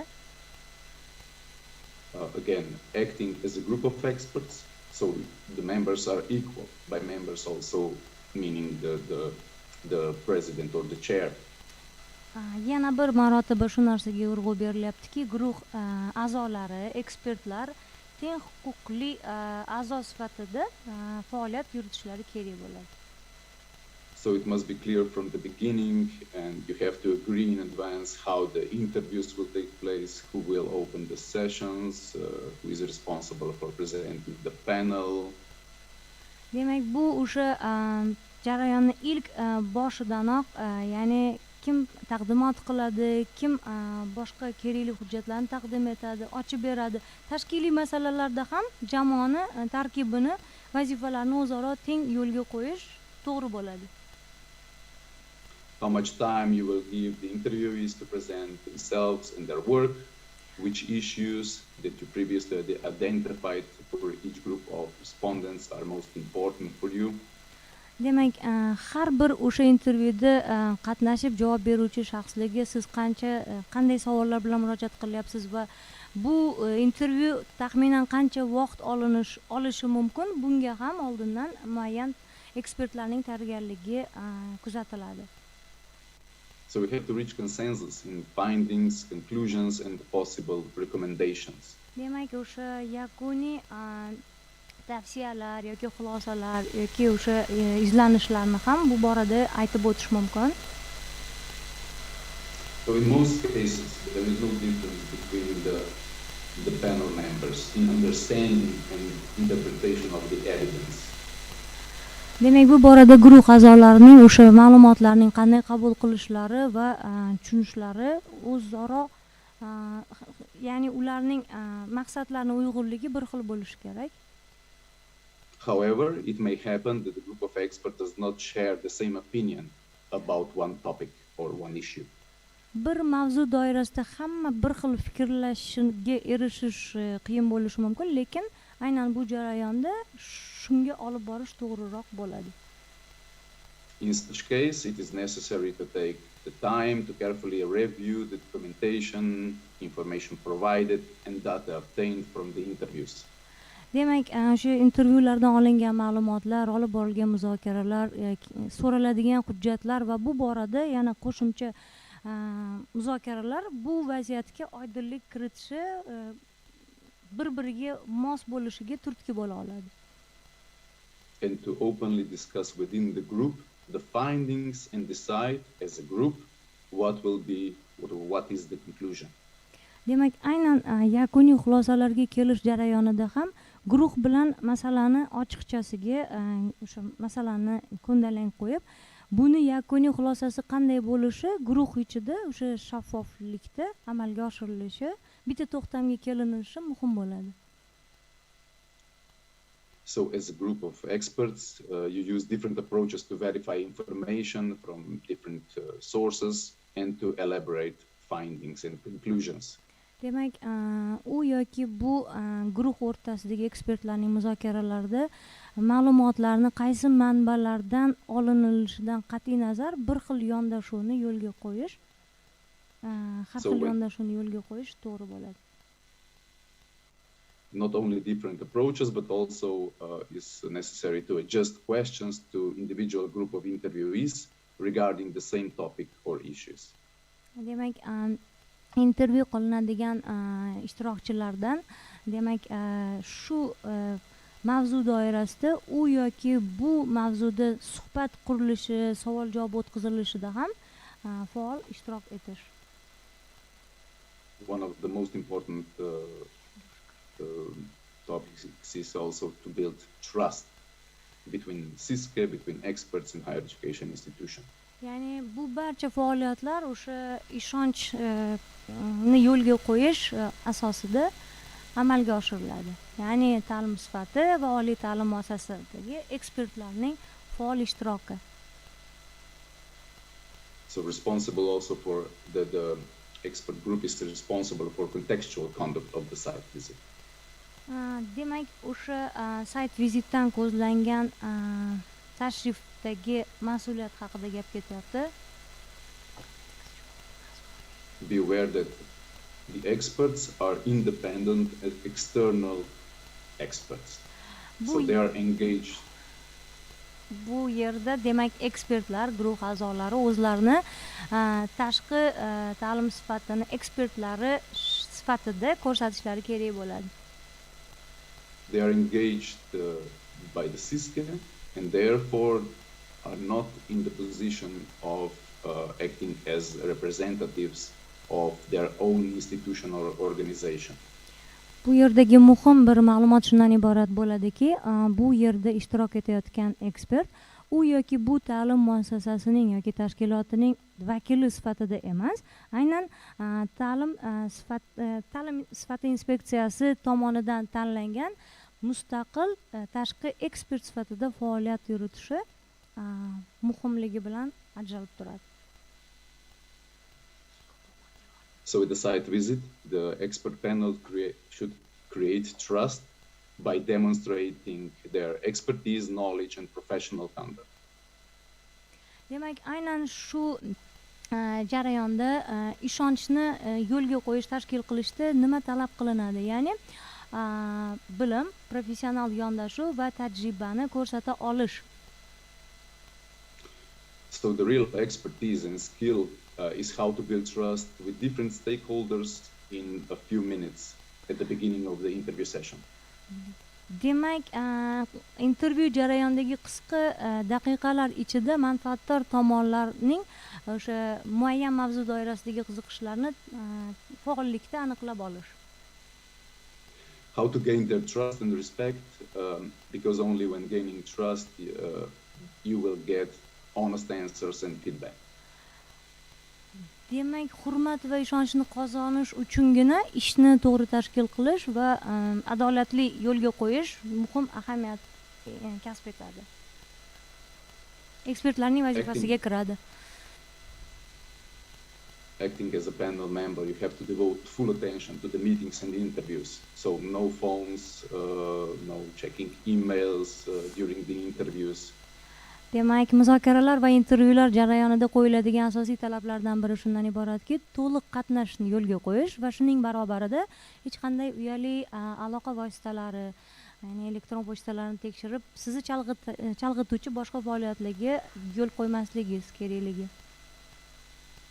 So the experts should be professional, dedicated, interested, engaged, focused during the interviews. Demak, ekspertlarning get qo'yiladigan yana bir talab ularning fidoyiligi, kasbiy mahorati, o'z ishining ustasi ekanligi. You have to act collegially. Demak, o'sha birgalikda jamoa bo'lib faoliyat yuritishi so'raladi. Don't argue with the interviewees, do not argue or dispute your colleagues, experts, be polite. Yes. Aynan ushbu jarayonda siz o'sha intervyu olinadigan ishtirokchilarga muloyimona muomalada bo'lishingiz, ular bilan bahslashmasligingiz yoki bir qandaydir qizg'in bahslarni keltirishga harakat qilmasligingiz maslahat beriladi.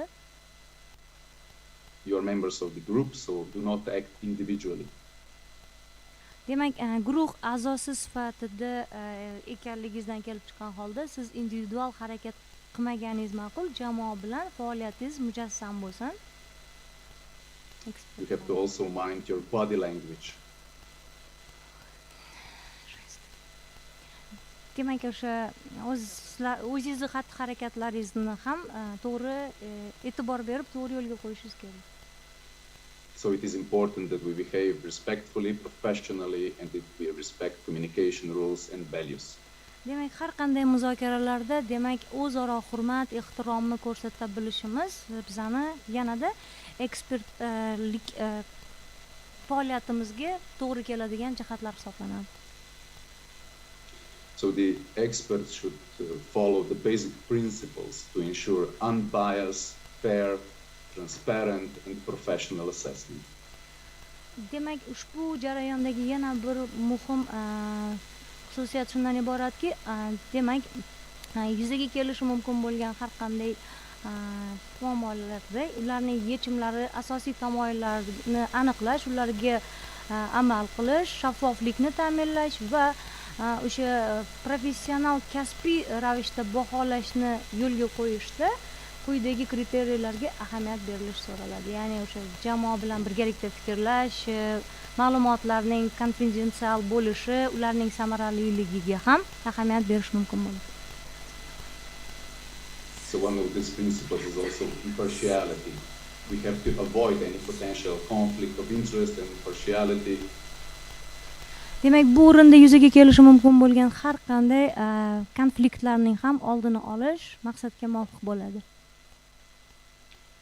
In case that such a conflict of interest is identified, the expert should be replaced. agarda bu o'rinda yuzaga keladigan qandaydir konfliktlarda o'zining bir qandaydir maxsus qiziqishidan kelib chiqqan holatidagi konflikt bo'ladigan bo'lsa, bunday ekspert almashtiriladi.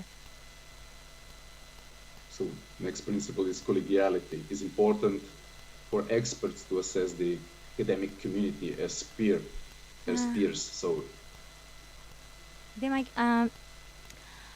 akademik baholanish jarayonida eng muhim fazilatlardan biri bu o'sha jamoa bo'lib birga faoliyat yuritish va muloqotni shu usulda yo'lga qo'yish.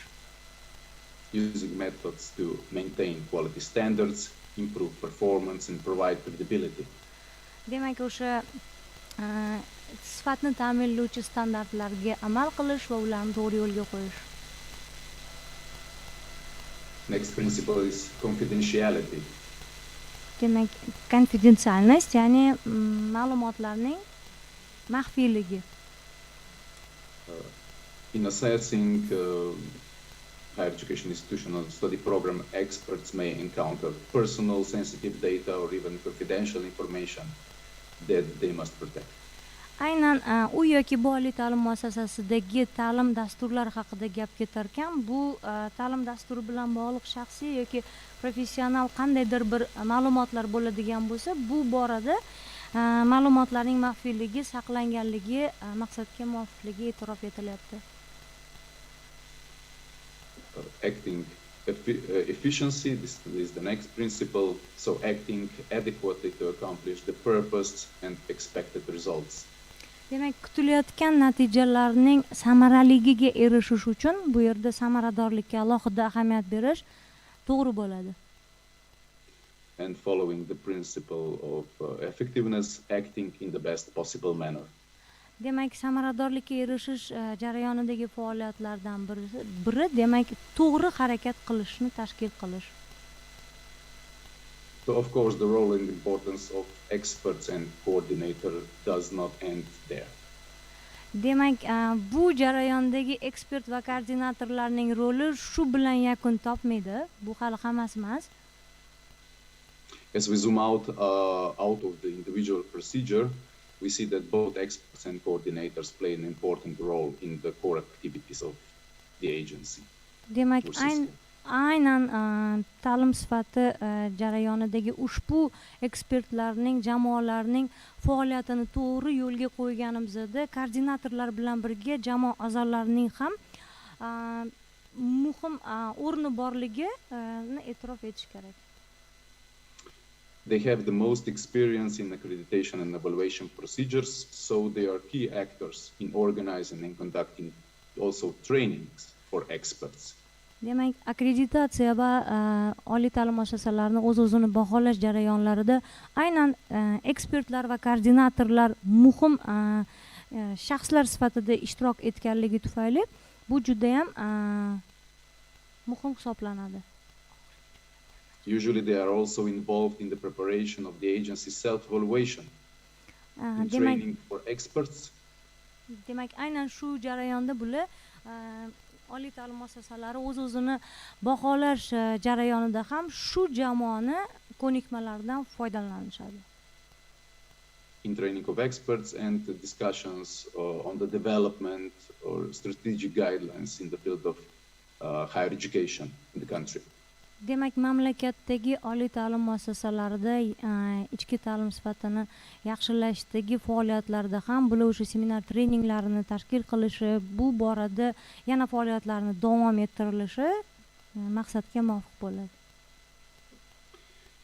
So if also students and foreign experts are included in the expert panel, there is also an emphasis at the aspect and importance of internationalization at home, so transfer of foreign and good practices to the national higher education system.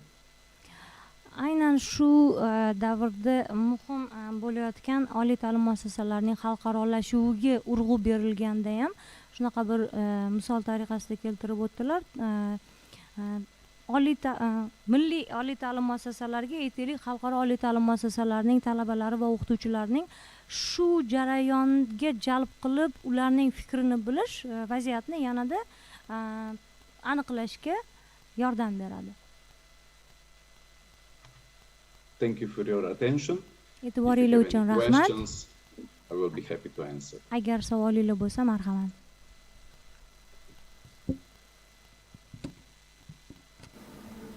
Marhamat, savollar bo'lsa. Finally. Thank you, Clement. Thank you. Thank you very much for your informative presentation. There are no questions. Everything was very clear. Thank you so much. Glad to hear that. Thank you.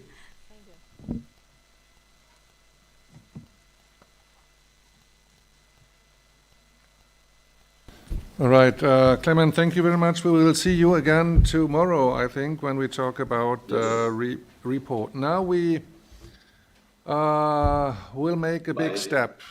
So far, you were sitting there listening a lot, and we were talking a lot, but times are changing. Now it will be up to us to listen, and it will be up to you to talk and do some practical work. What we are going to do during the rest of today and tomorrow is having 3 sessions of practical work. Today we start with the evaluation of the self-evaluation report. Sorry, there's translation, sorry. Demak, shu paytgacha hozir sizlar eshitdinglar, biza gapirdik. Endi o'rnimiz o'zgaradi. Xo'p, qiladigan ishlarimiz qanday bo'ladi? Demak, bugun hozir biz o'zini o'zi baholash hisobotini tahlil qilish bo'yicha ishlaymiz birgalikda. Tomorrow we will do a simulation of one interview session that could take place in a site visit. And finally, we will try to draft a short paragraph of an evaluation report. Ertaga o'sha oliy ta'lim muassasasiga tashrif buyurganda bo'ladigan intervyuni simulyatsiya qilishga harakat qilamiz va undan keyin o'sha baholash hisobotini bitta bobini yozishga sizlar bilan birgalikda harakat qilamiz. I assume you all received this handout together with the invitation to this seminar, and this handout is going to be the basis of our practical work. It contains the accreditation standard on human resources and a chapter of a self-evaluation report which we made up. But it is a chapter of it is a modified chapter of a real self-evaluation report. So in a modified way, another panel in a different country had this chapter on the table when they saw the self-evaluation report. Demak, sizlarga tarqatma material tarqatilgandi. Hamma oldi, tarqatma material. Telegramda. Handout degan fayl. Ha? Demak mana shu fayl bo'yicha ishlaymiz. U faylda nima yozilgan? Unda o'sha inson resurslari bo'yicha standart borki, shuni qanday baholash bo'yicha yozilgan va u yerda shu bitta Yevropa universitetini aynan shu standartga qarshi o'zini o'zi qanday baholagani yozib ko'rsatilgan. Hozir shu material bo'yicha ishlaymiz. Agarda qo'llaringizda bo'lmasa, xavfli joyi yo'q. Hozir yana bolalar yetkazib berishadi. First, I will give a short introduction to the standards about human resources, and then we will split into 4 groups of around 10 people, and you will be asked to analyze this chapter and think about the questions that I will prepare shortly, whether this chapter is a good chapter, whether you receive all the information from this chapter which is necessary. Demak, hozir ahim o'sha inson resurslari standarti haqida batafsil ma'lumot beradi. Keyin shu qo'llaringizda shu ma'lumot bo'ladi, ya'ni o'sha bitta institut shu standartda o'zini o'zi qanday baholagani haqida. Uni sizlar ekspert komissiya a'zosi sifatida o'qib chiqib baho berasizlar, qanchalik u narsa to'g'ri yozilganligi, u yerda nimalar qolib ketganligiga baho berasizlar.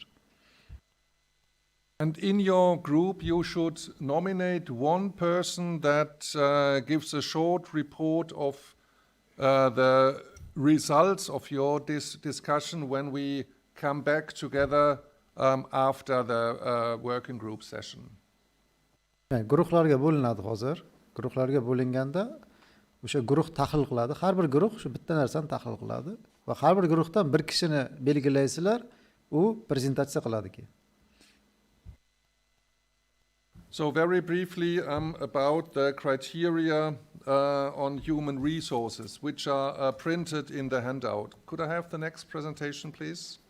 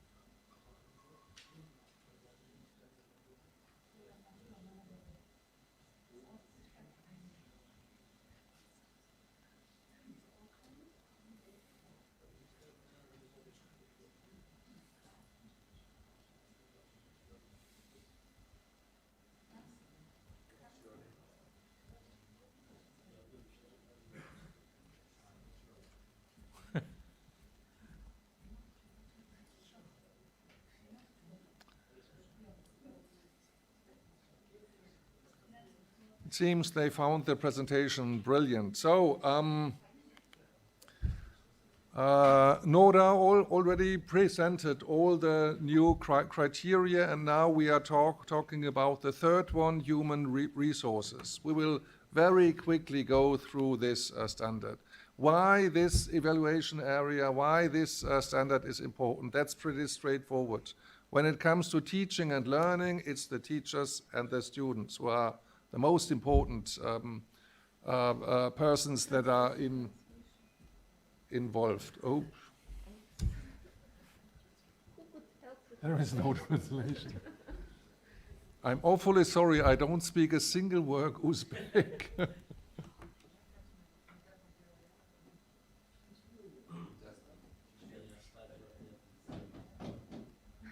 Okay, somebody is helping.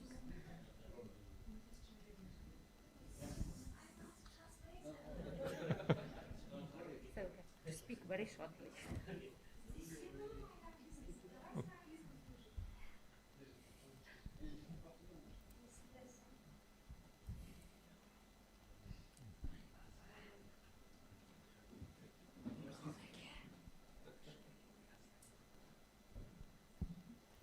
Okay, I will start again. It is straightforward why this standard is important. In teaching and learning, teachers and students are the most important persons involved. Demak, aynan bugungi taqdimotda bir necha marotaba ta'kidlab o'tildi. O'qitish jarayonida o'qitish va o'rganishni hosil qiluvchi demak, mas'ullar bu jarayonda baholashni to'g'ri tashkil qilishga mas'uldirlar. And therefore, it is very important that the university has enough staff and has adequately qualified staff. Bu jarayonda oliy ta'lim muassasasining o'sha ega bo'lgan akademik o'qituvchilar shtatida yetarli malakaga ega bo'lgan shaxslarning, xodimlarning mavjudligi muhim hisoblanadi. And I want to highlight also a very important topic in all the criteria about human resources in Europe, and this is staff development. Demak, o'sha отдел kadrov, ya'ni xodimlar bo'limidagi faoliyatni to'g'ri tashkil qilish Yevropa standartlarida qanday yo'lga qo'yilgan va bu o'zi aslida qanday bo'lishi kerak, shu masalaga ko'proq to'xtalamiz. Wherever you travel in Europe, you would not only find criteria about the number of staff and the quality of staff, but also about the capacity of the university to develop their staff. Demak, aynan bu borada siz xodimlarning soni yoki sifatini emas, bu bo'yicha ishni qanday tashkil qilinganligini, Yevropada bu borada ish qanday tashkil qilinganligiga ahamiyat berishingiz kerak bo'ladi. 3 standards belong to this evaluation area. The first is about the human resource policy. The Bu boradagi baholash standartlariga to'xtaladigan bo'lsak, asosiy 3 ta standartni gapirib o'tishimiz mumkin. Birinchisi, demak, o'sha ya'ni aynan kadrlarni ishga olish siyosati birinchisi. The second is about the development of human resources, meaning staff development. Demak, bu borada qanday rivojlantirish ishlarini yo'lga qo'yish va oliy ta'lim muassasasidagi o'qituvchilar va tadqiqotchilarning erishgan yutuqlarini ham gapirib o'tish mumkin bo'ladi. And the third standard is about the performance of a staff. What are the achievements of the teachers and researchers? What is the outcome of their research and teaching? Is it high quality or not? Demak, bu borada o'sha tadqiqotlar jarayonida erishilgan natijalar yoki oliy ta'lim muassasasidagi o'qituvchilarning erishgan yutuqlarini ham aytib o'tish mumkin. As Nora explained this morning, the standards have a similar structure. We have the standard and then criteria and then matters for consideration. Demak, ertalabki taqdimot jarayonida Nora bu haqda bizga biroz bo'lsa-da ma'lumot berib o'tdilar, tushuncha berib o'tdilar. O'zi standartlar nimalardan iborat va kriteriyalar va bu boradagi masalalarga oydinlik kiritish haqida. And it is very important to make a clear distinction. Criteria are mandatory. These are the criteria we use to assess whether the standard is complied with or not. If the sentence will be too long, I can forget half of the sentence. I'm very sorry. Okay. Agar tavsiya qilingan hujjatlar ichida kriteriyalarga amal qilinish bu majburiy hisoblanadi.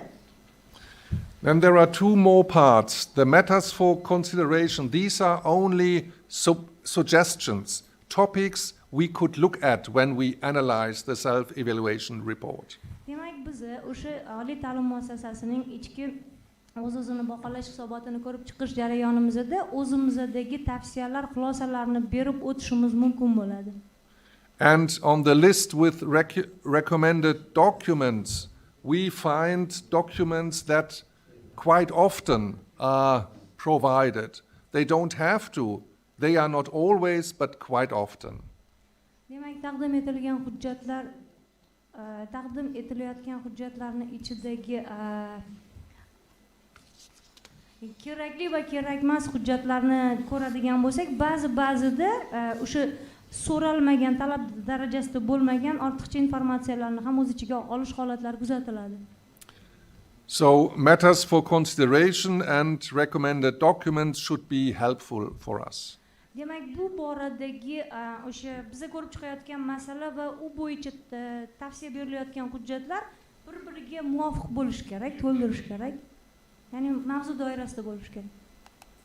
Very briefly, human resource policy, this just means that there has to be a transparent policy the university uses to recruit staff, to promote staff and to support staff. Demak, har bir oliy ta'lim muassasasida xodimlarni ishga olish jarayoni qanchalik to'g'ri yo'lga qo'yilganligi, shaffof yo'lga qo'yilganligi, u yoki bu lavozimdagi ko'tarilish yoki kasbiy mahoratni baholash ham universitetda mavjud holat bo'lishi kerak. And this simply means that these are formalized and established policies so that every day every person who is involved in staff management knows what to do. Demak, aynan bu jarayonda o'sha shaffoflik orqali tashkil qilingan bu jarayonda xodimlarning ishga olinishi, ularni lavozimlardagi ko'tarilish yoki ishchilarni qo'llab-quvvatlash va rivojlantirish masalalari ham yotadi. I move to the recommended documents. This is a list of documents we might find, but we cannot require the university to provide. But in most cases, we would see some of these policies, documents. Albatta, xulosa chiqarganda quyidagi hujjatlarni oliy ta'lim muassasasidan so'rab olib, o'rganib chiqarish mumkin. O'sha hujjatlar ro'yxati berilgan, ya'ni ishga olish tartibi, ishga qabul qilish, attestatsiya tartiblari, e'lon qilish hamda ishga olish jarayoniga bog'liq turli shikoyatlar bilan ishlash tartiblari. Moving to the second standard, development of human resources. As already mentioned, it is very important that the university takes care that together with changes in higher education, also the staff keeps abreast with new developments and offers staff development opportunities to its staff. Keyingi standart bu inson resurslarini rivojlantirish. Institut rivojlangan sari, demak, professor o'qituvchilar ham rivojlanishi kerak. Ularda mahoratini, kasbiy mahorati, professional mahoratini oshirib borish bo'yicha institutda aniq bir reja, shunaqa sharoitlar yaratilgan bo'lishi kerak.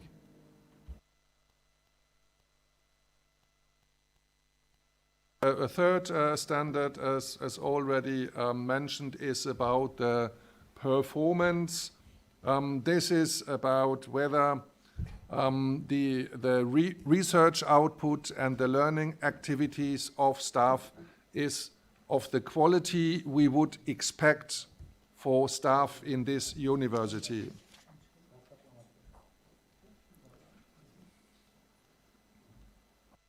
Keyingi 3-chi standart bu o'sha professor o'qituvchilarning erishgan yutuqlari.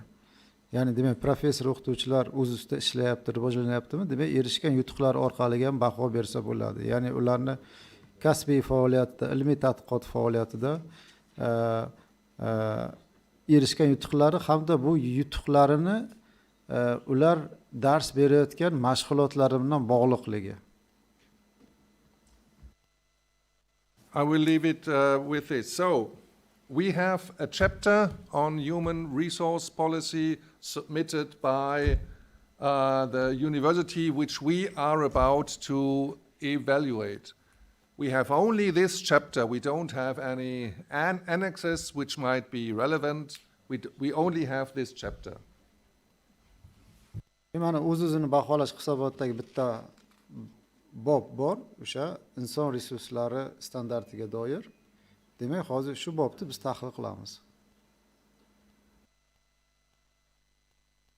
And now we analyze this chapter, asking the questions whether we have the relevant information that we would need to make an assessment about do they have a HR policy, do they have staff development, and is enough and qualified staff at the university. Demak, shu bobda o'qib, shu 3 ta standartga javob topamiz. Demak, inson resurslari siyosati bormi? Yetarli kvalifikatsiyaga ega bo'lgan professor o'qituvchilar ishlayaptimi? Ularni ishga olyaptimi? Professor o'qituvchilar uchun rivojlanish sharoitlari yaratilganmi? Mentioned before, we will form 4 groups. I would suggest the first 2 rows and the other rows, and also on this side, the first 2 rows and the rest. We have 4 groups, and the 4 groups can go to the 2 rooms and just sit together. You would have around 45 minutes, and please remember, when we come back here, one member of the group should give a report about your discussions and why you think the report, the chapter is a good basis for the evaluation, or what things might be missing. Demak, hozir 4 ta guruhga bo'linamiz. Guruhga bo'linish qoidasi qanaqa? Mana bu yerdan birinchi 2 ta qator bitta guruh bo'ladi. Undan keyingilar ikkinchi guruh. Bu yoqdan ham xuddi shunday birinchi 2 ta qator 3-chi guruh va 4-chi guruh. Va albatta guruhda ishlaganda bitta narsaga e'tibor beringlar. Tilni bilish masalasida muammo bo'lsa, qaranglar, guruhda tilni biladiganlar bo'lsa bo'ldi. Shu guruh bilan shakllanasizlar. Bo'lmaydigan bo'lsa bizga aytinglar, biz periketka qilamizda, har bir guruhda balans bo'lishini ta'minlab beramiz. Demak, guruhlar qayerda ishlaydi? Bizda bu yoqda 2 ta xona bor. Shu 2 ta xonalarga chiqib ishlaymiz. O'sha guruh bo'lib ishlash uchun yetarli sharoitlar bor.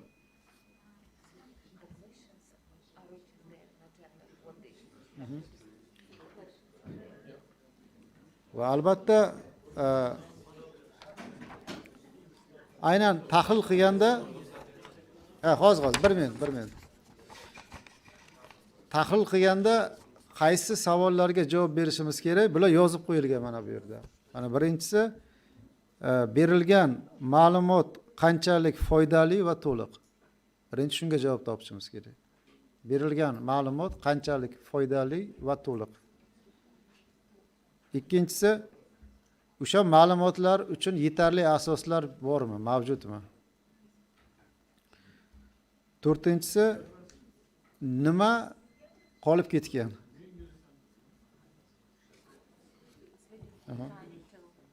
Va keyingi savollari bor. Tashrif buyurganimizda oliy ta'lim muassasasiga nimani so'rashimiz kerak? Demak, bu biza birinchi biza uchun birlamchi ma'lumotda o'qiylikda o'zimizni qurollantiramiz bu bo'yicha. Keyin tashrif buyurganda qolgan qismini qilamiz. Demak, vaqt qancha? Vaqt hozir 45 minut vaqt berilyapti. 45 minut vaqt degani soat 4 dan 10 taga should we gather here? Should we gather here? Yeah.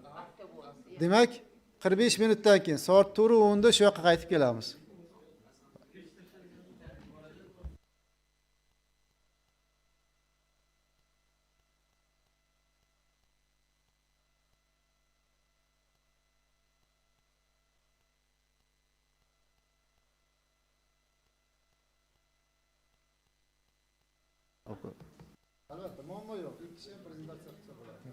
And you don't have to answer all the questions that are in the program. Just work on some of them.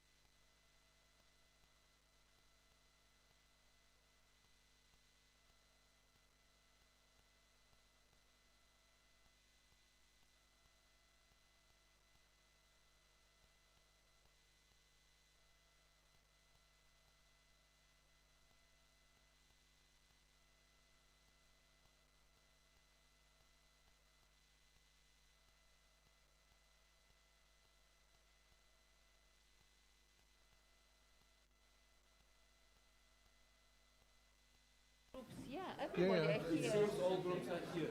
Yes.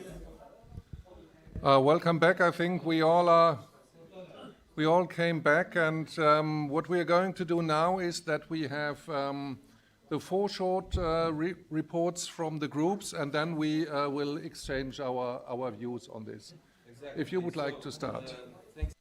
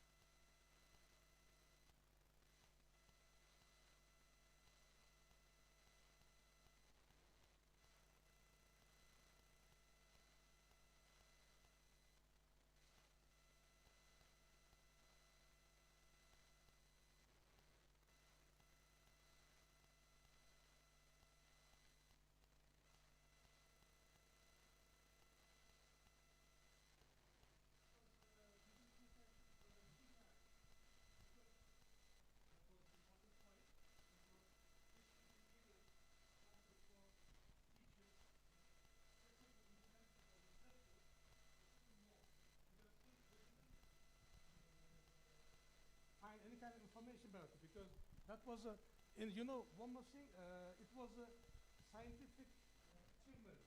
Example for professors, for example, associate professors or assistant professors, does not give a full information in detail. And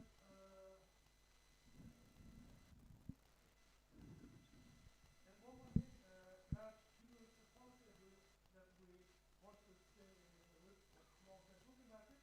So you know, there are 3 points we have this Oliy with our team members. There are what the first is attracting and retaining skilled workforce. The second was fostering the workforce, and the last one encouraging high performance from this workforce. Because you know the workload for professors, for other team members, and who are working in the education establishment is not given in detail. I mean workload.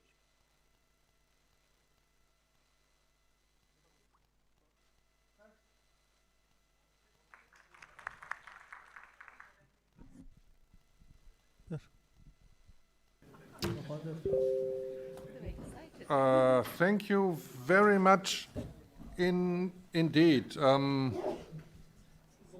If I look through the 4 pages of notes which I took, I first of all realize how rich the material is that you presented, not the chapter which we read. We all saw that this was not an example for a very good chapter. I mean, oh, we do we have any? Who can translate, please? Microphone.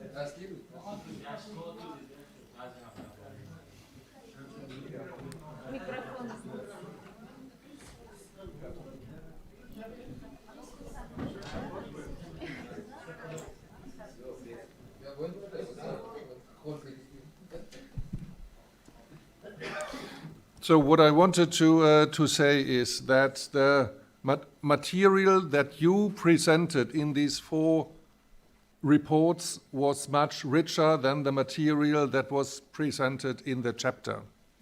Sizlar tomoningizdan berilgan 4 ta guruh tomonidan berilgan ma'lumot biz kutgan ma'lumotdan ancha batafsilroq va boyroq bo'ldi. But of course it was our intention to present a not so good chapter to you. Bizning maqsadimiz ham shu edi, aynan sizga juda ham ajoyib shaklda yozilgan hisobotni taqdim qilmadik. Sizning fikringizni bilish biz uchun muhim edi. What my view on this exercise is that to a very large extent the reports you gave are similar, and that's a very good sign, I would say. Men tomonimdan bildiriladigan bir iliq fikrlardan biri haqiqatda to'g'ri bo'lgan va takrorlangan bir nechta jamoalarning ma'lumotlari edi. Bu tabiiy holat edi. The easiest point, I think, is the 3rd standard achievement of higher education teachers and researchers. We didn't learn much. We hardly learned anything about this topic in the self-assessment report. Demak, aynan o'sha o'z-o'zini boshqarish, o'z-o'zini baholash hisobotida bizni 3-kriteriyda standartda to'xtalganimiz, ya'ni oliy ta'limda o'qituvchilar va tadqiqotchilarning natijalari, erishgan yutuqlari bo'yicha juda ham ko'p ma'lumot bermagan edik. Siz uchun bu eng oson standart bo'ldi. When talking about the first 2 standards, I would like to summarize what I heard now and what I thought when I read this chapter as follows. Demak, 3.1 va 3.2 standartlari bo'yicha sizning bergan javoblaringizni umumiy tahlil qilar ekanman. Xulosa o'rnida men o'zim o'qib chiqqanimdagi o'zimning fikrlarim va sizni eshitganimdan keyingi xulosalarim bilan siz bilan o'rtoqlashmoqchiman. There is some information about policies, about the overall policy, about staff development, but we have very little deep details. Biza demak ishchi xodimlarni ishga olish siyosati, umumiy ma'lumotlar haqida berganmiz, lekin aniq batafsil ma'lumotlarga to'xtalmaganmiz. Siz buni to'g'ri payqadingiz. When I go through, when I look at these four reports, you mentioned many points where you would like to learn much more about what they are doing, much more details, much more evidence.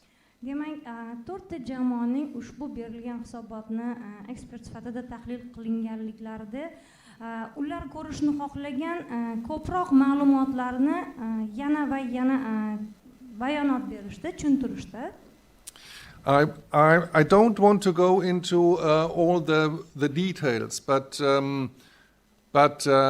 explain what might be the reason that we don't have the information in the chapter that we would like to see. Demak, siz xohlagan o'sha aniq qo'shimcha to'liq detallar, ma'lumotlar berilmaganligini biz shunday izohlaymiz-ki, biz bunga o'zimiz to'liq to'xtalmadik va siz buni bilishni ko'rishni xohlaganingizni to'g'ri tushunamiz. Well, first of all, we have to be fair.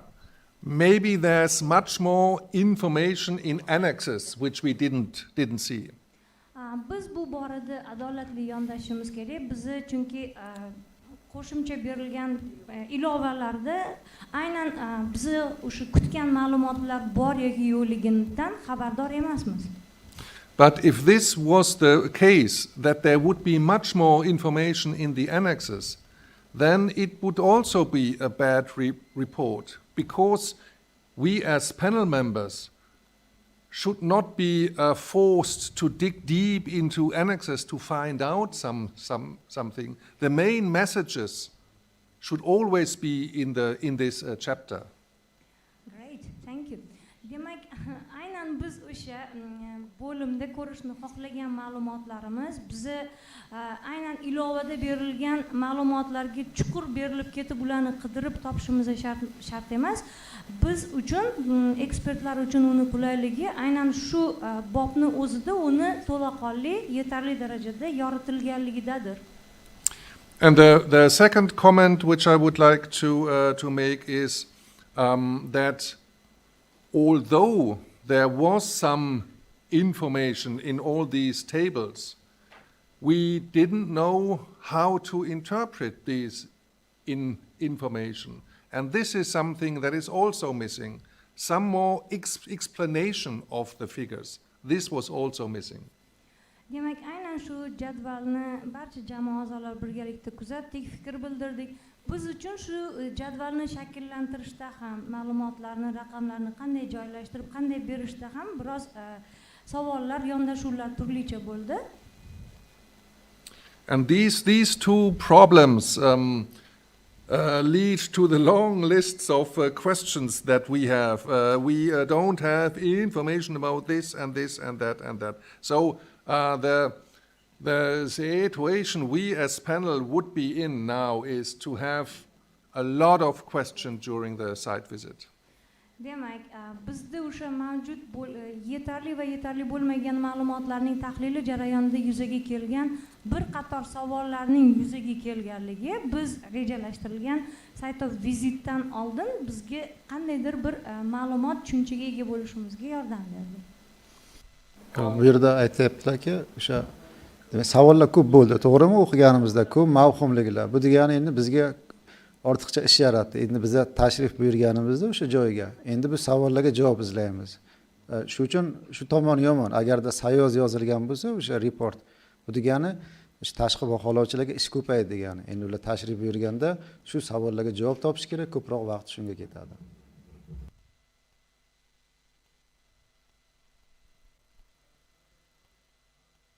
Are there more comments or questions which you would like to ask about the four reports that we heard?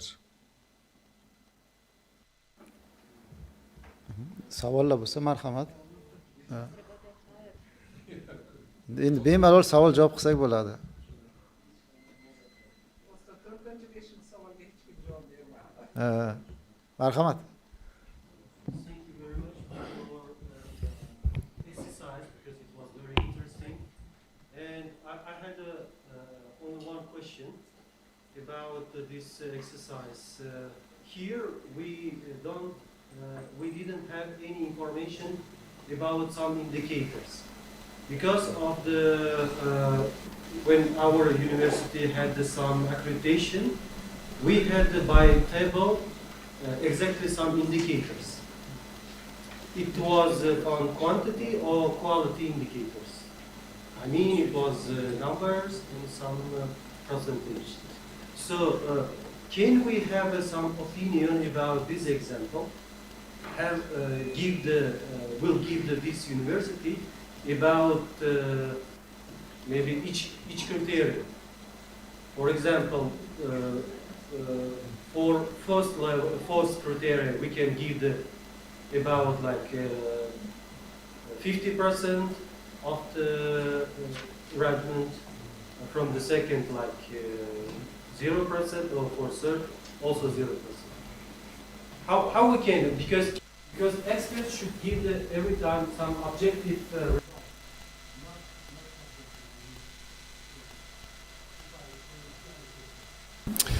Well, two answers to this question. The first answer, we cannot give you any examples of the indicators. This was taken from the self-evaluation report from a university in Slovenia, with a similar criterion, and we modified it a little bit so it fits better to our criteria. So we don't have any further indicators. But what I want to say also. Oh, sorry. We need translation. Sorry. Endi bu hisobot bu qaysidir bir institutga olingandi Sloveniyaniki. U hozirgi bugungi situatsiyaga moslashtirilgan edi. Shu uchun shu kabi kamchiliklarga ega edi. What I would like to emphasize also is that we will not always be able to have quantitative measures. In many criteria, we don't have anything like this. And this is the reason why it is very important to have this group of experts. They have to discuss, they have to exchange their views, they have to discuss with the university, and they have to come to a joint conclusion. If you have quantitative measures, you don't need a panel. You can tick a box. That's the reason why we always emphasize that the group of experts has to act as a group. They have to discuss whether the number of professors is enough, or whether it is very good or extremely bad. And they have to come to an agreement when we don't have these quantitative measures. Albatta o'sha miqdoriy ko'rsatkichlarda bo'lishini yaxshi yomon tomoni bor. Bo'lishi haqiqatan ham demak inson faktorini chetga suradigan holatni yuzaga keltiradi. Lekin boshqa jihatdan hamma narsaga ham raqam bilan baho berib bo'lmaydi. Ayniqsa ta'lim sifatiga kelganda. Qanday qilib ekspertlarni xolisligini ta'minlash deganda, shu uchun biz aytyapmizki, o'sha ekspertlar guruhi birgalikda ishlash kerak deyapmiz. Ya'ni birgalikda intervyu qilish kerak, birgalikda hamma jarayonni ko'rish kerak va birgalikda o'tirib hisobot yozish kerak. Shunda ular birgalikda ishlagandan keyin yozilgan xulosa faqat bir kishining fikri, subyektiv fikri bo'lib qolmaydi. U o'sha 5 kishining fikriga asoslanib, shu orqali obyektivlik ta'minlanadi.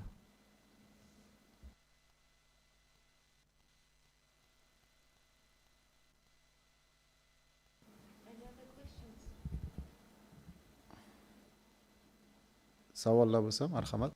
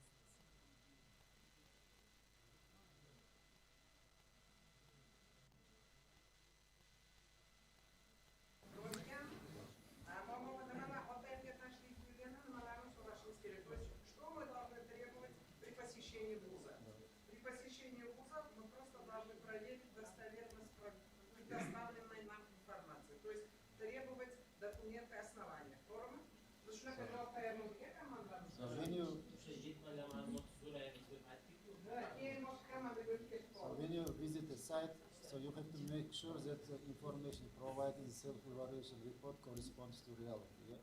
It is the answer to the first question. Or you can ask for Yeah. additional documents Yeah. as well. Va albatta, xuddi shunaqa, albatta birinchidan sizning vazifangiz o'sha yozilgan, sizga berilgan ma'lumotlar qanchalik haqiqatga mosligi bo'lsa, ikkinchisi xuddi siz hozir tahlil qilganingizda ko'rdingizki, ko'p ma'lumotlar yo'q u yoqda. Demak, o'sha qo'shimcha ma'lumotlarni olish, o'sha qolib ketgan savollarga javob topish ham joyiga chiqib so'rashingiz mumkin. I think the third criterion is a good example for this. We don't know anything about the research output, about how many publications they have, and so on.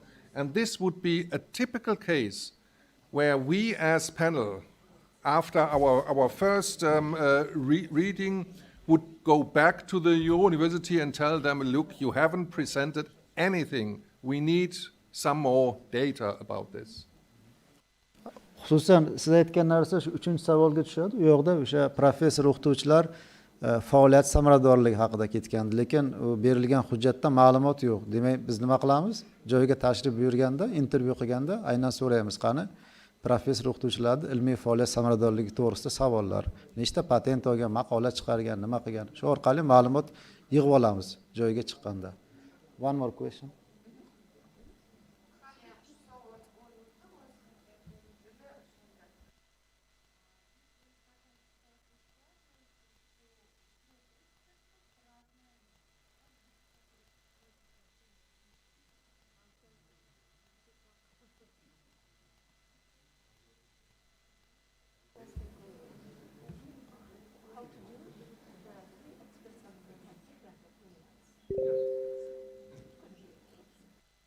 Yes, good question.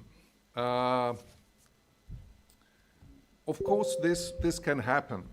Of course, we are all different. And even when we have the same standards and the same criteria, our interpretation can be different. Then it is very important, it is not easy, but very important that we as panel members would have a thorough discussion and question each other's assessment, try to go back to the evidence and try to come to a conclusion. It is very important. That's the core element of having an expert group. They try to come to an agreement. Albatta, agarda ekspertlar o'rtasida yagona fikrga kelish imkoni bo'lmasa, unda ekspert guruhlari ishlaydi bir-biri bilan. Ya'ni bittasi qaysidir asos keltirsa, ikkinchisidan boshqa asos keltirish so'raladi. Shunday qilib mazgavoy shturm qilinadi-da, o'sha orqaga qaytiladi.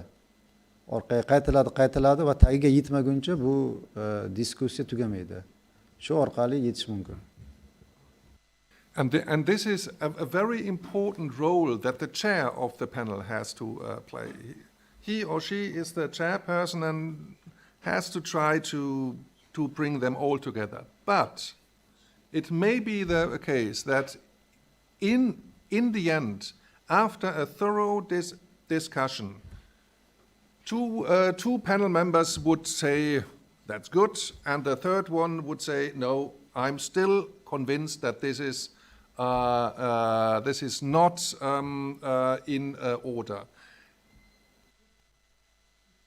All these discussions, this discrepancy will stay. Then this should be put into the report. This should be made transparent. The majority came to the conclusion, blah, blah, blah, but there's one panel member that disagrees and came to a different conclusion. If they cannot agree, then this should be made transparent in the report. Albatta. But certainly without saying Mr. So-and-so said that this was not in order and the other said it was okay. Albatta bu yerda o'sha ekspert komissiya raisini ham o'rni muhim. Shuning uchun ham rais. Bu demak o'sha guruhdagi ekspertlarni ishini muvofiqlashtirib turish kerak, ularni konsensus topishiga yo'naltirib turish kerak. Agarda u ham bu ishni qila olmasa, masalan 3 tasidan 2 tasi bitta fikrda qolyapti, qolgan bittasi boshqa fikrda qolyapti. Yo'l yo'q. Unda xulosada shunday yoziladi.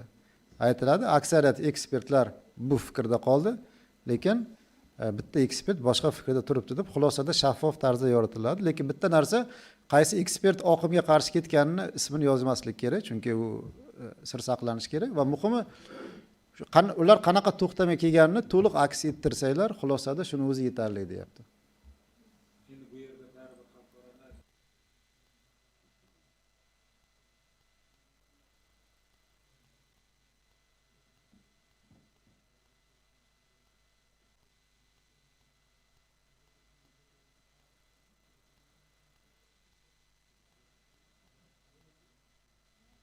Muammo shunchaki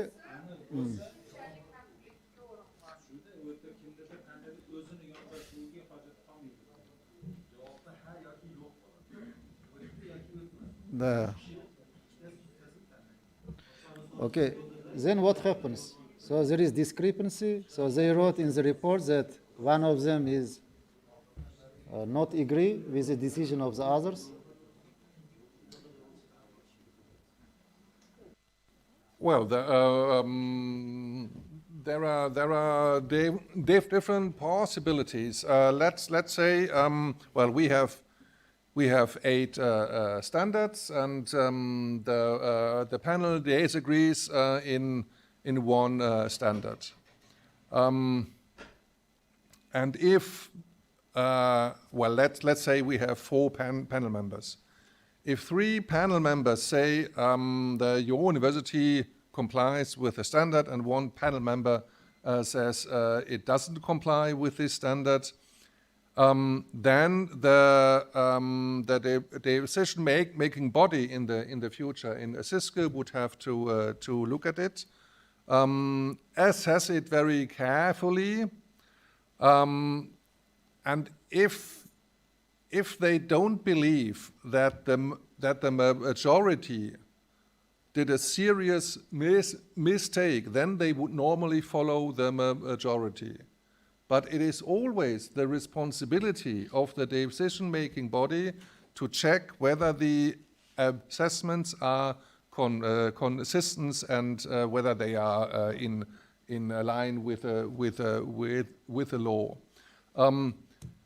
So normal in most of the cases that I know, and these are not many, this doesn't happen often, the decision would follow the majority of the panel, and this is the reason why it should be always it should always be made very transparent. 3 panel members said so, and 1 panel member said so. Muhimi mayli konsensusga kelolmasanglar, buni qo'rqishli tarafi yo'q. Muhimi xulosada shuni aks ettiringlar. Biz shu bo'yicha konsensusga kelolmadik. Bittamiz norozi deb qo'yasizlar, bo'ldi. Chunki nimaga? Siz xulosani olib keyin bizga berasizlar. Biz uni ko'rganda yakuniy qaror qabul qiluvchi biz. odatda biz nima qilamiz? Agarda aksariyat ekspertlarni fikrini inobatga olamiz. Masalan, bittasi norozi bo'lsa, lekin qolgan 3tasi rozi bo'lib turibdi. Demak, 3tasini fikrini inobatga olamiz. Yoki biz qaror qabul qilish jarayonida yana qo'shimcha tekshiruvlarni amalga oshirishimiz mumkin. Qolgan hujjatlarni ham o'zimiz ko'rib chiqamiz. Bizda odatda bu ko'p uchraydi. Mana ekspertlarimiz xulosa beradi. Xulosa bergandan keyin bizda ikki xil ekspert bor. Ekspertlar bor, ko'rinmay ishlaydigan ekspertlar bor, ekspertlar bor joyiga chiqib o'rganadigan. Ikkalasini xulosasi tushmay qoladi odatda. Tushmay qolsa undan biz nima qilamiz? Unda biz olamizda birinchi o'zimiz ko'ramiz. Salohiyatimiz yetsa. Yetmasa, uchinchi odam topamiz. Shu narsani tashlab beramiz. Ko'rib ber, seni xulosang qanaqa bo'ladi bunda degan ma'noda. Chunki qaror qabul qiluvchi biza u yoqda. Qaror qabul qiluvchi bo'lgandan keyin ertaga biz javob beramiz bu narsaga. To'g'ri qaror qabul qildingmi, noto'g'ri qaror qabul qilding. Lekin muhim sizlar ekspert sifatida o'sha bo'lgan vaziyatni shaffof baholab, o'sha informatsiyani to'liq berishlaringiz kerak.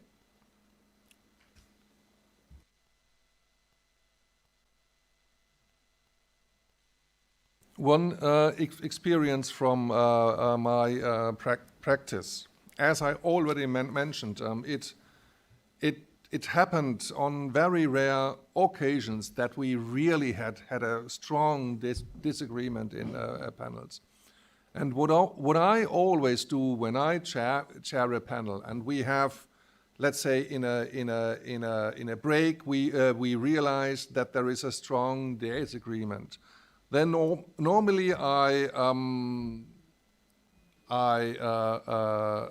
interrupt the discussion and try to have a discussion over dinner when we are sitting together. Some hours have passed, or maybe the evening of the next day, some hours have passed, and we all had time to think about all this, and then I start the discussion anew. It is not easy, but this is, as I mentioned, really at the core of this approach with a group of experts that they discuss, hopefully as long as they come to an agreement.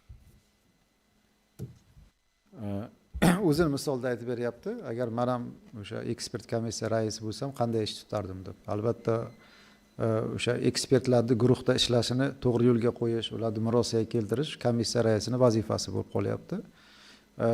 Va keyin yana ta'lim sifatini baholash shunaqaki, bitta abstrakt narsalar juda ham ko'p.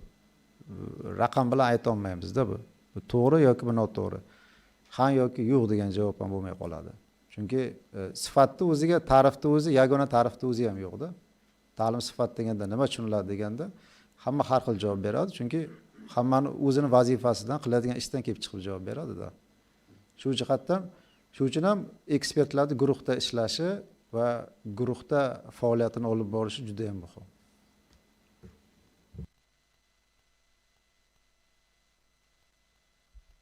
Marhamat, yana say something using the chance that I have still microphone in my hand.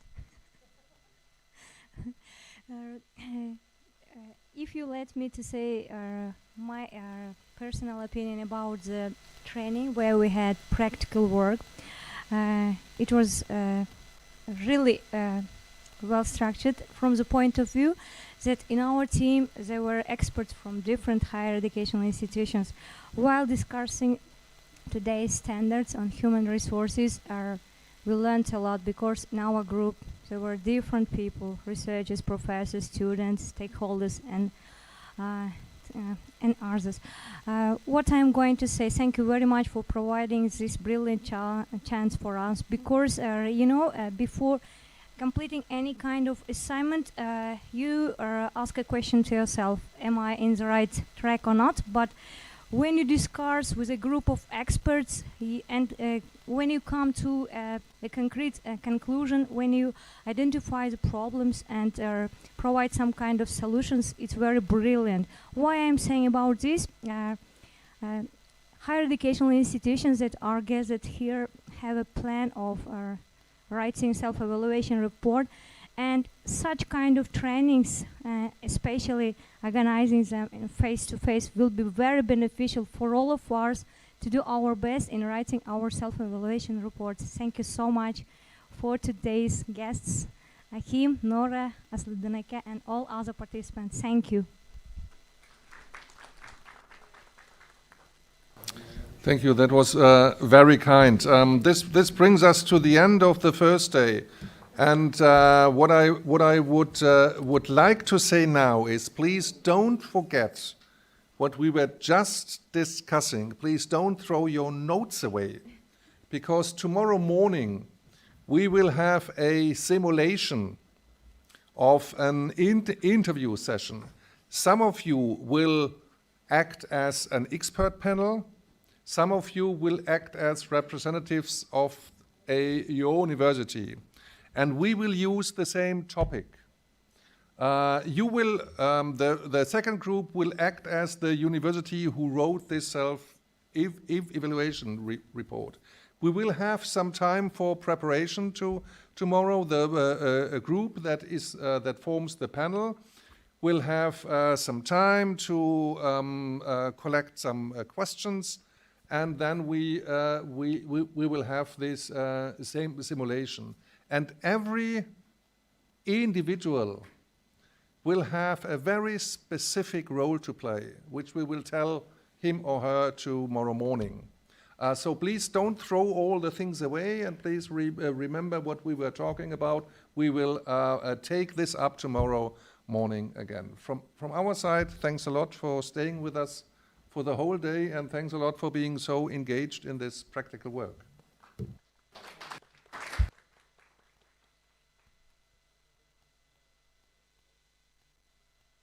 Ertaga kunimiz bundan ham qiziqroq bo'ladi, chunki ertaga to'liq amaliyotga bag'ishlanadi. Ya'ni hamma rol o'ynaydi bu yoqda. Kimdir talaba bo'ladi, kimdir universitet vakili bo'ladi, kimdir ekspert bo'ladi, kimdir inspeksiya vakili bo'ladi deb turli rollarda o'ynaysizlar-da va o'sha yerda baholashda xuddi o'sha real situatsiyani yaratishga harakat qilamiz biz bu yerda. Shuning uchun bugun olgan narsalaringiz erta uchun kerak. Shuning uchun bugun olgan narsalaringizni yo'qotib tashlab qo'ymanglar, o'zlaringiz bilan olinglar. Ertaga buni ishlatamiz biz. Hamda erta ham kun tartibi menimcha hammada bor. Soat demak 15:08 da shu yerda bo'lishimiz kerak.